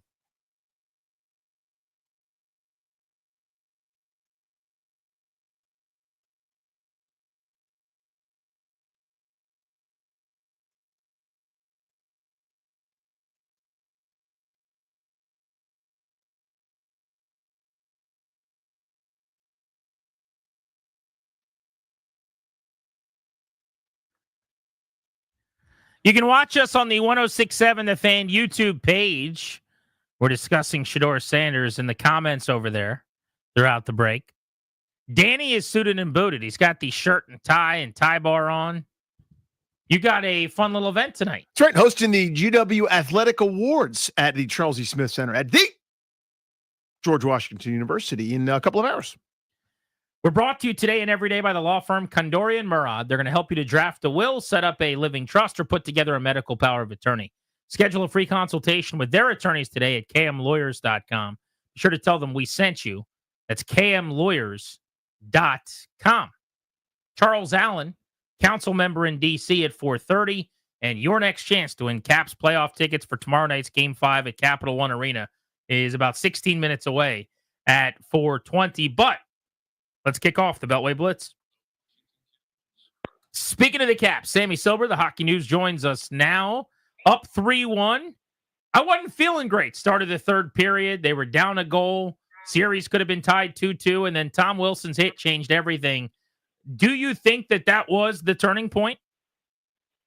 Yeah, I think the entire arena, I mean, they probably felt it and heard it, but, I mean, you can see how a play like that just changes the game, right? It was a clean hit. It was a beautifully executed hit, and, it didn't just, help Washington reclaim possession. It just changed the entire tone of that game, and that's what Tom Wilson does best, right? So it was a huge hit. Obviously gave a lot of momentum and led to 4 unanswered in the third there, and who knows? I mean, maybe it set the tone for the next game, and maybe this thing gets done.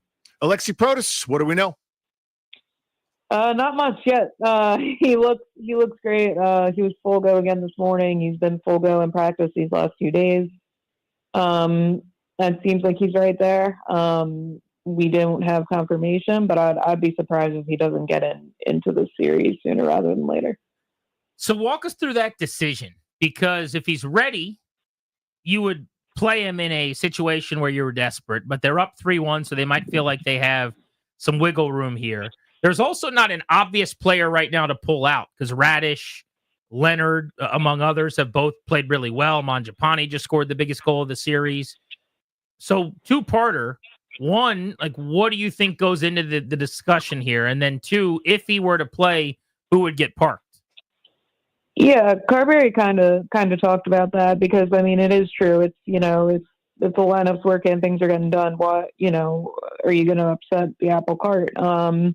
But no, I mean, Protas, he's shown just how important he is to the team and what he does on the penalty kill and what he does at 5-on-5 and his impact all around. So When he's ready, he'll play. It's not necessarily a matter of, oh, well, we don't want to do this or do that. Protus, has obviously earned his place as one of the top performers on the team, and so when he comes back, he'll draw in. And going from there, I mean, the decision, a lot of it depends, right? I mean, I think you look at the Caps, needs regarding even strength, penalty kill, who plays what role, and then you look at position wise. Okay, do we pull a center and maybe switch that up? Do we take Radish out? Do we take Duhaime and maybe take him out? There's a lot of different factors at play, but a lot of it also depends on who plays reliable minutes, who plays important roles beyond just 5-on-5. So I think a lot of it goes starts there and then goes from there. What's the most important thing for them to do to close this thing out tomorrow night? Yeah, I think just not get ahead of themselves. I mean, I think Carberry kind of talked about it this morning. This isn't a team that really gets in its own head or overconfident or anything, but they know, Montreal is going to be playing hard. There's a reason that they made the playoffs. They're resilient. They're not just going to go away. And I think if you look at their team, they've had their backs against the wall multiple times this season, come back to impress and hang on. And I mean, that's the reason they are where they are. So I think the Caps just need to be consistent, stick to their game plan, stick to the identity, not get wrapped up in the emotions, keep everything in check. And if they do all that, then it should be a recipe for success. Sammy, thank you. We appreciate you. Thank you, guys. See you soon. See ya. Danny, what do you think of my take that the environment in Montreal and playing there is going to be the most raucous and most difficult faced by Washington, no matter how long the playoffs go, probably? I mean, it was so loud. It was nuts. It was crazy. And they got a lot out of it. I mean, that was a tough out. They beat you once, and they almost beat you twice. Yeah, I mean, it's, in terms of the atmosphere, it's not going to get better than that. It might be equal somewhere, or, you have to deal with a better opponent, presumably, if you advance. Like, you have to play Carolina, Florida or Tampa or somebody like that eventually, God willing. But, yeah, I mean, in terms of the environment, 23,000 or so, just heckling you right on top of you, screaming at you all the time, that's probably the one seed. Let's talk NFL draft. Nate Davis, USA Today Sports. Nate, whose drafts did you really like? Who left you scratching your head a little bit?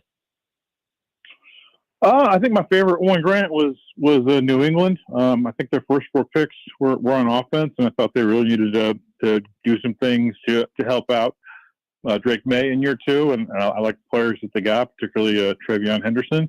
I guess Cleveland left me scratching my head just with the whole 2-quarterback thing, and I kind of get the trading down from Travis Hunter to get the first round pick next year, which presumes maybe targeting a quarterback next year, which then presumes that the 2 you just drafted are going to be very good. I mean, I don't know. The whole thing to me was a little bit of arguing against itself to some degree, but I can certainly see why some people really like it. I just think it's one that let's wait and see at least a year to see where it takes them. Give me a draft that you really didn't care for. I'm not really sure. You mentioned Cleveland. It was a little bit bewildering, but someone who you think just missed. Jamie, I don't know that I feel like any team completely whiffed this year. I'm also not sure how much quality and or depth we have in this draft. I mean, we'll find out. I think, the one I had rated the lowest was Miami's. I think that they finally drafted some big guys, which I think they need. But I kind of thought maybe they reached for Kenneth Grant and Jonas Savina in the second round.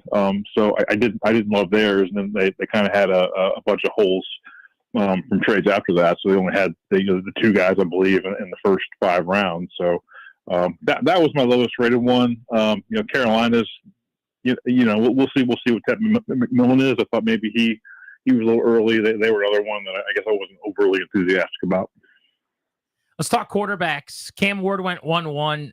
I don't remember a quarterback going first overall who's been talked about less since the draft than Cameron Ward, because there's been so much Shedeur Sanders banter.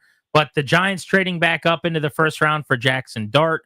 I mean, were there any other of those quarterback picks or storylines that you found interesting in terms of a landing spot where maybe somebody gets on the field or has a chance as a mid or late round pick to have a career that maybe we're not forecasting? I mean, I think the one that to me is the most intriguing maybe is Jalen Milroe. Yeah, I mean, he's an elite player with the ball in his hands. I mean, I guess the question in Seattle is, are you tempted at all to use him in some kind of a slash role, or do you purely want to get him ready to play quarterback in the future? I mean, the nice thing for him is I don't think there's going to be pressure to play this year, even if Sam Darnold reverts. I mean, they've also got Drew Lock there. So, I mean, they've got two guys that have been kicked around a little bit, who I think might be more willing to serve as mentors for him. But he won't be rushed. But, he's also going to a place where the head coach, Mike McDonald, as you guys know, spent a number of years in Baltimore, and has, a very good feeling for what that kind of a quarterback can do for your offense and do for your team. So, I'm really curious to see what the approach is with him, and then maybe what he is, depending on how long it is before he plays. Nate, what'd you make of what the Giants did? Abdul Carter seems like a slam dunk at 3, but then trading back into the first round to grab Jackson Dart. What'd you make of it? Yeah, Danny. I mean, I thought it was, you don't want to say self-serving, but I mean, obviously Shane and Dable are both in the hot seat, but I commend them for selling the fact that, hey, we got to take the best player at number 3, and it's not a quarterback. Then they come back in and get a quarterback, and it wasn't like a crazy move. I think they ended up giving 2 low third rounders to jump up from whatever it was, 34 to 25, or whatever that move was. I thought it was perfectly reasonable. And then again, another team that doesn't necessarily have to prematurely play a rookie when you've got Russell Wilson, and Jameis Winston there. So. I obviously the interest they had in Cam Ward is kind of well known at this point. But I thought it was a reasonably, good approach for a team that needed to get a quarterback. And if they're bad again, they're going to be in position to get one next year. We'll see if Dable and Shane get that far. But they're also building up a pretty nice group of players around them with guys like Thomas, Andrew Thomas, and Malik Neighbors, and now Abdul Carter, as you said. USA Today's Nate Davis with us on our Beltway Blitz. Let's look at running back. So take the first rounders out. Ashton Genty went 6 to the Raiders. Amarion Hampton, 22 to the Chargers. We had 3 running backs going round 2, including the Ohio State tandem of Judkins to the Browns, Henderson to the Patriots, and then R.J. Harvey to Denver. And then the sweet spot seemed to be the 4th round. There were, I think, 6 running backs led by Bashal Tootin of Virginia Tech that went there. Is there an RB landing spot that you really liked, maybe in terms of a huge rookie year possibility? Yeah, Grant, and Bashal Tootin, I'm glad you mentioned him, bit of a local guy. I think he's got a chance to do some damage there with the year that Travis Etienne had last year. But the one I'm looking at is Caleb Johnson, 3rd round out of Iowa, going to the Steelers. Najee Harris left Pittsburgh and is with the Chargers now. And I'm not really sure Jaylen Warren is, he's never started there. Caleb Johnson's a guy that can, handle a big load. I would look for a big year out of him, both, actual football, fantasy football, plus the fact that the Steelers have some young guys coming back on what's should be a young and talented offensive line. With the assumption Aaron Rodgers is going to land there eventually, they're starting to kind of form into a kind of a compelling looking offense there. Nate, thank you as always, buddy. Talk soon. Thanks, guys. We'll see you, bud. Hit that local 53 sounder, please. Jake Thompson comes on here on 3, covers Ole Miss to tell us about the new player for the Washington 53 from Ole Miss. Jake, what can you tell us about Trey Amos?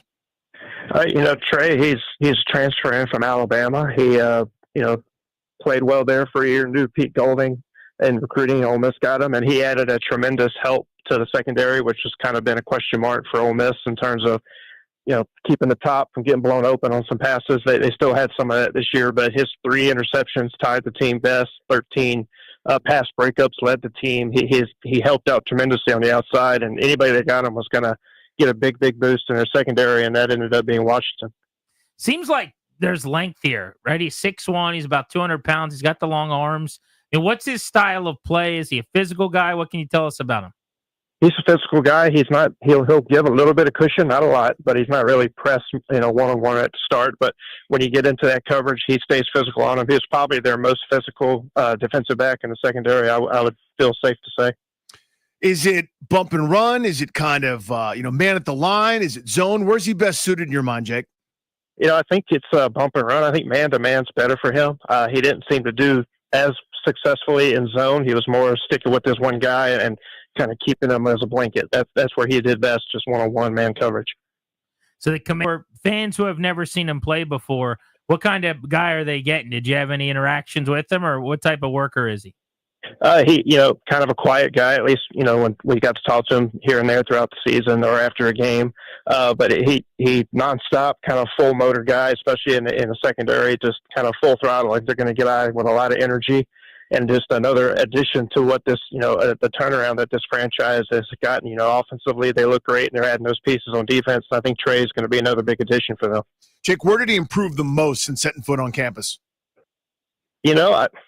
I got to say, just getting reps improved him altogether. He didn't play a lot at Alabama. He was kind of in that rotation two-man, so he got to come here and be a starter. And I think just his entire game, just getting to be able to play 13 straight games, life in the SEC every Saturday, he improved everywhere in my mind. All right, before we let you go, it's not very often. We don't do a lot of college football on the show here in D.C., but we talked to someone who covers the SEC. What's the landscape look like going into next season? I think Texas is kind of now maybe fighting Georgia for that top throne. It's those two, I think, and then kind of fighting for second, third, fourth place. Ole Miss was kind of in that conversation this year, but they lost a ton, obviously, with 8 guys going to the draft and a ton getting a chance at free agency. But I think it's going to be Texas, Georgia fighting, and then seeing who kind of emerges, maybe fighting for second or third. One of the guys they lost in the draft was the conference leader in almost every passing category, Jackson Dart. 29 touchdowns and 6 picks last year. He ended up in the NFC East, so he'll be throwing passes against one of his former teammates here in the division. What did you think of where he ended up with the Giants, and how quickly could he be ready to play in the NFL? I think he ended up, if he wasn't going to end up at a team that he might start now, I think the Giants could possibly be the best scenario if he wants to sit here, learn under Russell Wilson, see what Jameis Winston can offer him, send him to that learning tree, not have to be thrusted into, immediacy. Once August camp gets here, he can kind of not have to face that, especially with that New York media, bearing down on him right off the bat. And so, I don't know how much he'd play this coming year. I think it depends on if they're fighting for playoffs. Obviously, Russell, it will be leading the way, but if they're kind of out of it, they may throw him in at the end of the season, see what he's got. But I would look to see that they kick the tires on him sometime in 2026 season. Jake, great stuff with us, man. Really appreciate it. I appreciate it, guys. Thank you. You got it. Jake Thompson on 3 Ole Miss. Might even be a wordplay thing. Might even be 1 Ole Miss as well, with the 3 as the E. Oh. Yeah. I didn't even thought of that. I thought it was on 3. I saw O-N-3. But I thought maybe like a backwards E, like 1 Ole Miss. Because I thought on 3 was the thing. Well, on 3 is like on 3, ready. Like one of those. Although I will say Jackson Dart only claps once. He told John. He's a one clap guy? John Gruden was so mad because I watched all that Barstool content with Gruden, the quarterbacks. Jackson Dart has never been in the huddle, essentially. He's never called a play in the huddle. He's like, so show me your snap count. Have you ever done a snap count? He's like, but do a snap count. He's like, John Gruden was so angry. He couldn't have it. Oh, man. He was so upset. It's these young kids, one of those things where he's like, you got to be able to do a snap count, man. That would actually give me a little bit of pause. Never gotten up to the line. Black 80. Check, kill. Like, none of that. Never once. What did you demonstrate it for me one more time? And that was it. That's what they did. There's never even a second clap. It doesn't seem like it. Not according to what he told John Gruden. Man. There had to be some dummy claps in there. Nothing. No Like snap. you got to every once in a while do the hard clap. Right? Like it's going to be a snap. Guys, I'm going to clap, but it's a fake one. It's 20 after. That means it is time to give away Caps tickets. The penultimate pair of tickets were given out. One more opportunity at 5:20, but caller number 9 right now at 800-636-1067. Tomorrow's game against Montreal. You'll be in the building at Cap One Arena. For tickets and more event information, go to thefandc.com. We're expected to catch up with DC Council member Charles Allen next on Grant and Danny.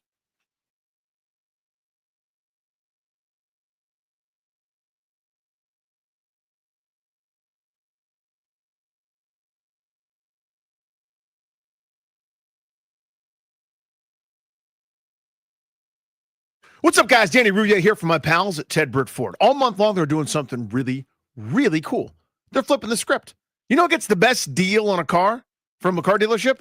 Here's the insider secret. The employees do, right? Employee pricing. So that's what Ted Britt Ford is doing for you across a full lineup of new trucks and SUVs. That's right. You pay what they pay. No fluff, no nonsense, just that big, silly inside deal. I bet you didn't know your current ride is probably worth more than you think. It's worth more now than ever. And my crew over at Ted Britt Ford, they want to show you just how much. Just bring it in. Get a top dollar offer and put that value towards something brand spanking new. When you buy from Ted Britt Ford, not only getting the employee pricing all month long, you're getting a great deal, but you're also getting Ted Britt for life. That means lifetime powertrain coverage, battery replacement, complimentary service loaners, Virginia State inspection, and so much more. I'm a Ted Britt guy. They won my business a handful of years ago, like they've done for so many folks in this area. They've been in business for more than 60 years. Go see them in Fairfax and Chantilly. Click away at tedbritt.com, and when you go, just tell them Danny sent you.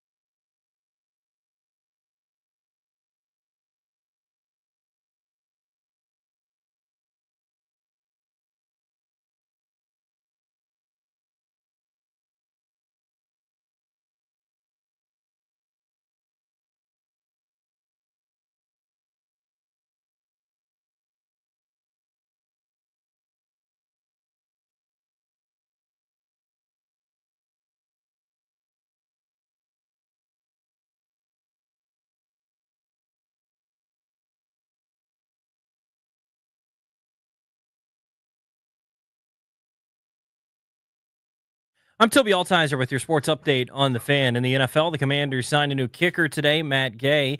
1 year, $4.25 million, fully guaranteed. It's the most fully guaranteed for a one-year deal for a kicker. They released kicker Zane Gonzalez. Other NFL news today, George Kittle signed a 4-year extension with the Niners today, $76.4 million, $40 million guaranteed, highest paid tight end now. And the Vikings signed a 1-year extension with linebacker Andrew Van Ginkel worth $23 million, $22.4 million guaranteed. In baseball, the Nationals begin a 3-game series in Philadelphia against the Phillies tonight. 6:45 first pitch. Can hear the game right here on the Fan. Mackenzie Gore takes the hill for the Nationals. He's 2-3 with a 3.34 ERA. He'll take on Zach Wheeler, who is 2-1 with a 3.62 ERA. In basketball, the Kings are going to name Doug Christie as their next head coach. And in hockey, the Caps with the day off today before they take on the Canadiens, looking to wrap up the series tomorrow night. They lead 3-1. Tomorrow they'll be back at Capital One Arena. From the Crop Metcalf 5-Star Sports Desk, I'm Toby Altizer on the Fan.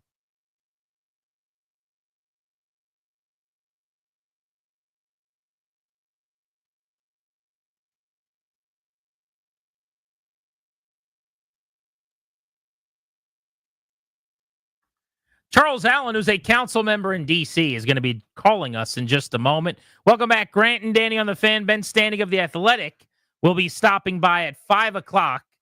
That is 33 minutes from right now. We'll talk NFL draft and what the Commanders did, a 5-player haul for them. I would have lost a ton of money if you told me they didn't trade back at all during the draft. Same. I would have lost even more money if you would have told me they never drafted an edge. And if you would have paired together 0 edges and 0 trade backs, I would have bet the ranch. And I wouldn't have a ranch anymore. Yeah, I'd have lost that ranch. I'd have been like Yellowstone signing it over. Yeah, man. Still like what they did overall, though, but just an unpredictable draft for them. But let's go to the Rude Guest Hotline. Rude, if it most reliable heating and air conditioning in the DMV. If it ain't Rude, it ain't right. Mm-hmm. That's what they say. And I agree. Ward 6 council member Charles Allen has been on the show many times before, always very kind with his time when there's big DC sports stadium news for us here on Grant and Danny. Council member, thanks so much. How are you? I'm doing great, guys. How are you doing today? Very well, thank you. Very well. I think we're on opposite sides of this one. I got to be honest with you. But you're my favorite council member. I'm going to butter you up first because you always appreciate that. Our calls. There's people putting out statements that told us to kick rocks. You always come on and answer questions, and I really, really appreciate that. Sincerely. Oh, absolutely. I appreciate it, guys. So let's just start with your reaction to yesterday's news, the press conference, and if anything's changed, because last time we talked to you, you were in the no pile. I'm going to put you in the no pile for this stadium project. Is that still the case? What I love is that people will kind of be like, hey, what do you think about a stadium? I'm like, I've been asked that question for more than a decade, and it's always been the same answer. I don't think a stadium is the best way to revive that neighborhood. I think there's a better way to build housing and build parks and new jobs, new businesses. There's a lot of ways we could do that. But we're no longer in the theoretical, right? Now we got an actual proposal in front of us. And the thing that gives me a lot of pause right now is that this would be the second largest public subsidy of an NFL stadium since 2009. I mean, we're talking $1.2 billion of taxpayer money. I don't think it's a good deal. Now, I think that if this is going to happen, we've got a lot of work to do to actually get this to be a much better deal for the district and, frankly, also for the fans. What's that threshold look like for you? So if I'm just, again, we're using big, broad numbers here. So if 1.2 billion is too much, which I think most people can understand, what's not too much? We talked about this last time, right? Mm-hmm. I'm not afraid of putting public money into projects that see the return on investment. I was a huge proponent for Cap One Arena. And you remember I was out there before we ever went through the will we, won't we scenarios in Virginia, that we need to put money in. And so I strongly supported the $500 million to go into Cap One Arena. And why? Because an arena generates year-round activity. And that's just not what you're going to see at an NFL stadium. The things that, it's hard to draw a line and say, here's an exact number, right? Because I'm more interested in what they're going to do. So right now we've got, close to $400 million going to build parking garages and 8,000 parking spots. That to me is stupid. Like, think about Nats Ballpark. So there's 2 parking garages by the ballpark when you walk in the center field gate. That's 1,250. It's 1,250 parking spots. If I were to build 8,000 spots, I'd have to have 13 parking garages around the ballpark.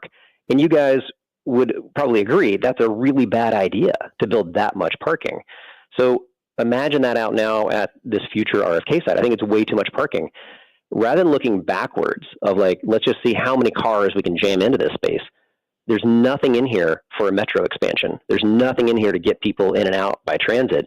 That should be the future. If this is going to happen, there's got to be a lot more investment in metro and our transit. Get people in that way. 295 is a mess anyway. Now we want to add 8,000 cars trying to fix it. That's not going to work. You guys would own the parking garages, though, yeah? Oh, this is one of my favorite parts of the deal, though. So we would not only pay to build them, we would own them. And then under the terms of the deal, the Commanders get all the parking revenue from it, from the parking garages that we build and own. That's what I mean when I say this is a bad deal. It's a bad deal for the city right now. There's a lot of elements. If this is something that's going to happen, a lot of this has to change. Would that parking revenue only be for home football games, or would it be anytime like Beyonce comes, or I do stand-up comedy there? I'll probably sell out 65, 70,000, I'm sure. But you know what I mean? Like, is it for any event, or is it for the night out with Grant and Danny? Yeah. When we're bringing in, we're do the Pat McAfee bit, and we go 65K. You guys make that money, or the team? The team does. So the way it works is that this is a development deal, right? So they're getting that. That's what the term sheet says, is that they get the revenue from all of that. That just isn't fair for DC taxpayers. If we're gonna pay to build this stuff, which again, I don't think we should be building 8,000 parking spots. That doesn't work. Think about another stadium. Think of Wembley in the UK, 90,000 seat stadium. They have 2,000 parking spots. Our ballpark has 1,250. There's no need for 8,000 parking spots. All you're going to do is just create a lot of people sitting in traffic, and then you're going to wall off the stadium, the fields, the river with a whole just bay of parking garages, a whole wall of parking garages. I just don't think that makes a whole lot of sense, and that's definitely not what I want to put your public tax dollars into. So I'm team parking lots, but I'm not parking garages because I want to tailgate, and I don't think I could do that in the parking garages anyway. But that is a legitimate concern for people. There's a lot of tailgating in Maryland. Yeah. There's going to be very little at this stadium. So that is an issue. All right, I will defer to you on the parking with your information. Here's where I want to push back on the bad deal thing. The Harris ownership group is forking over $2.7 billion, way more than I would have anticipated. 76%. Now I know your point is it's $1 billion that you're spending. But my point is, if you compare it to other projects, New Orleans, it was 33% private, 67% public. Tennessee, 40-60. Jacksonville, 50-50. This is 76% private, 24% public. And I know you're worried about the bottom line, but by the standards of what is now sports deals and stadiums and in cities and in the NFL, this is not a bad deal. Well, so we're all just now getting the details of this proposal as well as the term sheet, right? So let's start thinking about the things that actually aren't included in those numbers, because whenever you do the rollout, you're always, of course, given your rosiest assessments, right?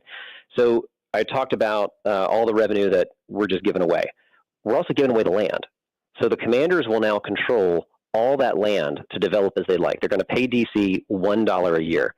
So that's a lot that we are just giving them, and I don't think it's fair to say we're just not going to count that as the public subsidy. That's how they're going to monetize a project and then build a stadium.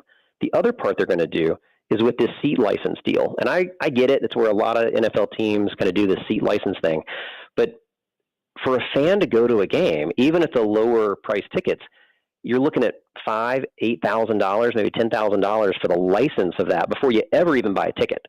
So multiply that times 65,000, and you have just raised hundreds and hundreds and hundreds of millions of dollars off the backs of your fans.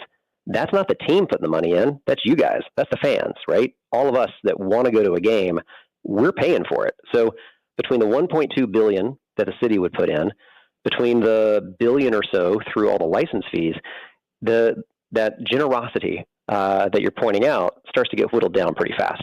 So I don't know if that's what the PSLs would cost. You may be right. That seems high to me, that you would pay that much for the right to have season tickets. And I'm anti-PSL in general, but they are a reality at stadiums. They are increasingly a reality, yeah. Yeah, it is part of it, right? But I want to go back to the $1.2 billion, because there's really two parts I don't understand here. Sure. If you could walk me through this. We had Mendelson on yesterday, and he couldn't really answer this. I mean, he was very pleasant, and we had a good conversation. But there's not an answer that I've heard yet that works for me. And my question is, what is your plan that's better for the community, that's going to generate more jobs, that's going to do more good in that location in terms of growth, tax revenue? I've yet to hear one thing, and everyone always talks about affordable housing. There's no housing in the city that's affordable. So, Tag, you're it. No, beautiful. I appreciate it. All right, so there are many neighborhoods that we can talk about where we have been able to grow significantly. We've created housing, we've created jobs, but we didn't have to have a stadium to be the anchor. I'm going to pick Noma as an example. How did we rebuild the Noma neighborhood? First off, we put in a metro station. So whenever we build transit, you will see housing and jobs follow. Noma Station is now one of the busiest in the entire metro system. And as that neighborhood built up around the metro station, we now have 15,000 people that call Noma home. 60,000 people work in that area. We have multiple grocery stores, restaurants that are all over the place. We've got parks, public spaces.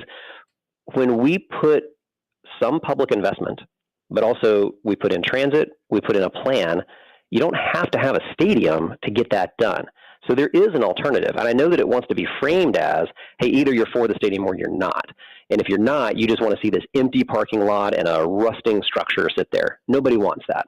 That's why I fought hard for Congress to give us the right to actually develop this thing. I just think that it would be a better development without a stadium, because I think you could look at Noma or the Wharf or other areas where we have built huge spaces. We've put in public tax dollars into it. I'm not afraid to do that. But we've built out the types of things that are vibrant, exciting, resilient neighborhoods. And you didn't have to have a stadium to be the anchor for that. So that's what I would prefer to see. But I'm also in the situation where if this is going to happen, if we're going to see a stadium, then I've got to drive this to be a better deal than it is today, because it's not a good deal for the DC taxpayer. And I don't think it's a good deal for the fans either. I think there's a lot of work that has to happen. DC Councilmember Charles Allen kind of have to give us a few minutes here on Grant and Danny. So is there anything to be said for the fact that there is a proposal on the table now, instead of kind of thinking down the line of, the idyllic rebuild that you're talking about? I mean, is there any more weight now that this is in front of us? Well, of course. I mean, that's what I mentioned earlier, right? We're no longer in the world of theoretical right now. We got a proposal in front of us. So my job as the council member is not to think about what would be fun and exciting. Because listen, my ability to, frankly, almost even walk to the stadium on a Sunday for a game, that sounds pretty exciting and pretty fun. My job is to think about this as a council member, as a legislator, as a policymaker, being responsible for how am I going to spend these tax dollars. And I'm hearing from a lot of constituents, a lot of residents with a diversity of perspectives. I got some people that say, listen, I want a stadium. I want the team back. I don't care how much it costs. Build the damn thing. I got another group of neighbors who say, absolutely no way, no how, never. And then I've got a bigger chunk in the middle, though, who say, you know what? Maybe a stadium would be a good idea. Maybe that redevelopment could be something, but this deal isn't it. I don't think we should be spending more than $1 billion in tax dollars to do this. I don't like 8,000 parking spots. The team's not even going to headquarter in here. They'd be the only Washington team playing in DC that wasn't headquartered in DC. So I'm hearing from a lot of folks that say, listen, this deal has got to change. We can do a lot better, and we're counting on the council to make it a lot better if this is what's going to come down the line. Politics question for you. Yeah. Ward 6 Councilmember Charles Allen is with us. Do you vote based on like DC abroad or based on your ward? And what I mean by that is I saw somewhere that 71% of DC residents would want the team in DC. I don't know if that's the same numbers you're looking at, but if that's the case, is it as simple as just voting based on your constituents? Like you'd be going against maybe the vast majority of people, or are you voting specific to your ward and maybe your ward number is very different? Well, our responsibility is to look at it from the district. Okay. So two points on this. One, I was having a conversation with a Virginia representative the other day. I'm not going to tell you who, and he was pretty excited about this. You cut out there for a second. What does his name sound like? Yeah. What does it rhyme? No, I'm not going to tell you what his name was. We're kidding. But he was saying, listen, man, the stadium would be great. I'm really excited about this. And I said, fantastic. How much are you going to chip in to build the thing? And that's where the conversation ended. But when you talk about the poll numbers, right, here's the thing. If I asked people, hey, listen, would you like to have a Lamborghini? I'll bet I'm going to get a pretty high number of people who are going to come back and say, yeah, that sounds great. Let me have it. If I then turn and ask the question, though, so listen, I'm not going to be able to, rebuild your kid's school. I'm not going to be able to build that park. That senior center, we can't rehab or build a new one. The library, you're not going to get that. The numbers will change. So when the polls go out and just ask people, hey, would you like it? Of course you're going to get a high number. Totally. But the reality is we only have so much money. We are entering a recession. We have 40,000 jobs that have been lost. We have a budget that we're about to get submitted to us in a couple of weeks that's going to cut maybe $800 million from core city services. And then we want to put $1.2 billion into a stadium. So I think we're going to have very clear choices in front of us. It makes a lot of sense. The 1.1 plus bill, whatever, I think you used the number 1.2. 791 million of that's from the capital budget, yes? That is buildings, projects, roads. That's not schools, books, pencils. What am I missing? No, that's how we build the schools and the libraries. That's how we build all those things. Those are capital dollars. Okay, so you're saying it's coming from the same place. I was told it's the buildings, the projects, the roads is a different account, so to speak. You're saying you think this will directly negatively impact what you then spend on DC schools? The capital dollars, yeah. So if I have a capital dollar, which is building something, and I'm going to put that capital dollar towards building a stadium, that's a dollar I can't spend on a school or a library or a rec center. But that and obviously, budget is like we have a $10 lot of billion, competing demands, but that's how we spread it out. So but isn't that the $10 billion budget? This is like 7% of that?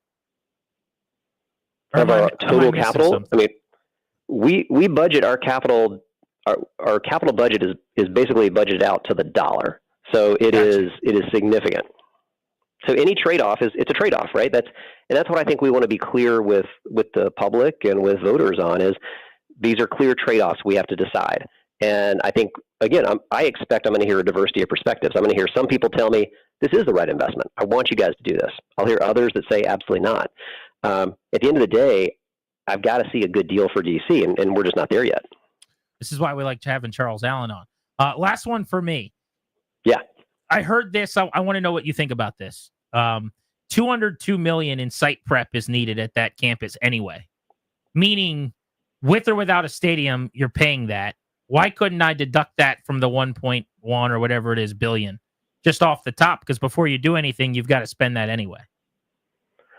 Well, I think you're going to have any number of hypotheticals trying to figure out how to justify such a big number, right? In the same way that I supported us putting money into Cap One, in the same way I supported public investment in other projects, there will be public dollars to help redevelop a site no matter what. And I think that we should be clear about that. I support that. But I have one proposal in front of me, and we got to judge that one proposal. If there's a different proposal that comes forward that also puts that same $202 million into it, I would talk about that as that's also a public investment, but I might see the return on investment differently than a stadium that is going to net 30, 35 events per year. Councilmember, my last one super quick. Have you spoken to others of your colleagues who maybe share some of your concerns? And is there kind of a way that there's a middle ground potentially where you and others might say, okay, now this is a good deal for us? We will see. I've definitely talked with many of my colleagues. I've shared this with the chairman as well. I think he shared it with you yesterday. A majority of the council does not support this proposal as is. It's too much of on the public taxpayer dollar right now. I believe I have several colleagues though, and I think all of us should be going into this process to try to get to a better deal, try to think through what could this look like. I think that there is certainly room to see changes to the deal that might garner the full support of the council. But as of right now, that majority is not there. I lied. I have one more, if that's okay. Super Bowl, draft, Final Four. I get you those three things were well up over what you paid for the venue, right? Does that work for you? We got a deal or no? I mean, in terms of ROI, you mentioned ROI. Am I wrong about that? The suggestion is you could be upwards of $2 billion on just getting those events. This public investment alone means that for every home game, DC taxpayers are paying $4 million for every home game for the next 30 years. So this is a significant investment, right? If we build a new place, absolutely, of course, we're going to host the Super Bowl. Like that, no one should be shocked or surprised by that. Like that would be part of what happens here. In the same way, when we built the ballpark, we got to host the All-Star game. It's fun, it's exciting, it generates some revenue that comes in. But compare that to what we could be doing, right? If you can create an arena like we have downtown that has major events pretty much every night out of the year, that starts to create the type of economic return on investment that gets you away from just the one-offs. How many Super Bowls are we going to host in the next 20 to 30 years? Maybe 2, maybe 3. You need to be able to see something that's going to have a lot of return on investment to justify this huge cost. And so I think a lot of people are going to push back on the total payout and try to get to a better deal. Congressman Charles Allen on Grant and Danny. Thank you for the promotion. Council member. You said you called him congressman. Oh, councilman. Sorry. Future congressman. Yes, that's right. Future. I'll vote for him at this point. I mean, we don't even agree on the stadium. He's my guy. I like Charles Allen. It. I appreciate it, guys. And seriously, we always like having you on the show. Much appreciated. I'm writing you down. It sounds like as a yes then. We've got you as a yes. Soft yes. In our unofficial polling. I told you, I can't support this deal as it is right now. I think we have a lot of work to do. Well, seriously, thank you for the time. Really appreciate it. Absolutely. Thanks, guys. Absolutely. We kept him too long. That's Charles Allen. I called him congressman. Yeah, you're just President of the United States of America. Overlord of the planet. Right. Charles Allen. Charles Allen, POTUS on Grant and Danny here on The Fan.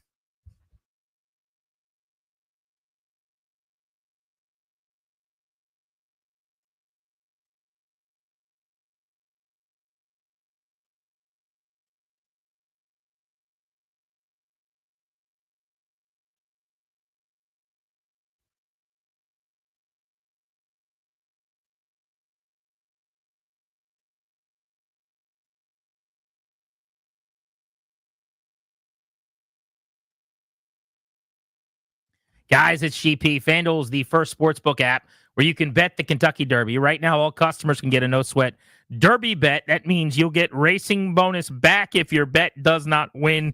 The app is really easy to use. That's why I love it. You don't have to be a horse racing expert to get in on the Derby action. It's coming up. Time is now.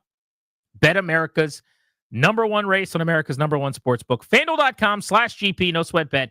FanDuel.com/GP. Promo code is GP. Got to be 21, present in Virginia, opt-in required, verified FanDuel racing account required. Refund issued, non-withdrawable racing site credit. Expires 9 days after receipt. Max refund $10 unless specified. Restrictions apply. Terms at sportsbook.fanduel.com. Gambling problem, 1-800-GAMBLER.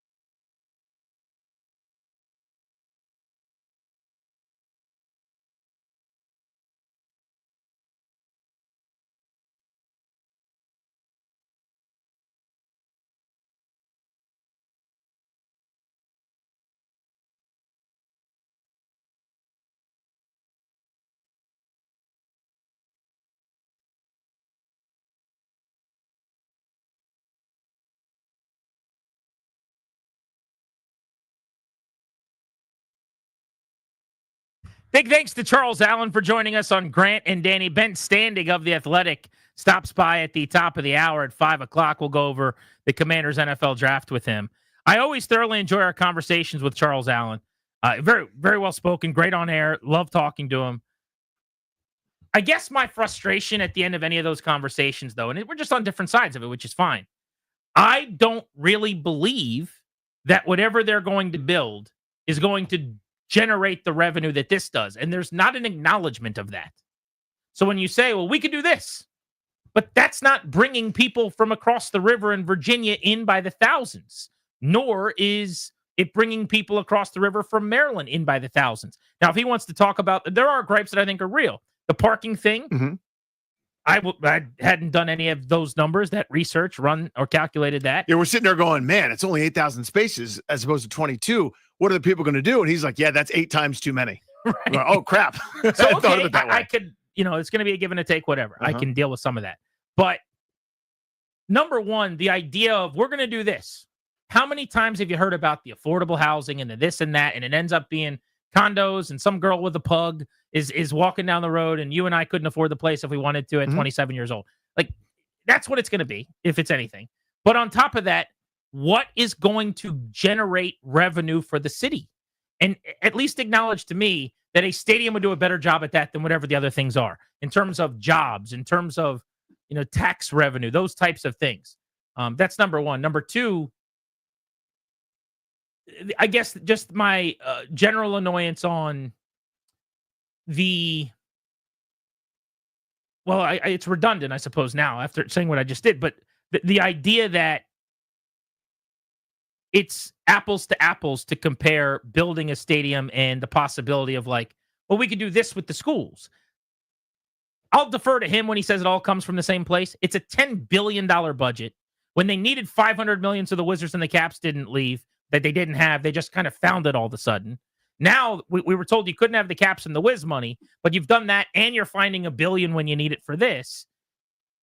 And it's 7% or whatever it is of the overall budget. I think you could probably figure that out if you wanted to. It's always interesting that you don't have the money to do something when you don't want to do it. And then when you need to be able to, you find the money. Yeah, I think you said it very well. My frustration as a former DC resident, and this is one of the many reasons my family and I left, was I've heard the same rhetoric and promises for my entire life, going from kindergarten through college in Washington, D.C., and then being a DC resident in DC proper for more than half my life.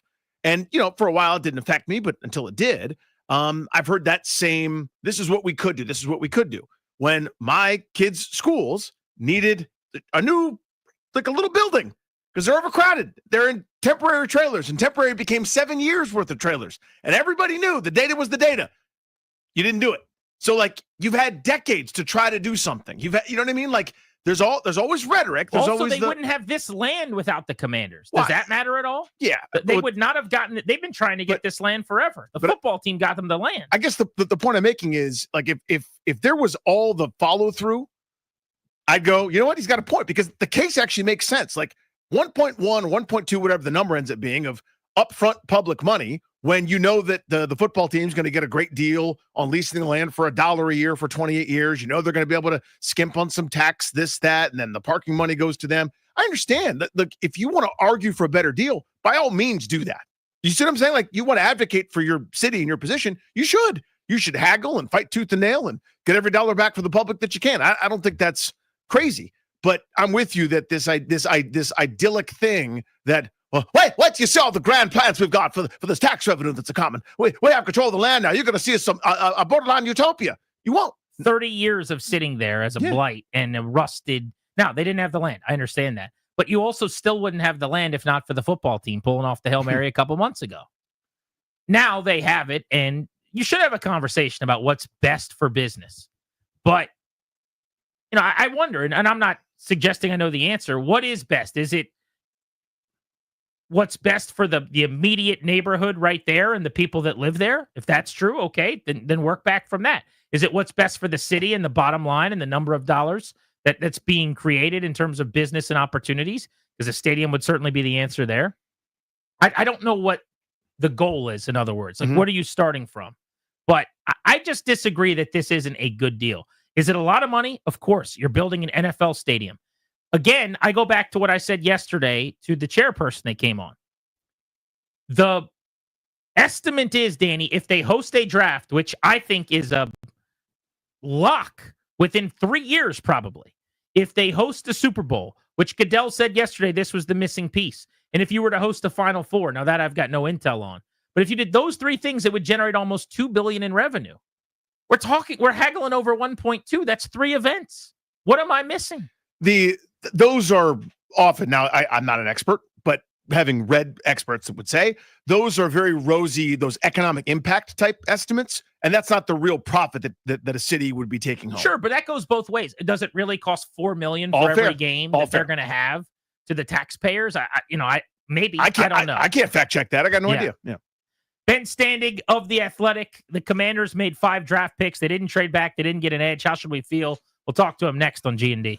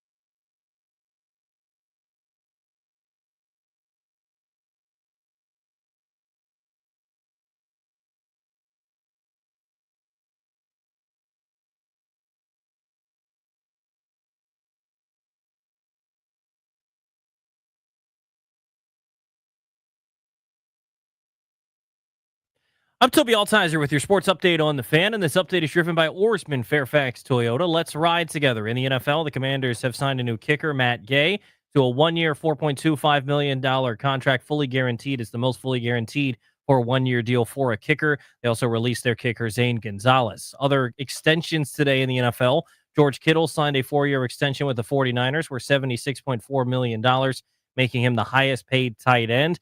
$40 million guaranteed of the $76.4 million, and the Vikings signed linebacker Andrew Van Ginkel to a one-year extension worth $23 million, $22.4 million guaranteed. In baseball, the Nationals begin a 3-game series in Philadelphia tonight, 6:45 first pitch. Near the game right here on the Fan, a pair of the rematch of opening day starters. Mackenzie Gore starts for the Nationals. He's 2-3 with a 3.34 ERA. He'll take on Zach Wheeler, who is 2-1 with a 3.62 ERA. Nats in Philly, 6:45 right here on the Fan. For the Capitals, day off today as they get set for Game 5 tomorrow. The Capitals lead 3-1 against the Canadiens. They'll look to close it out tomorrow night at Capital One Arena. Oarsman Fairfax Toyota keeps their customers happy by offering great deals on the area's best selection of new Toyotas, each backed by the Oarsman Lifetime Edge, featuring up to $1,500 in extras. As they say at Oarsman Fairfax Toyota, let's ride together. From the Crop Metcalf 5-Star Sports Desk, I'm Toby Altizer on the Fan.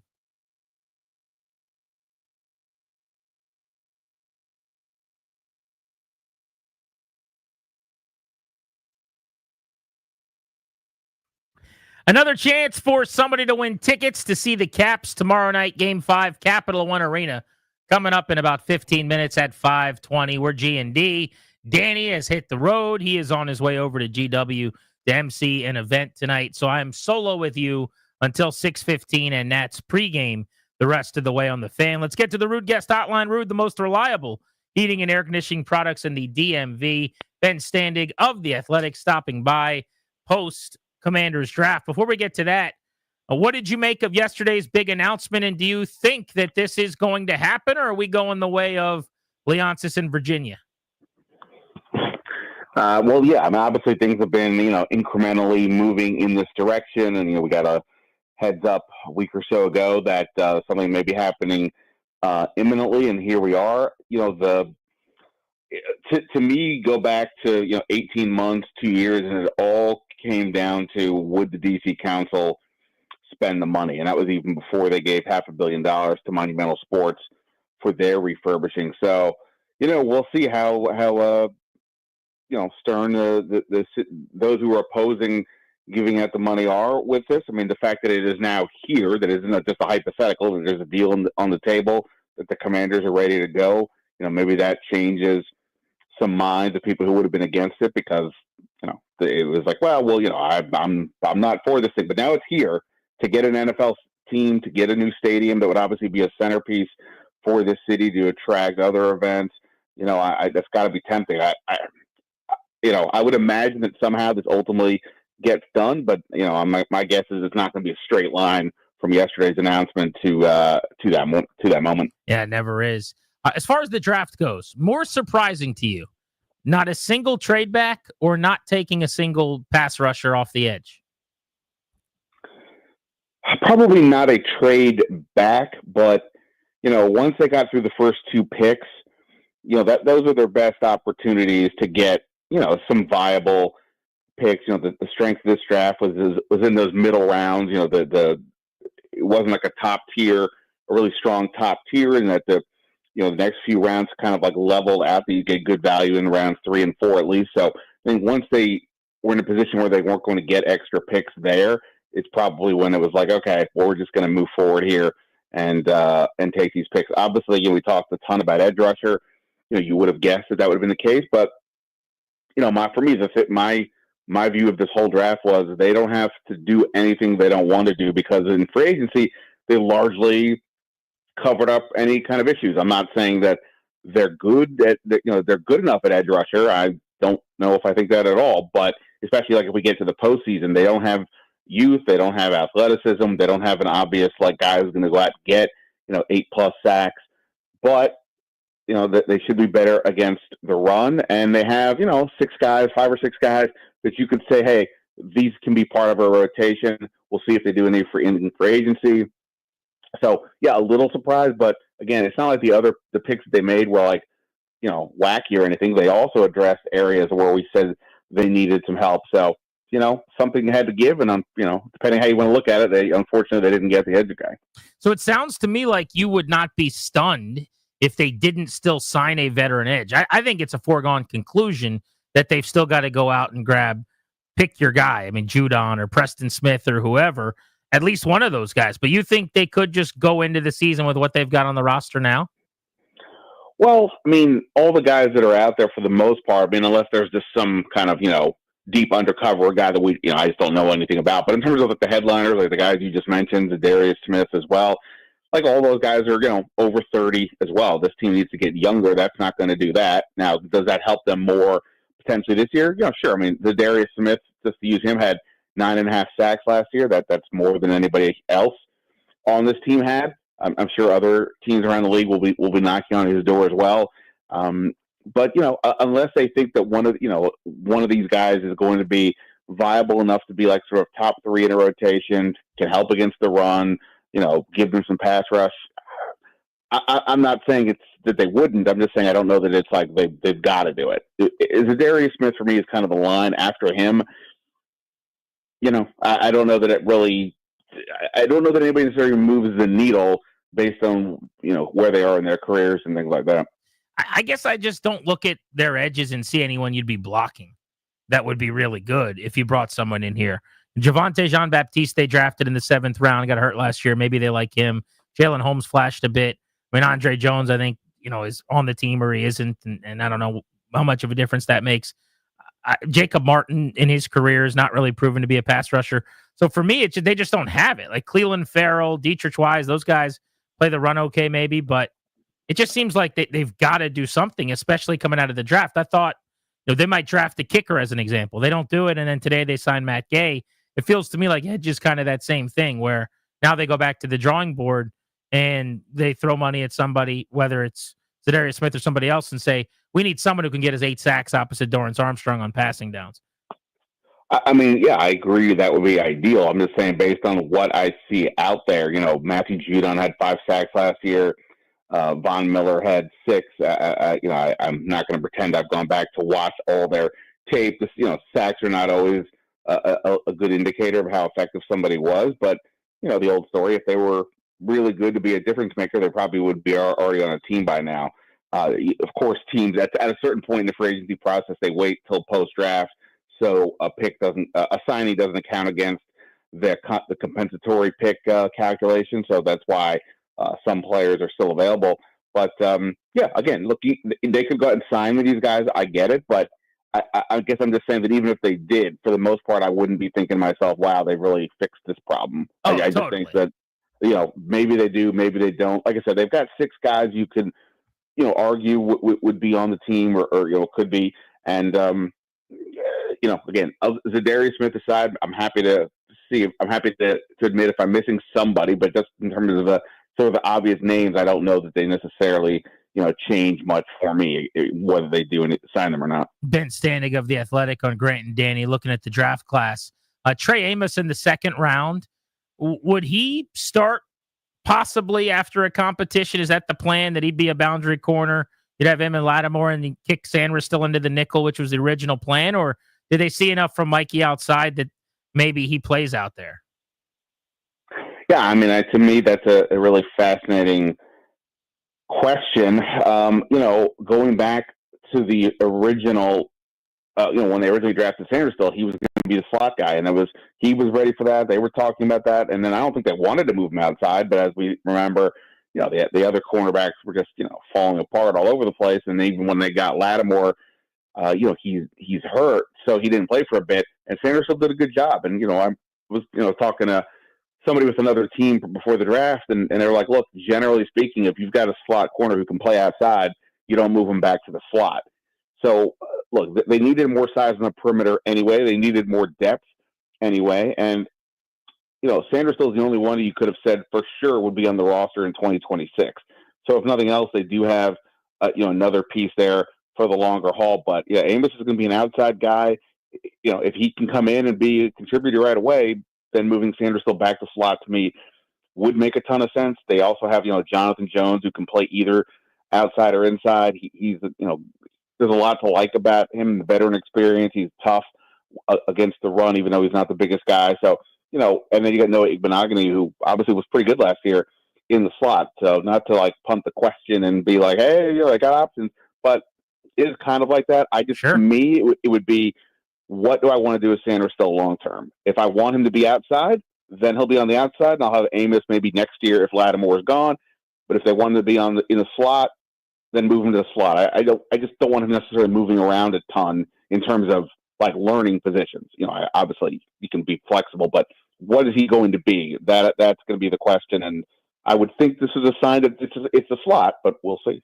They took Jalen Lane out of Virginia Tech, the wide receiver, in the 4th round at 128 overall. How much do you see him figuring into their offense, and do you think he'll be their punt and maybe kick returner?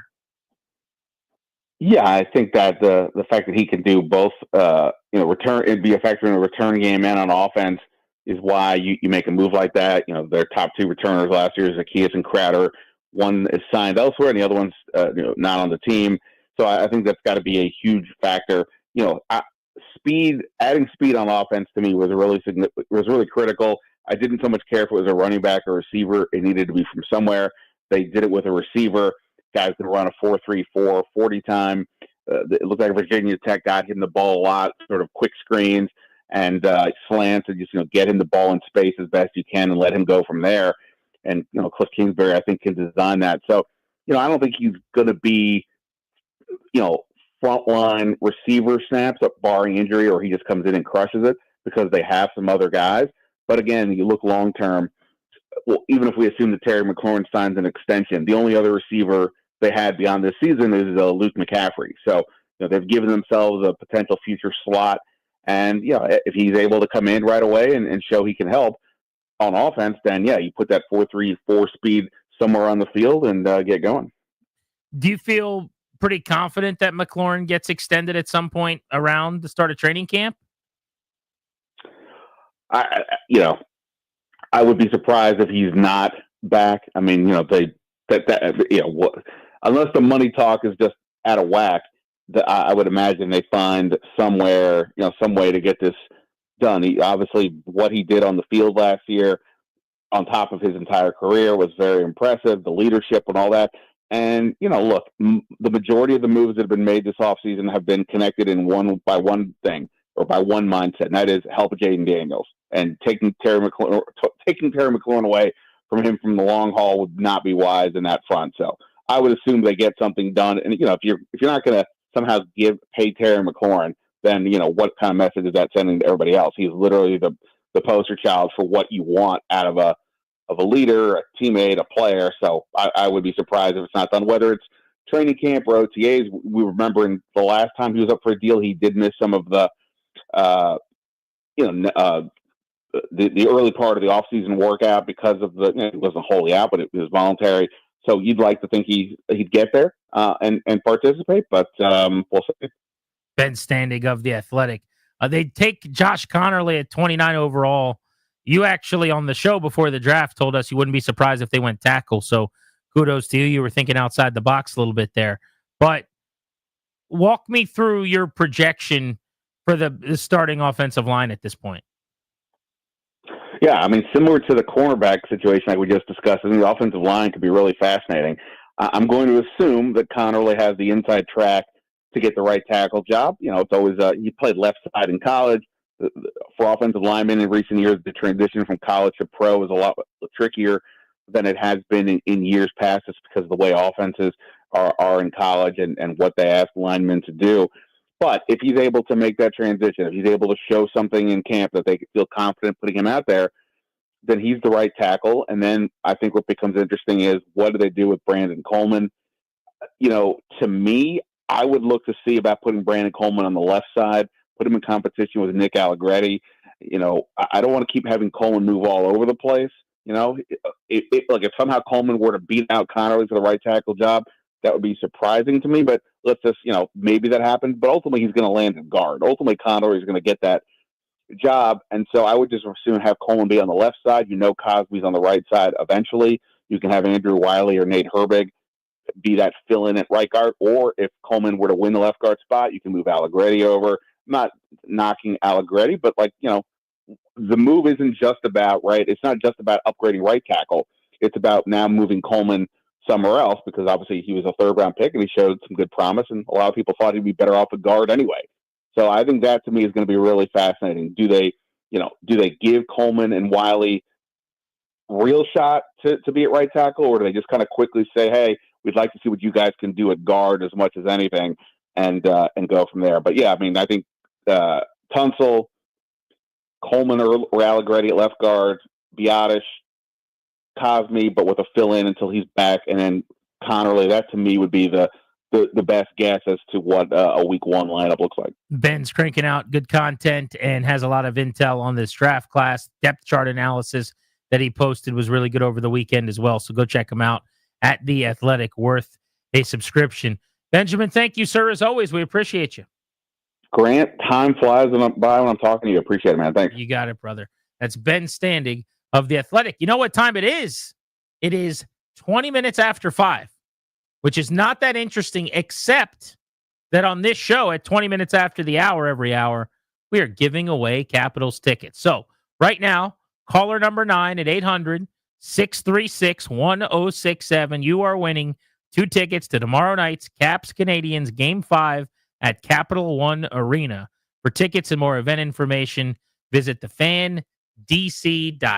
Congrats to our final winner of the day here on Grant and Danny. I want to talk about the lack of a pick at edge and what Ben had to say about. Didn't sound like he was all that confident they'll still sign one. I think they've got to. We'll get to that next on The Fan.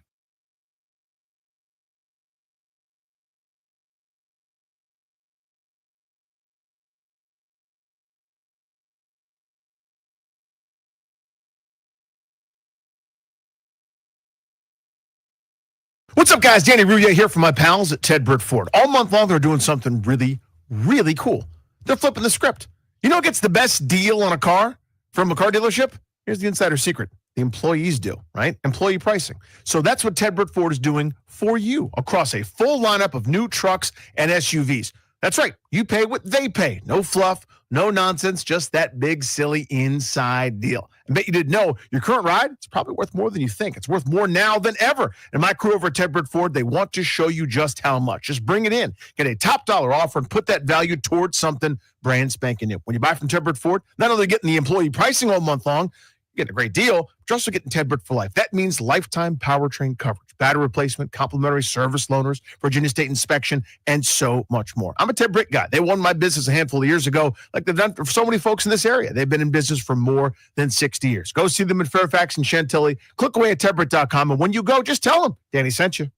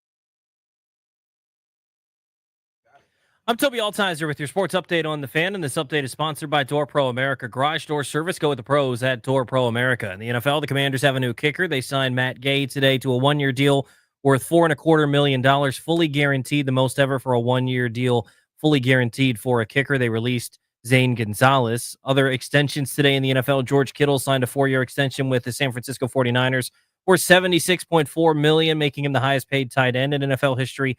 $40 million guaranteed. And the Vikings signed linebacker Andrew Van Ginkel to an extension, 1 year, $23 million, $22.4 million guaranteed. In baseball, the Nationals beginning a 3-game series in Philadelphia, taking on the Phillies tonight, 6:45 first pitch right here on The Fan. Mackenzie Gore takes on Zach Wheeler. In hockey, the Caps with the day off, Game 5 tomorrow against the Canadiens. The Caps up 3-1 in the series. Go with the pros at Door Pro America. From spring repair or replacement or a brand new garage door to boost your home's curb appeal, call 877-DOOR-PRO today and ask how you can save $60 on a repair or $150 on a new garage door. Visit doorproamerica.com. From the Crop Metcalf 5-Star Sports Desk, I'm Toby Altizer on The Fan.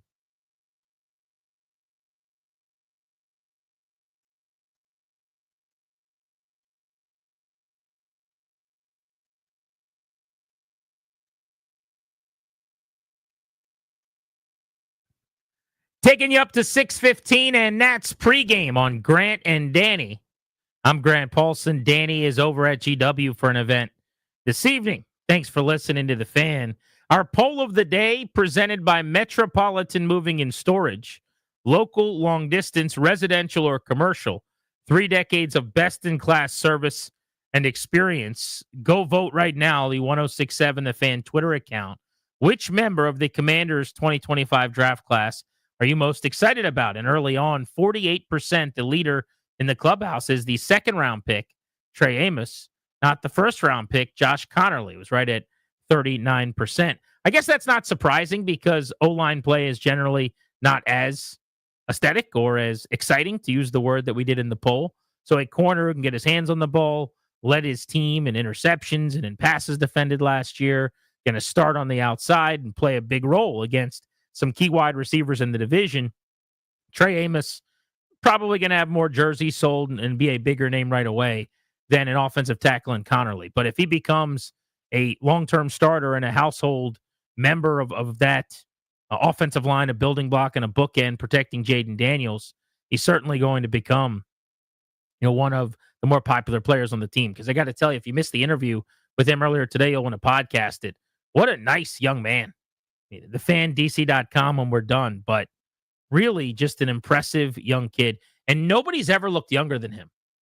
He is the babiest baby face I've ever seen in my life. I can't stop looking at pictures of him.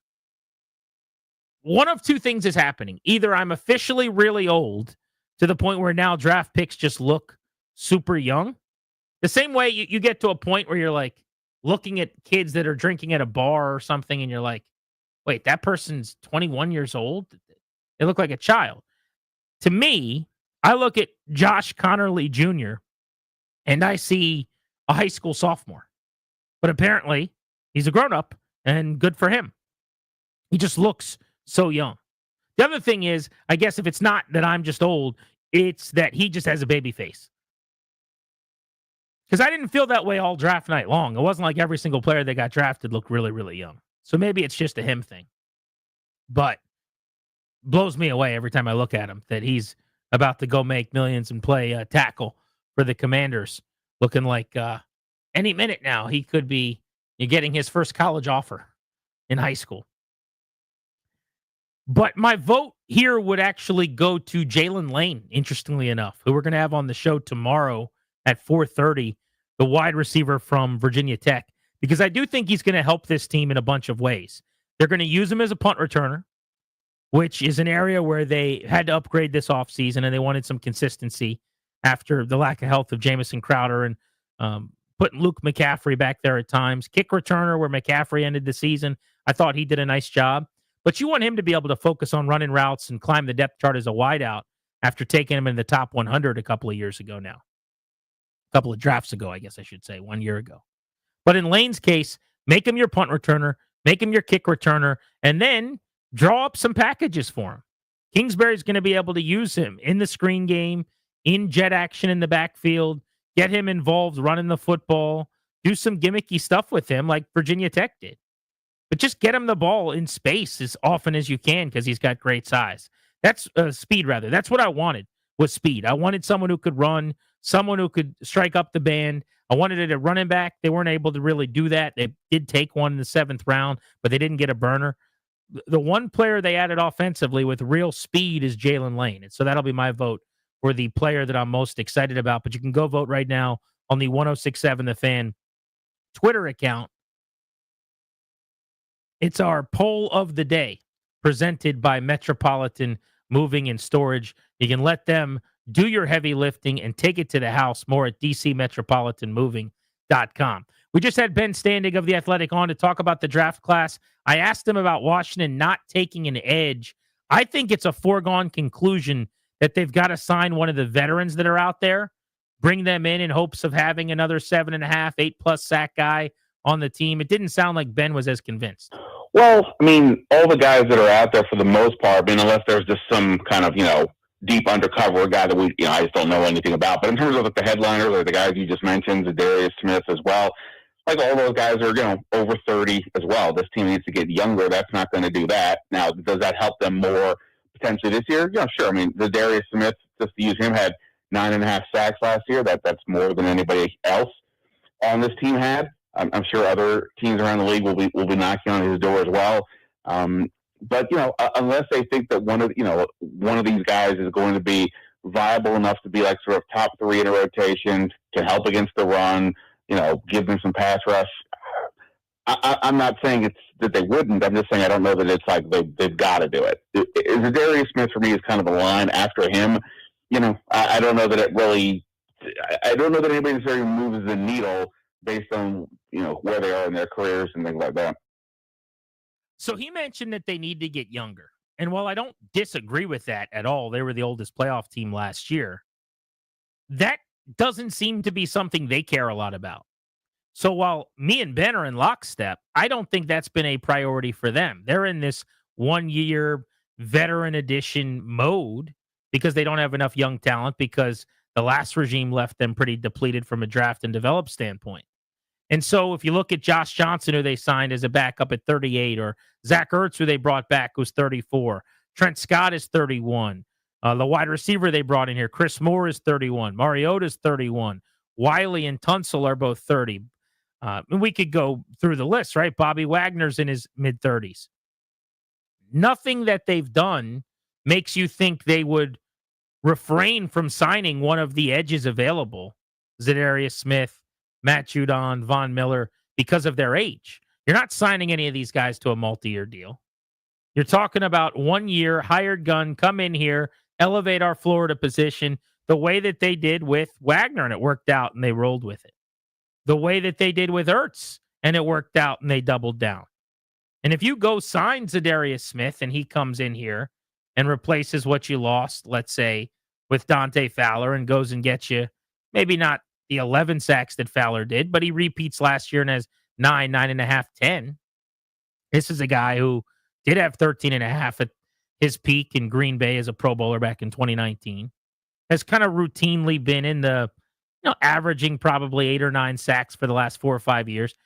If you could go get him like the Lions did when they brought him in for 8 games and he had 4 sacks at the end of last season, and his wants, which are to try to win a Super Bowl, to extend his career, to play for a contender, to hunt quarterbacks, agree with yours in the Venn diagram, the circles overlap.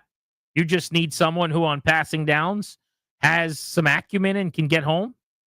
I don't see why that wouldn't make some sense. They've got the money on a 1-year deal to do that. But I think it's not only something they should do, something that they have to do. And maybe that's where Ben and I disagree a little bit, is maybe what they've got on the roster and how well they'll be able to rush the quarterback. Here's the one caveat I'd provide to their status quo on their roster not being good enough. The one area where I'd say maybe they can make this work is if I was to find out that they've got a plan for Frankie Louvu to play more edge on passing downs, and they bring him down out of the off-ball linebacker spot as a pass rusher more frequently even than they did last year. when he was their best pass rusher. Because, yes, Dante Fowler had the most sacks. Luvu was by far their most impactful guy. Didn't rush as often, ended up with 8 sacks. And I think he's the hardest guy to block on the team when he comes downhill. If they stand him up, Carolina did that, by the way, a bunch. As if he was just a straight edge on a bunch of passing downs, and he's only 28, prime of his career. I think he could go out and have 10 and a half, 11 sacks this season. Would not surprise me at all. But he was so valuable in the linebacking core, their best player at that level, that it wasn't really a fit to do that.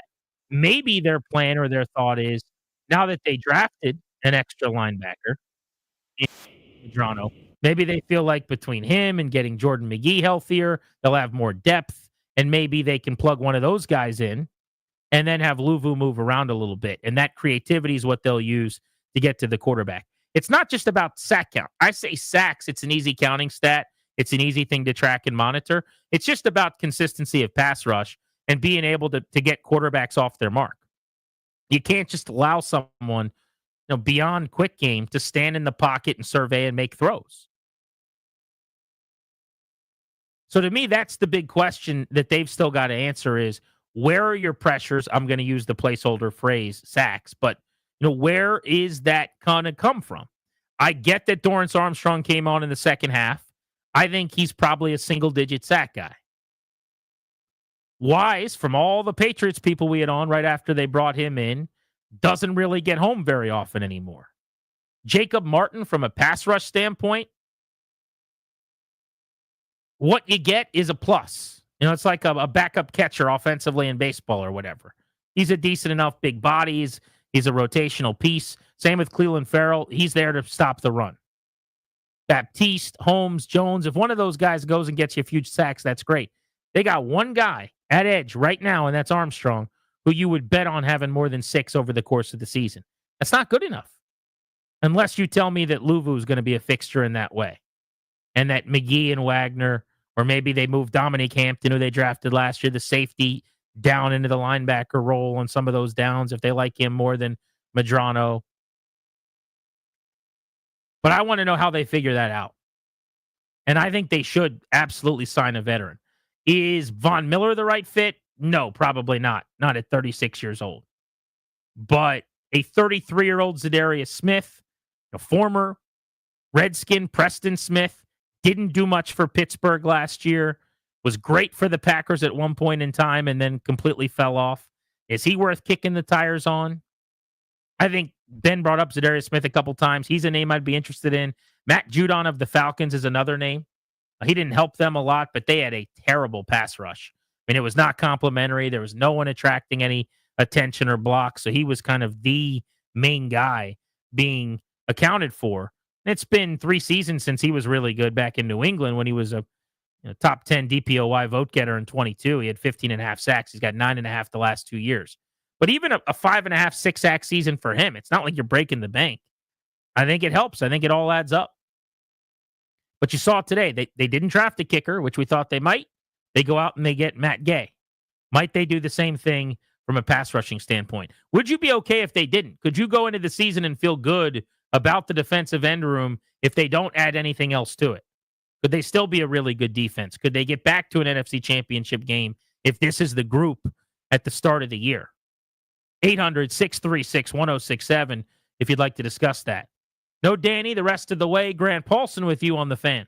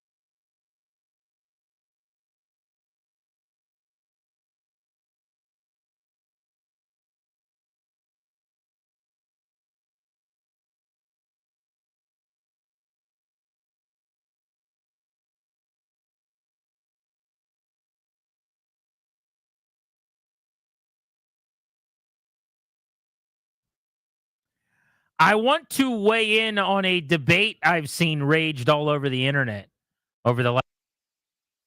Do that in a minute.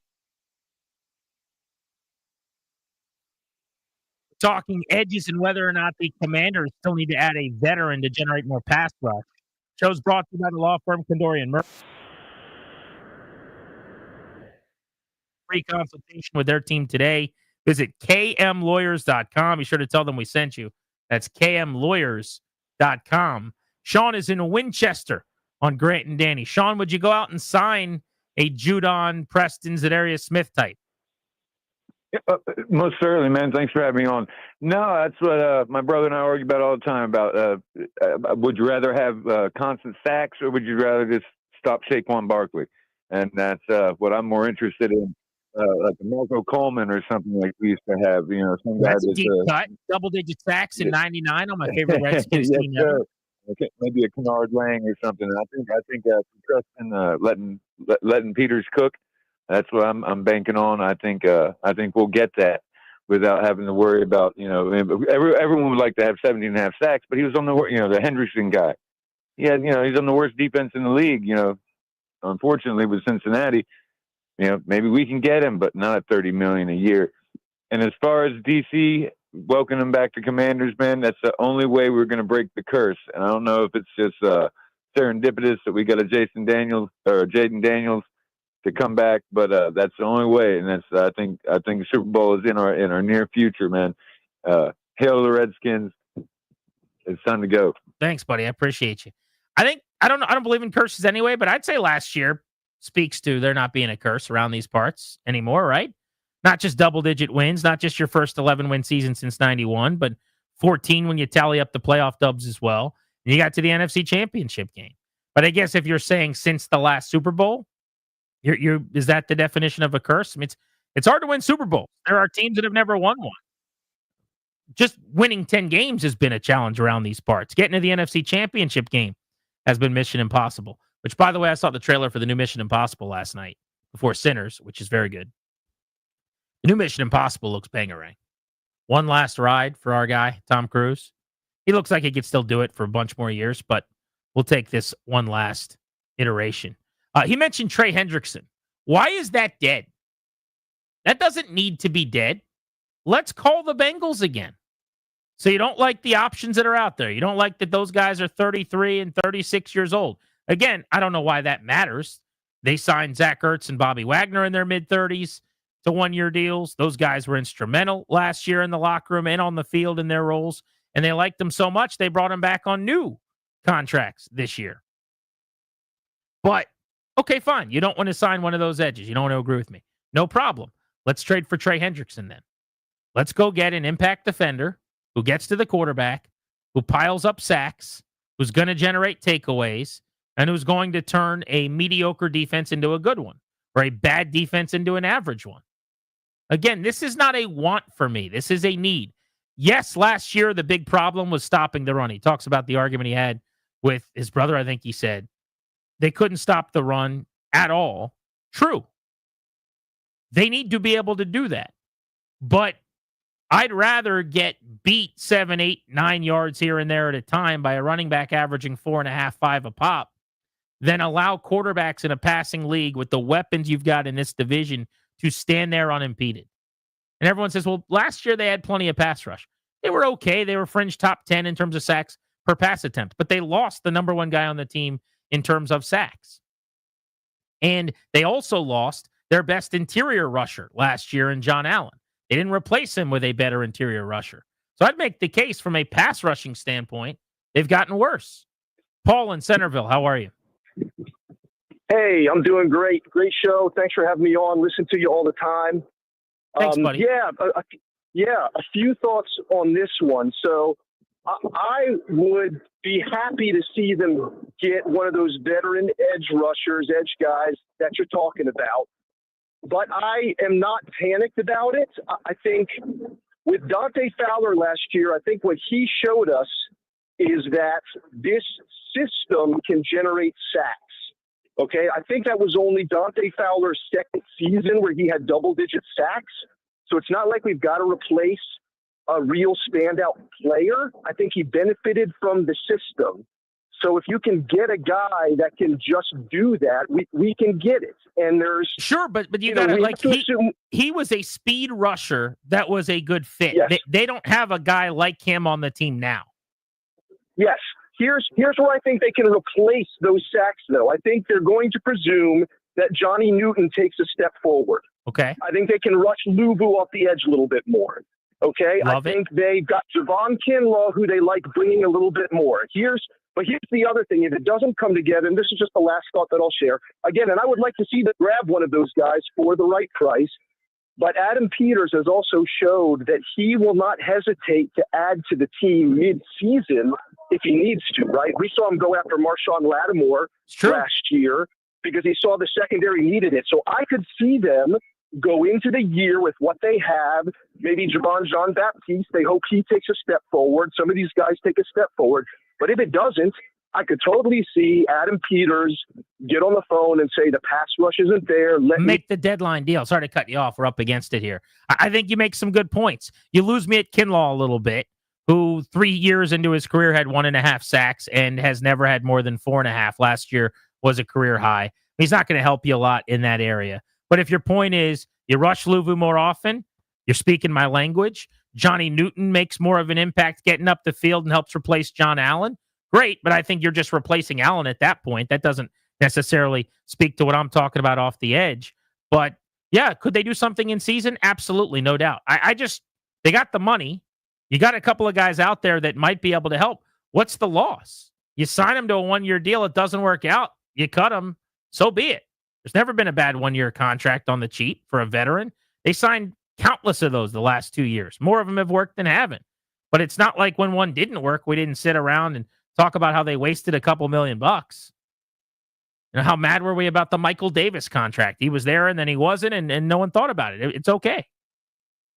But they've got to be able to make quarterbacks uncomfortable if they're going to improve defensively. And the bottom line is they're just going to have to score a bunch and win shootouts very likely because this offense is going to be ahead of this defense again, I'd have to imagine. All right, next on Grant and Danny, we will get you the lead off ahead of Nationals baseball tonight. And as soon as we return, we're going to be giving away tickets to Old Glory Rugby DC right here on The Fan.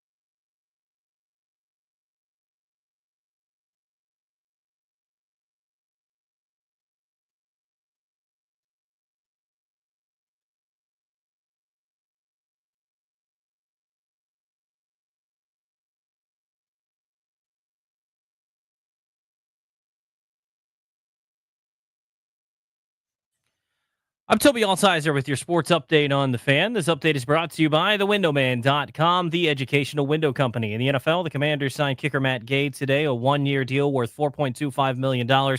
Fully guaranteed. It's the most guaranteed money on a one-year deal for a kicker. They released Zane Gonzalez. Other NFL news today, George Kittle signed a 4-year extension with the 49ers, worth $76.4 million, $40 million guaranteed. And the Vikings signed linebacker Andrew Van Ginkel to an extension 1 year, $23 million, $22.4 million guaranteed. In baseball, the Nationals beginning a 3-game series in Philadelphia tonight, 6:45 first pitch right here on The Fan. Mackenzie Gore takes the hill for the Nationals. He's 2-3 with a 3.34 ERA. He'll take on Zach Wheeler of the Phillies, who is 2-1 with a 3.62 ERA. 6:45 right here on The Fan. 6:15 Nats on deck right here on The Fan following Grant and Danny. In basketball, 4 games tonight. Bucks and Pacers getting underway. Indiana's up in that series 3-1. The Pistons taking on the Knicks at 7:30 tonight. New York up 3-1 in that series. Magic and Celtics at 8:30. Boston up 3-1 there. And the Clippers and Nuggets are tied at 2 apiece. That'll be a 10 p.m. tip-off tonight. TheWindowman.com is the educational window company. They educate you decide. So here are your fiberglass windows from TheWindowman.com. Now is the time to replace those drafty, cheap vinyl windows. Visit thewindowman.com for your free consultation. $200 savings per Infinity replacement window only. Minimums and installation apply. From the Crop Medcalf 5-Star Sports Desk, I'm Toby Altizer on The Fan.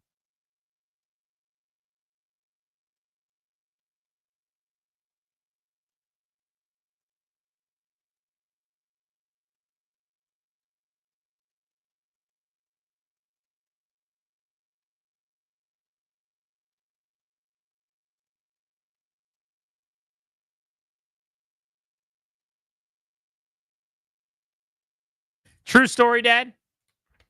This weekend, I was walking around at my house and I was doing this song so many times. Just the first lyric when it hits, I hear voices in my head. And finally, like I said, my wife kept saying, stop saying that. Stop saying that. And I got like 2 words in, I hear, and she just screamed, enough. That happened this weekend. Oh, yeah. That's a thing. All right, we got to give away Old Glory DC Rugby tickets right now. Caller number 10 at 800-636-1067. You're winning a family 4-pack of tickets to Old Glory Rugby, Saturday, May 4th, against Utah. Tickets are on sale now. For tickets and more event information, go to thefandc.com. Bill Belichick is 73 years old. His girlfriend, Jordan Hudson, is 24 years old. Bill Belichick is one of the greatest football coaches in history. He's now at the University of North Carolina, and he was doing a sit-down interview with CBS Mornings and Tony DeCoppel, I don't know how to say his name, Danny Wood, because he played college baseball with him at the George Washington University. But Tony's interviewing Belichick. You guys have probably seen this video on the web by now. But as he's asking Belichick about his girlfriend, the 24-year-old girlfriend, who for some reason was sitting in the room for the entire interview the entire time, interjected to say that we, not Bill, but we aren't talking about that. Jordan was a constant presence during our interview. You have Jordan right over there. Everybody in the world seems to be following this relationship. They've got an opinion about your private life. It's got nothing to do with them, but they're invested in it. How do you deal with that? Never been too worried about what everybody else thinks. Just try to do what I feel like is best for me and what's right. How did you guys meet? I'm not talking about this. No? No. It's a topic neither one of them is comfortable commenting on. Again, she's not mic'd up. She's not being interviewed. She's not on camera. She's off to the side. There was also video that came out, I'm sure you guys have seen, at a practice at the University of North Carolina where she was on the field, like walking around talking to Bill Belichick. Very odd, man.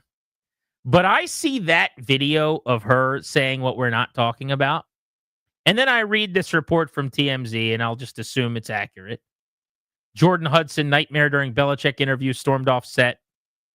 She went off the rails during Belichick's CBS interview to the point where she stormed out of the room and delayed shooting for 30 minutes. Sources familiar with the situation tell TMZ Sports. Now, no idea if that's true, but having seen what I just saw, the comfort, I would say it might have happened. We're told outside of that baffling moment that made the final edit, there were numerous other instances of Hudson butting in. Even when the legendary coach was answering questions about football, she would stop and correct him. I'd love to hear that. Let me hear that edited version where he's breaking down 3-4 versus 4-3, and I like to bring the man under, and we like to have the 5-tech. She's like, Bill, you know the 5-tech never gets home when you loop him around running a TE game. Bill, Belichick, what are you doing? I mean, I know what you're doing. Trust me. I know what you're doing. But really, what are you doing? You ever had a buddy who's in a relationship where whenever he's telling a story and his girlfriend's there, she's interjecting and telling him what he said wrong and he can't get 3 sentences out? Or maybe ladies, you've had a girlfriend and the guy is the overbearing, constantly around, doesn't let you speak, interjecting when you're being interviewed by Tony DeCoppel, right? We've all got a buddy like this where you say one thing and then you're corrected constantly. And you could just imagine when I'm in those situations, I always say, oh my God, this guy's life sucks. That's always my takeaway is like, this is what this person's doing to him when he's talking to me in public, his friend. What on earth is happening behind the scenes when no one's around? Bill, blink if you're in trouble. Like, what are we doing here, bro? Really? Bill Belichick? I mean, this is tough to watch. But I guess he's happy, so good for him. One more thing I wanted to hit from the interwebs before we get to the leadoff. Maybe I'm crazy. I will actually do research on this tonight, and I will give you a firm answer tomorrow. I keep seeing everyone debating this one gorilla versus 100 men thing. To me, this is the easiest no-brainer ever, and I can't believe there's a debate on the other side. 100 men would pummel the gorilla. I keep hearing people say the gorilla would beat the 100 men. He's bigger, he's stronger, he's faster. He's more agile and athletic. He's powerful. True. 100 men. We team up. Like, you know how you're on an airplane and 3 people have to tie the guy down with the seatbelt? Now, I'm not suggesting that's the same, but imagine if you had 100 people. We need a game plan. Someone's got to be the alpha. Someone's got to draw up a battle plan. We're going to sacrifice some people that are the tip of the spear that have to be the first on the scene. But if we all at the same time jump on this guy, tackle him, get him to the ground, he's cooked. We're holding him down. I don't know if we're choking him out or if we're sedating him. I guess in this hypothetical, you probably can't do anything like that. Throw a net on him, you could do something. But 100 men, if it was 10 men, the gorilla wins. If it was 25 men, the gorilla maybe wins. 100 men, that's like minus 1,000 on FanDuel. Stick aside, if I'm doing odds for this, I think I would go 100 dudes minus 270, 280. Gorilla plus 350? Guy, this is insane. No. This is I debated this with my friends actually a few days ago. And I mean, the gorilla would hummel 100 people. Just the stamina that a gorilla has going through the jungle, just doing whatever a gorilla does each and every single day, it would pump. They knock down trees, guy. Not trees. Really. They do, and they can. There's video evidence of it. Look it up. Gorilla pummels a tree. Not when 100 dudes are tackling them at the same time. Again, it's just strength in numbers, bro. Yeah, I'm not questioning the strength or the stamina. I don't know a lot about the gorilla's stamina. I'll take your word for it. But what I do know is 100 grown-ass men all together, banding together as one, if we're on the same page, can absolutely take out a gorilla. No, because if a gorilla is smart enough, which I like to think, maybe they are smart enough to do this, but like it's going to take one person to jump on that gorilla. Who's going to be the one person to do it? The Rock can't do it. James Harrison can't do it. Some of the toughest guys on planet Earth, they cannot do There's this. never going to be one guy that needs to do it. But it starts with one. I mean, what else are you going to do? No, we're locking arms we're doing like King Leonidas and the Spartans phalanx. And we're all kind of going in, and then we're surrounding the gorilla, and we're all at the same time converging. By the way, 4'1" to 5'11". So let's just say on average, right? This thing's about 5 feet tall. We're looking at 220 to 600. 600's big. The big guy. That's a big sun thing. Gun. So let's take the average. We'll split the difference here. And let's say, this is tough. Little over 400 pounds. Okay. See, you're starting to workshop this right now. It's a little No, bit I'm hard. giving again. I'm going to do my research tonight and look this up. But I think this is a no-brainer. I think the idea that the gorilla wins is asinine.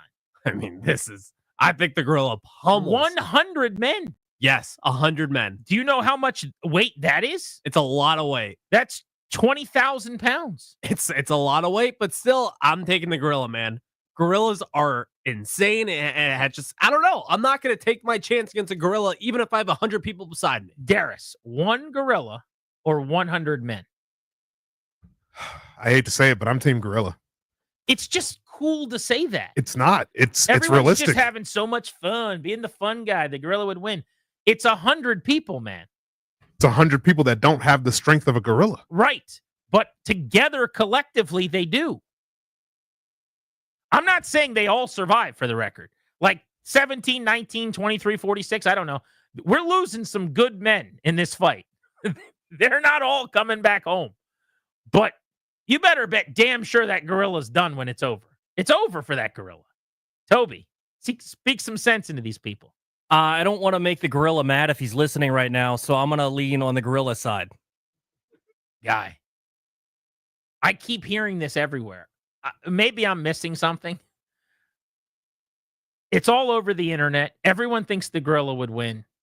It's 100 people. I'm only taking on King Kong if Godzilla's on my side, and we don't have Godzilla. But like, how big was he in the movie? Like, that's not realistic. This is just a dude you see at the DC Zoo. This is the guy that's like flinging his stuff toward the window. You know what I mean? That's what we're talking about. A normal gorilla. This is not from a movie climbing the Eiffel Tower. I'm still taking the gorilla because the ease at which he'll rip apart the first couple of people. Yes, they died. Again, I need that commitment from them that they're going to die the good death doing what they loved, which is, for some reason in this hypothetical, fighting a gorilla, so that the rest of us could survive. If you can find me 100 Jordan Mailatas, then maybe we can have a discussion here. Also, are you suggesting you think the gorilla's just ripping off limbs like I go through a chicken wing? When I watch, you know the scene from Avengers when who is it that just starts? Is it the Hulk that just starts whipping Loki around? That's what I see happening. No, not at all. I mean, if it's a scrawny little guy, he could probably ragdoll him a little bit. But also, let's say he gets two dudes, scrawny little dudes in his arm, and he's waving them around like Reagan with Soft Bunny at home at bedtime, right? 98 more guys. I'm grabbing him by the legs. Toby's got him around the waist. With all due respect, don't put me in the 100. Clary's jumping on his back. Dad's pinning him down with his elbow to the neck. Gorilla. He's just a precious, adorable little gorilla. I have to ask Danny about this tomorrow because I'm actually now fascinated what he would say. Kyrie says, I'm with you on this one. 100 men every time. We're in the minority somehow. I'm telling you, FanDuel odds would favor the man. You guys are also not acknowledging or frankly respecting. We are game planners. We're thinkers. It's an animal against humans. We can flank him. We can devise a scheme. Bill Belichick or Jordan Hudson probably correcting him. Bill, I don't think we should do it that way. I think we should send him around the back. We could do like a William Wallace in The Patriot move where instead of just lining up, sounding the bugles and beating the drums like they used to do against the British, now all of a sudden we're hiding in leaves and we're wearing camouflage and he doesn't quite see us because his vision's not good enough. We're going to beat his ass. 100 of us. We're going to get this guy, I promise. I don't know where this started, but I can't go one page on the internet without seeing something about it. All right, it is time for the leadoff ahead of Nationals baseball tonight, brought to you by the Window Man. Since 1989, the Window Man's been the educational window company. Get your free in-home estimate or visit thewindowman.com's all-new Fairfax showroom. Mackenzie Gore is on the bump for the Nationals tonight. He is the major league leader with 53 strikeouts. He's taking on the number 2 strikeout getter in Major League Baseball from the Phillies, Zach Wheeler. Game is in Philadelphia. Start time a little over 30 minutes from right now. C.J. Abrams, James Wood, and Luis Garcia, the top 3 hitters in the Nats lineup tonight. James Wood, another home run yesterday. That's 9 for him, on pace for 40-plus this season. Got a nice show shaping up for tomorrow. Jalen Lane, the recently drafted wide receiver from Virginia Tech, newest commander, stops by at 4:30, your new punt returner. And Brooke Pinto, DC Council member, who is for the stadium, it sounds like, will be swinging by our setup at Capital One Arena ahead of the Caps and the Canadians. That's tomorrow on Grant and Danny. Thank you for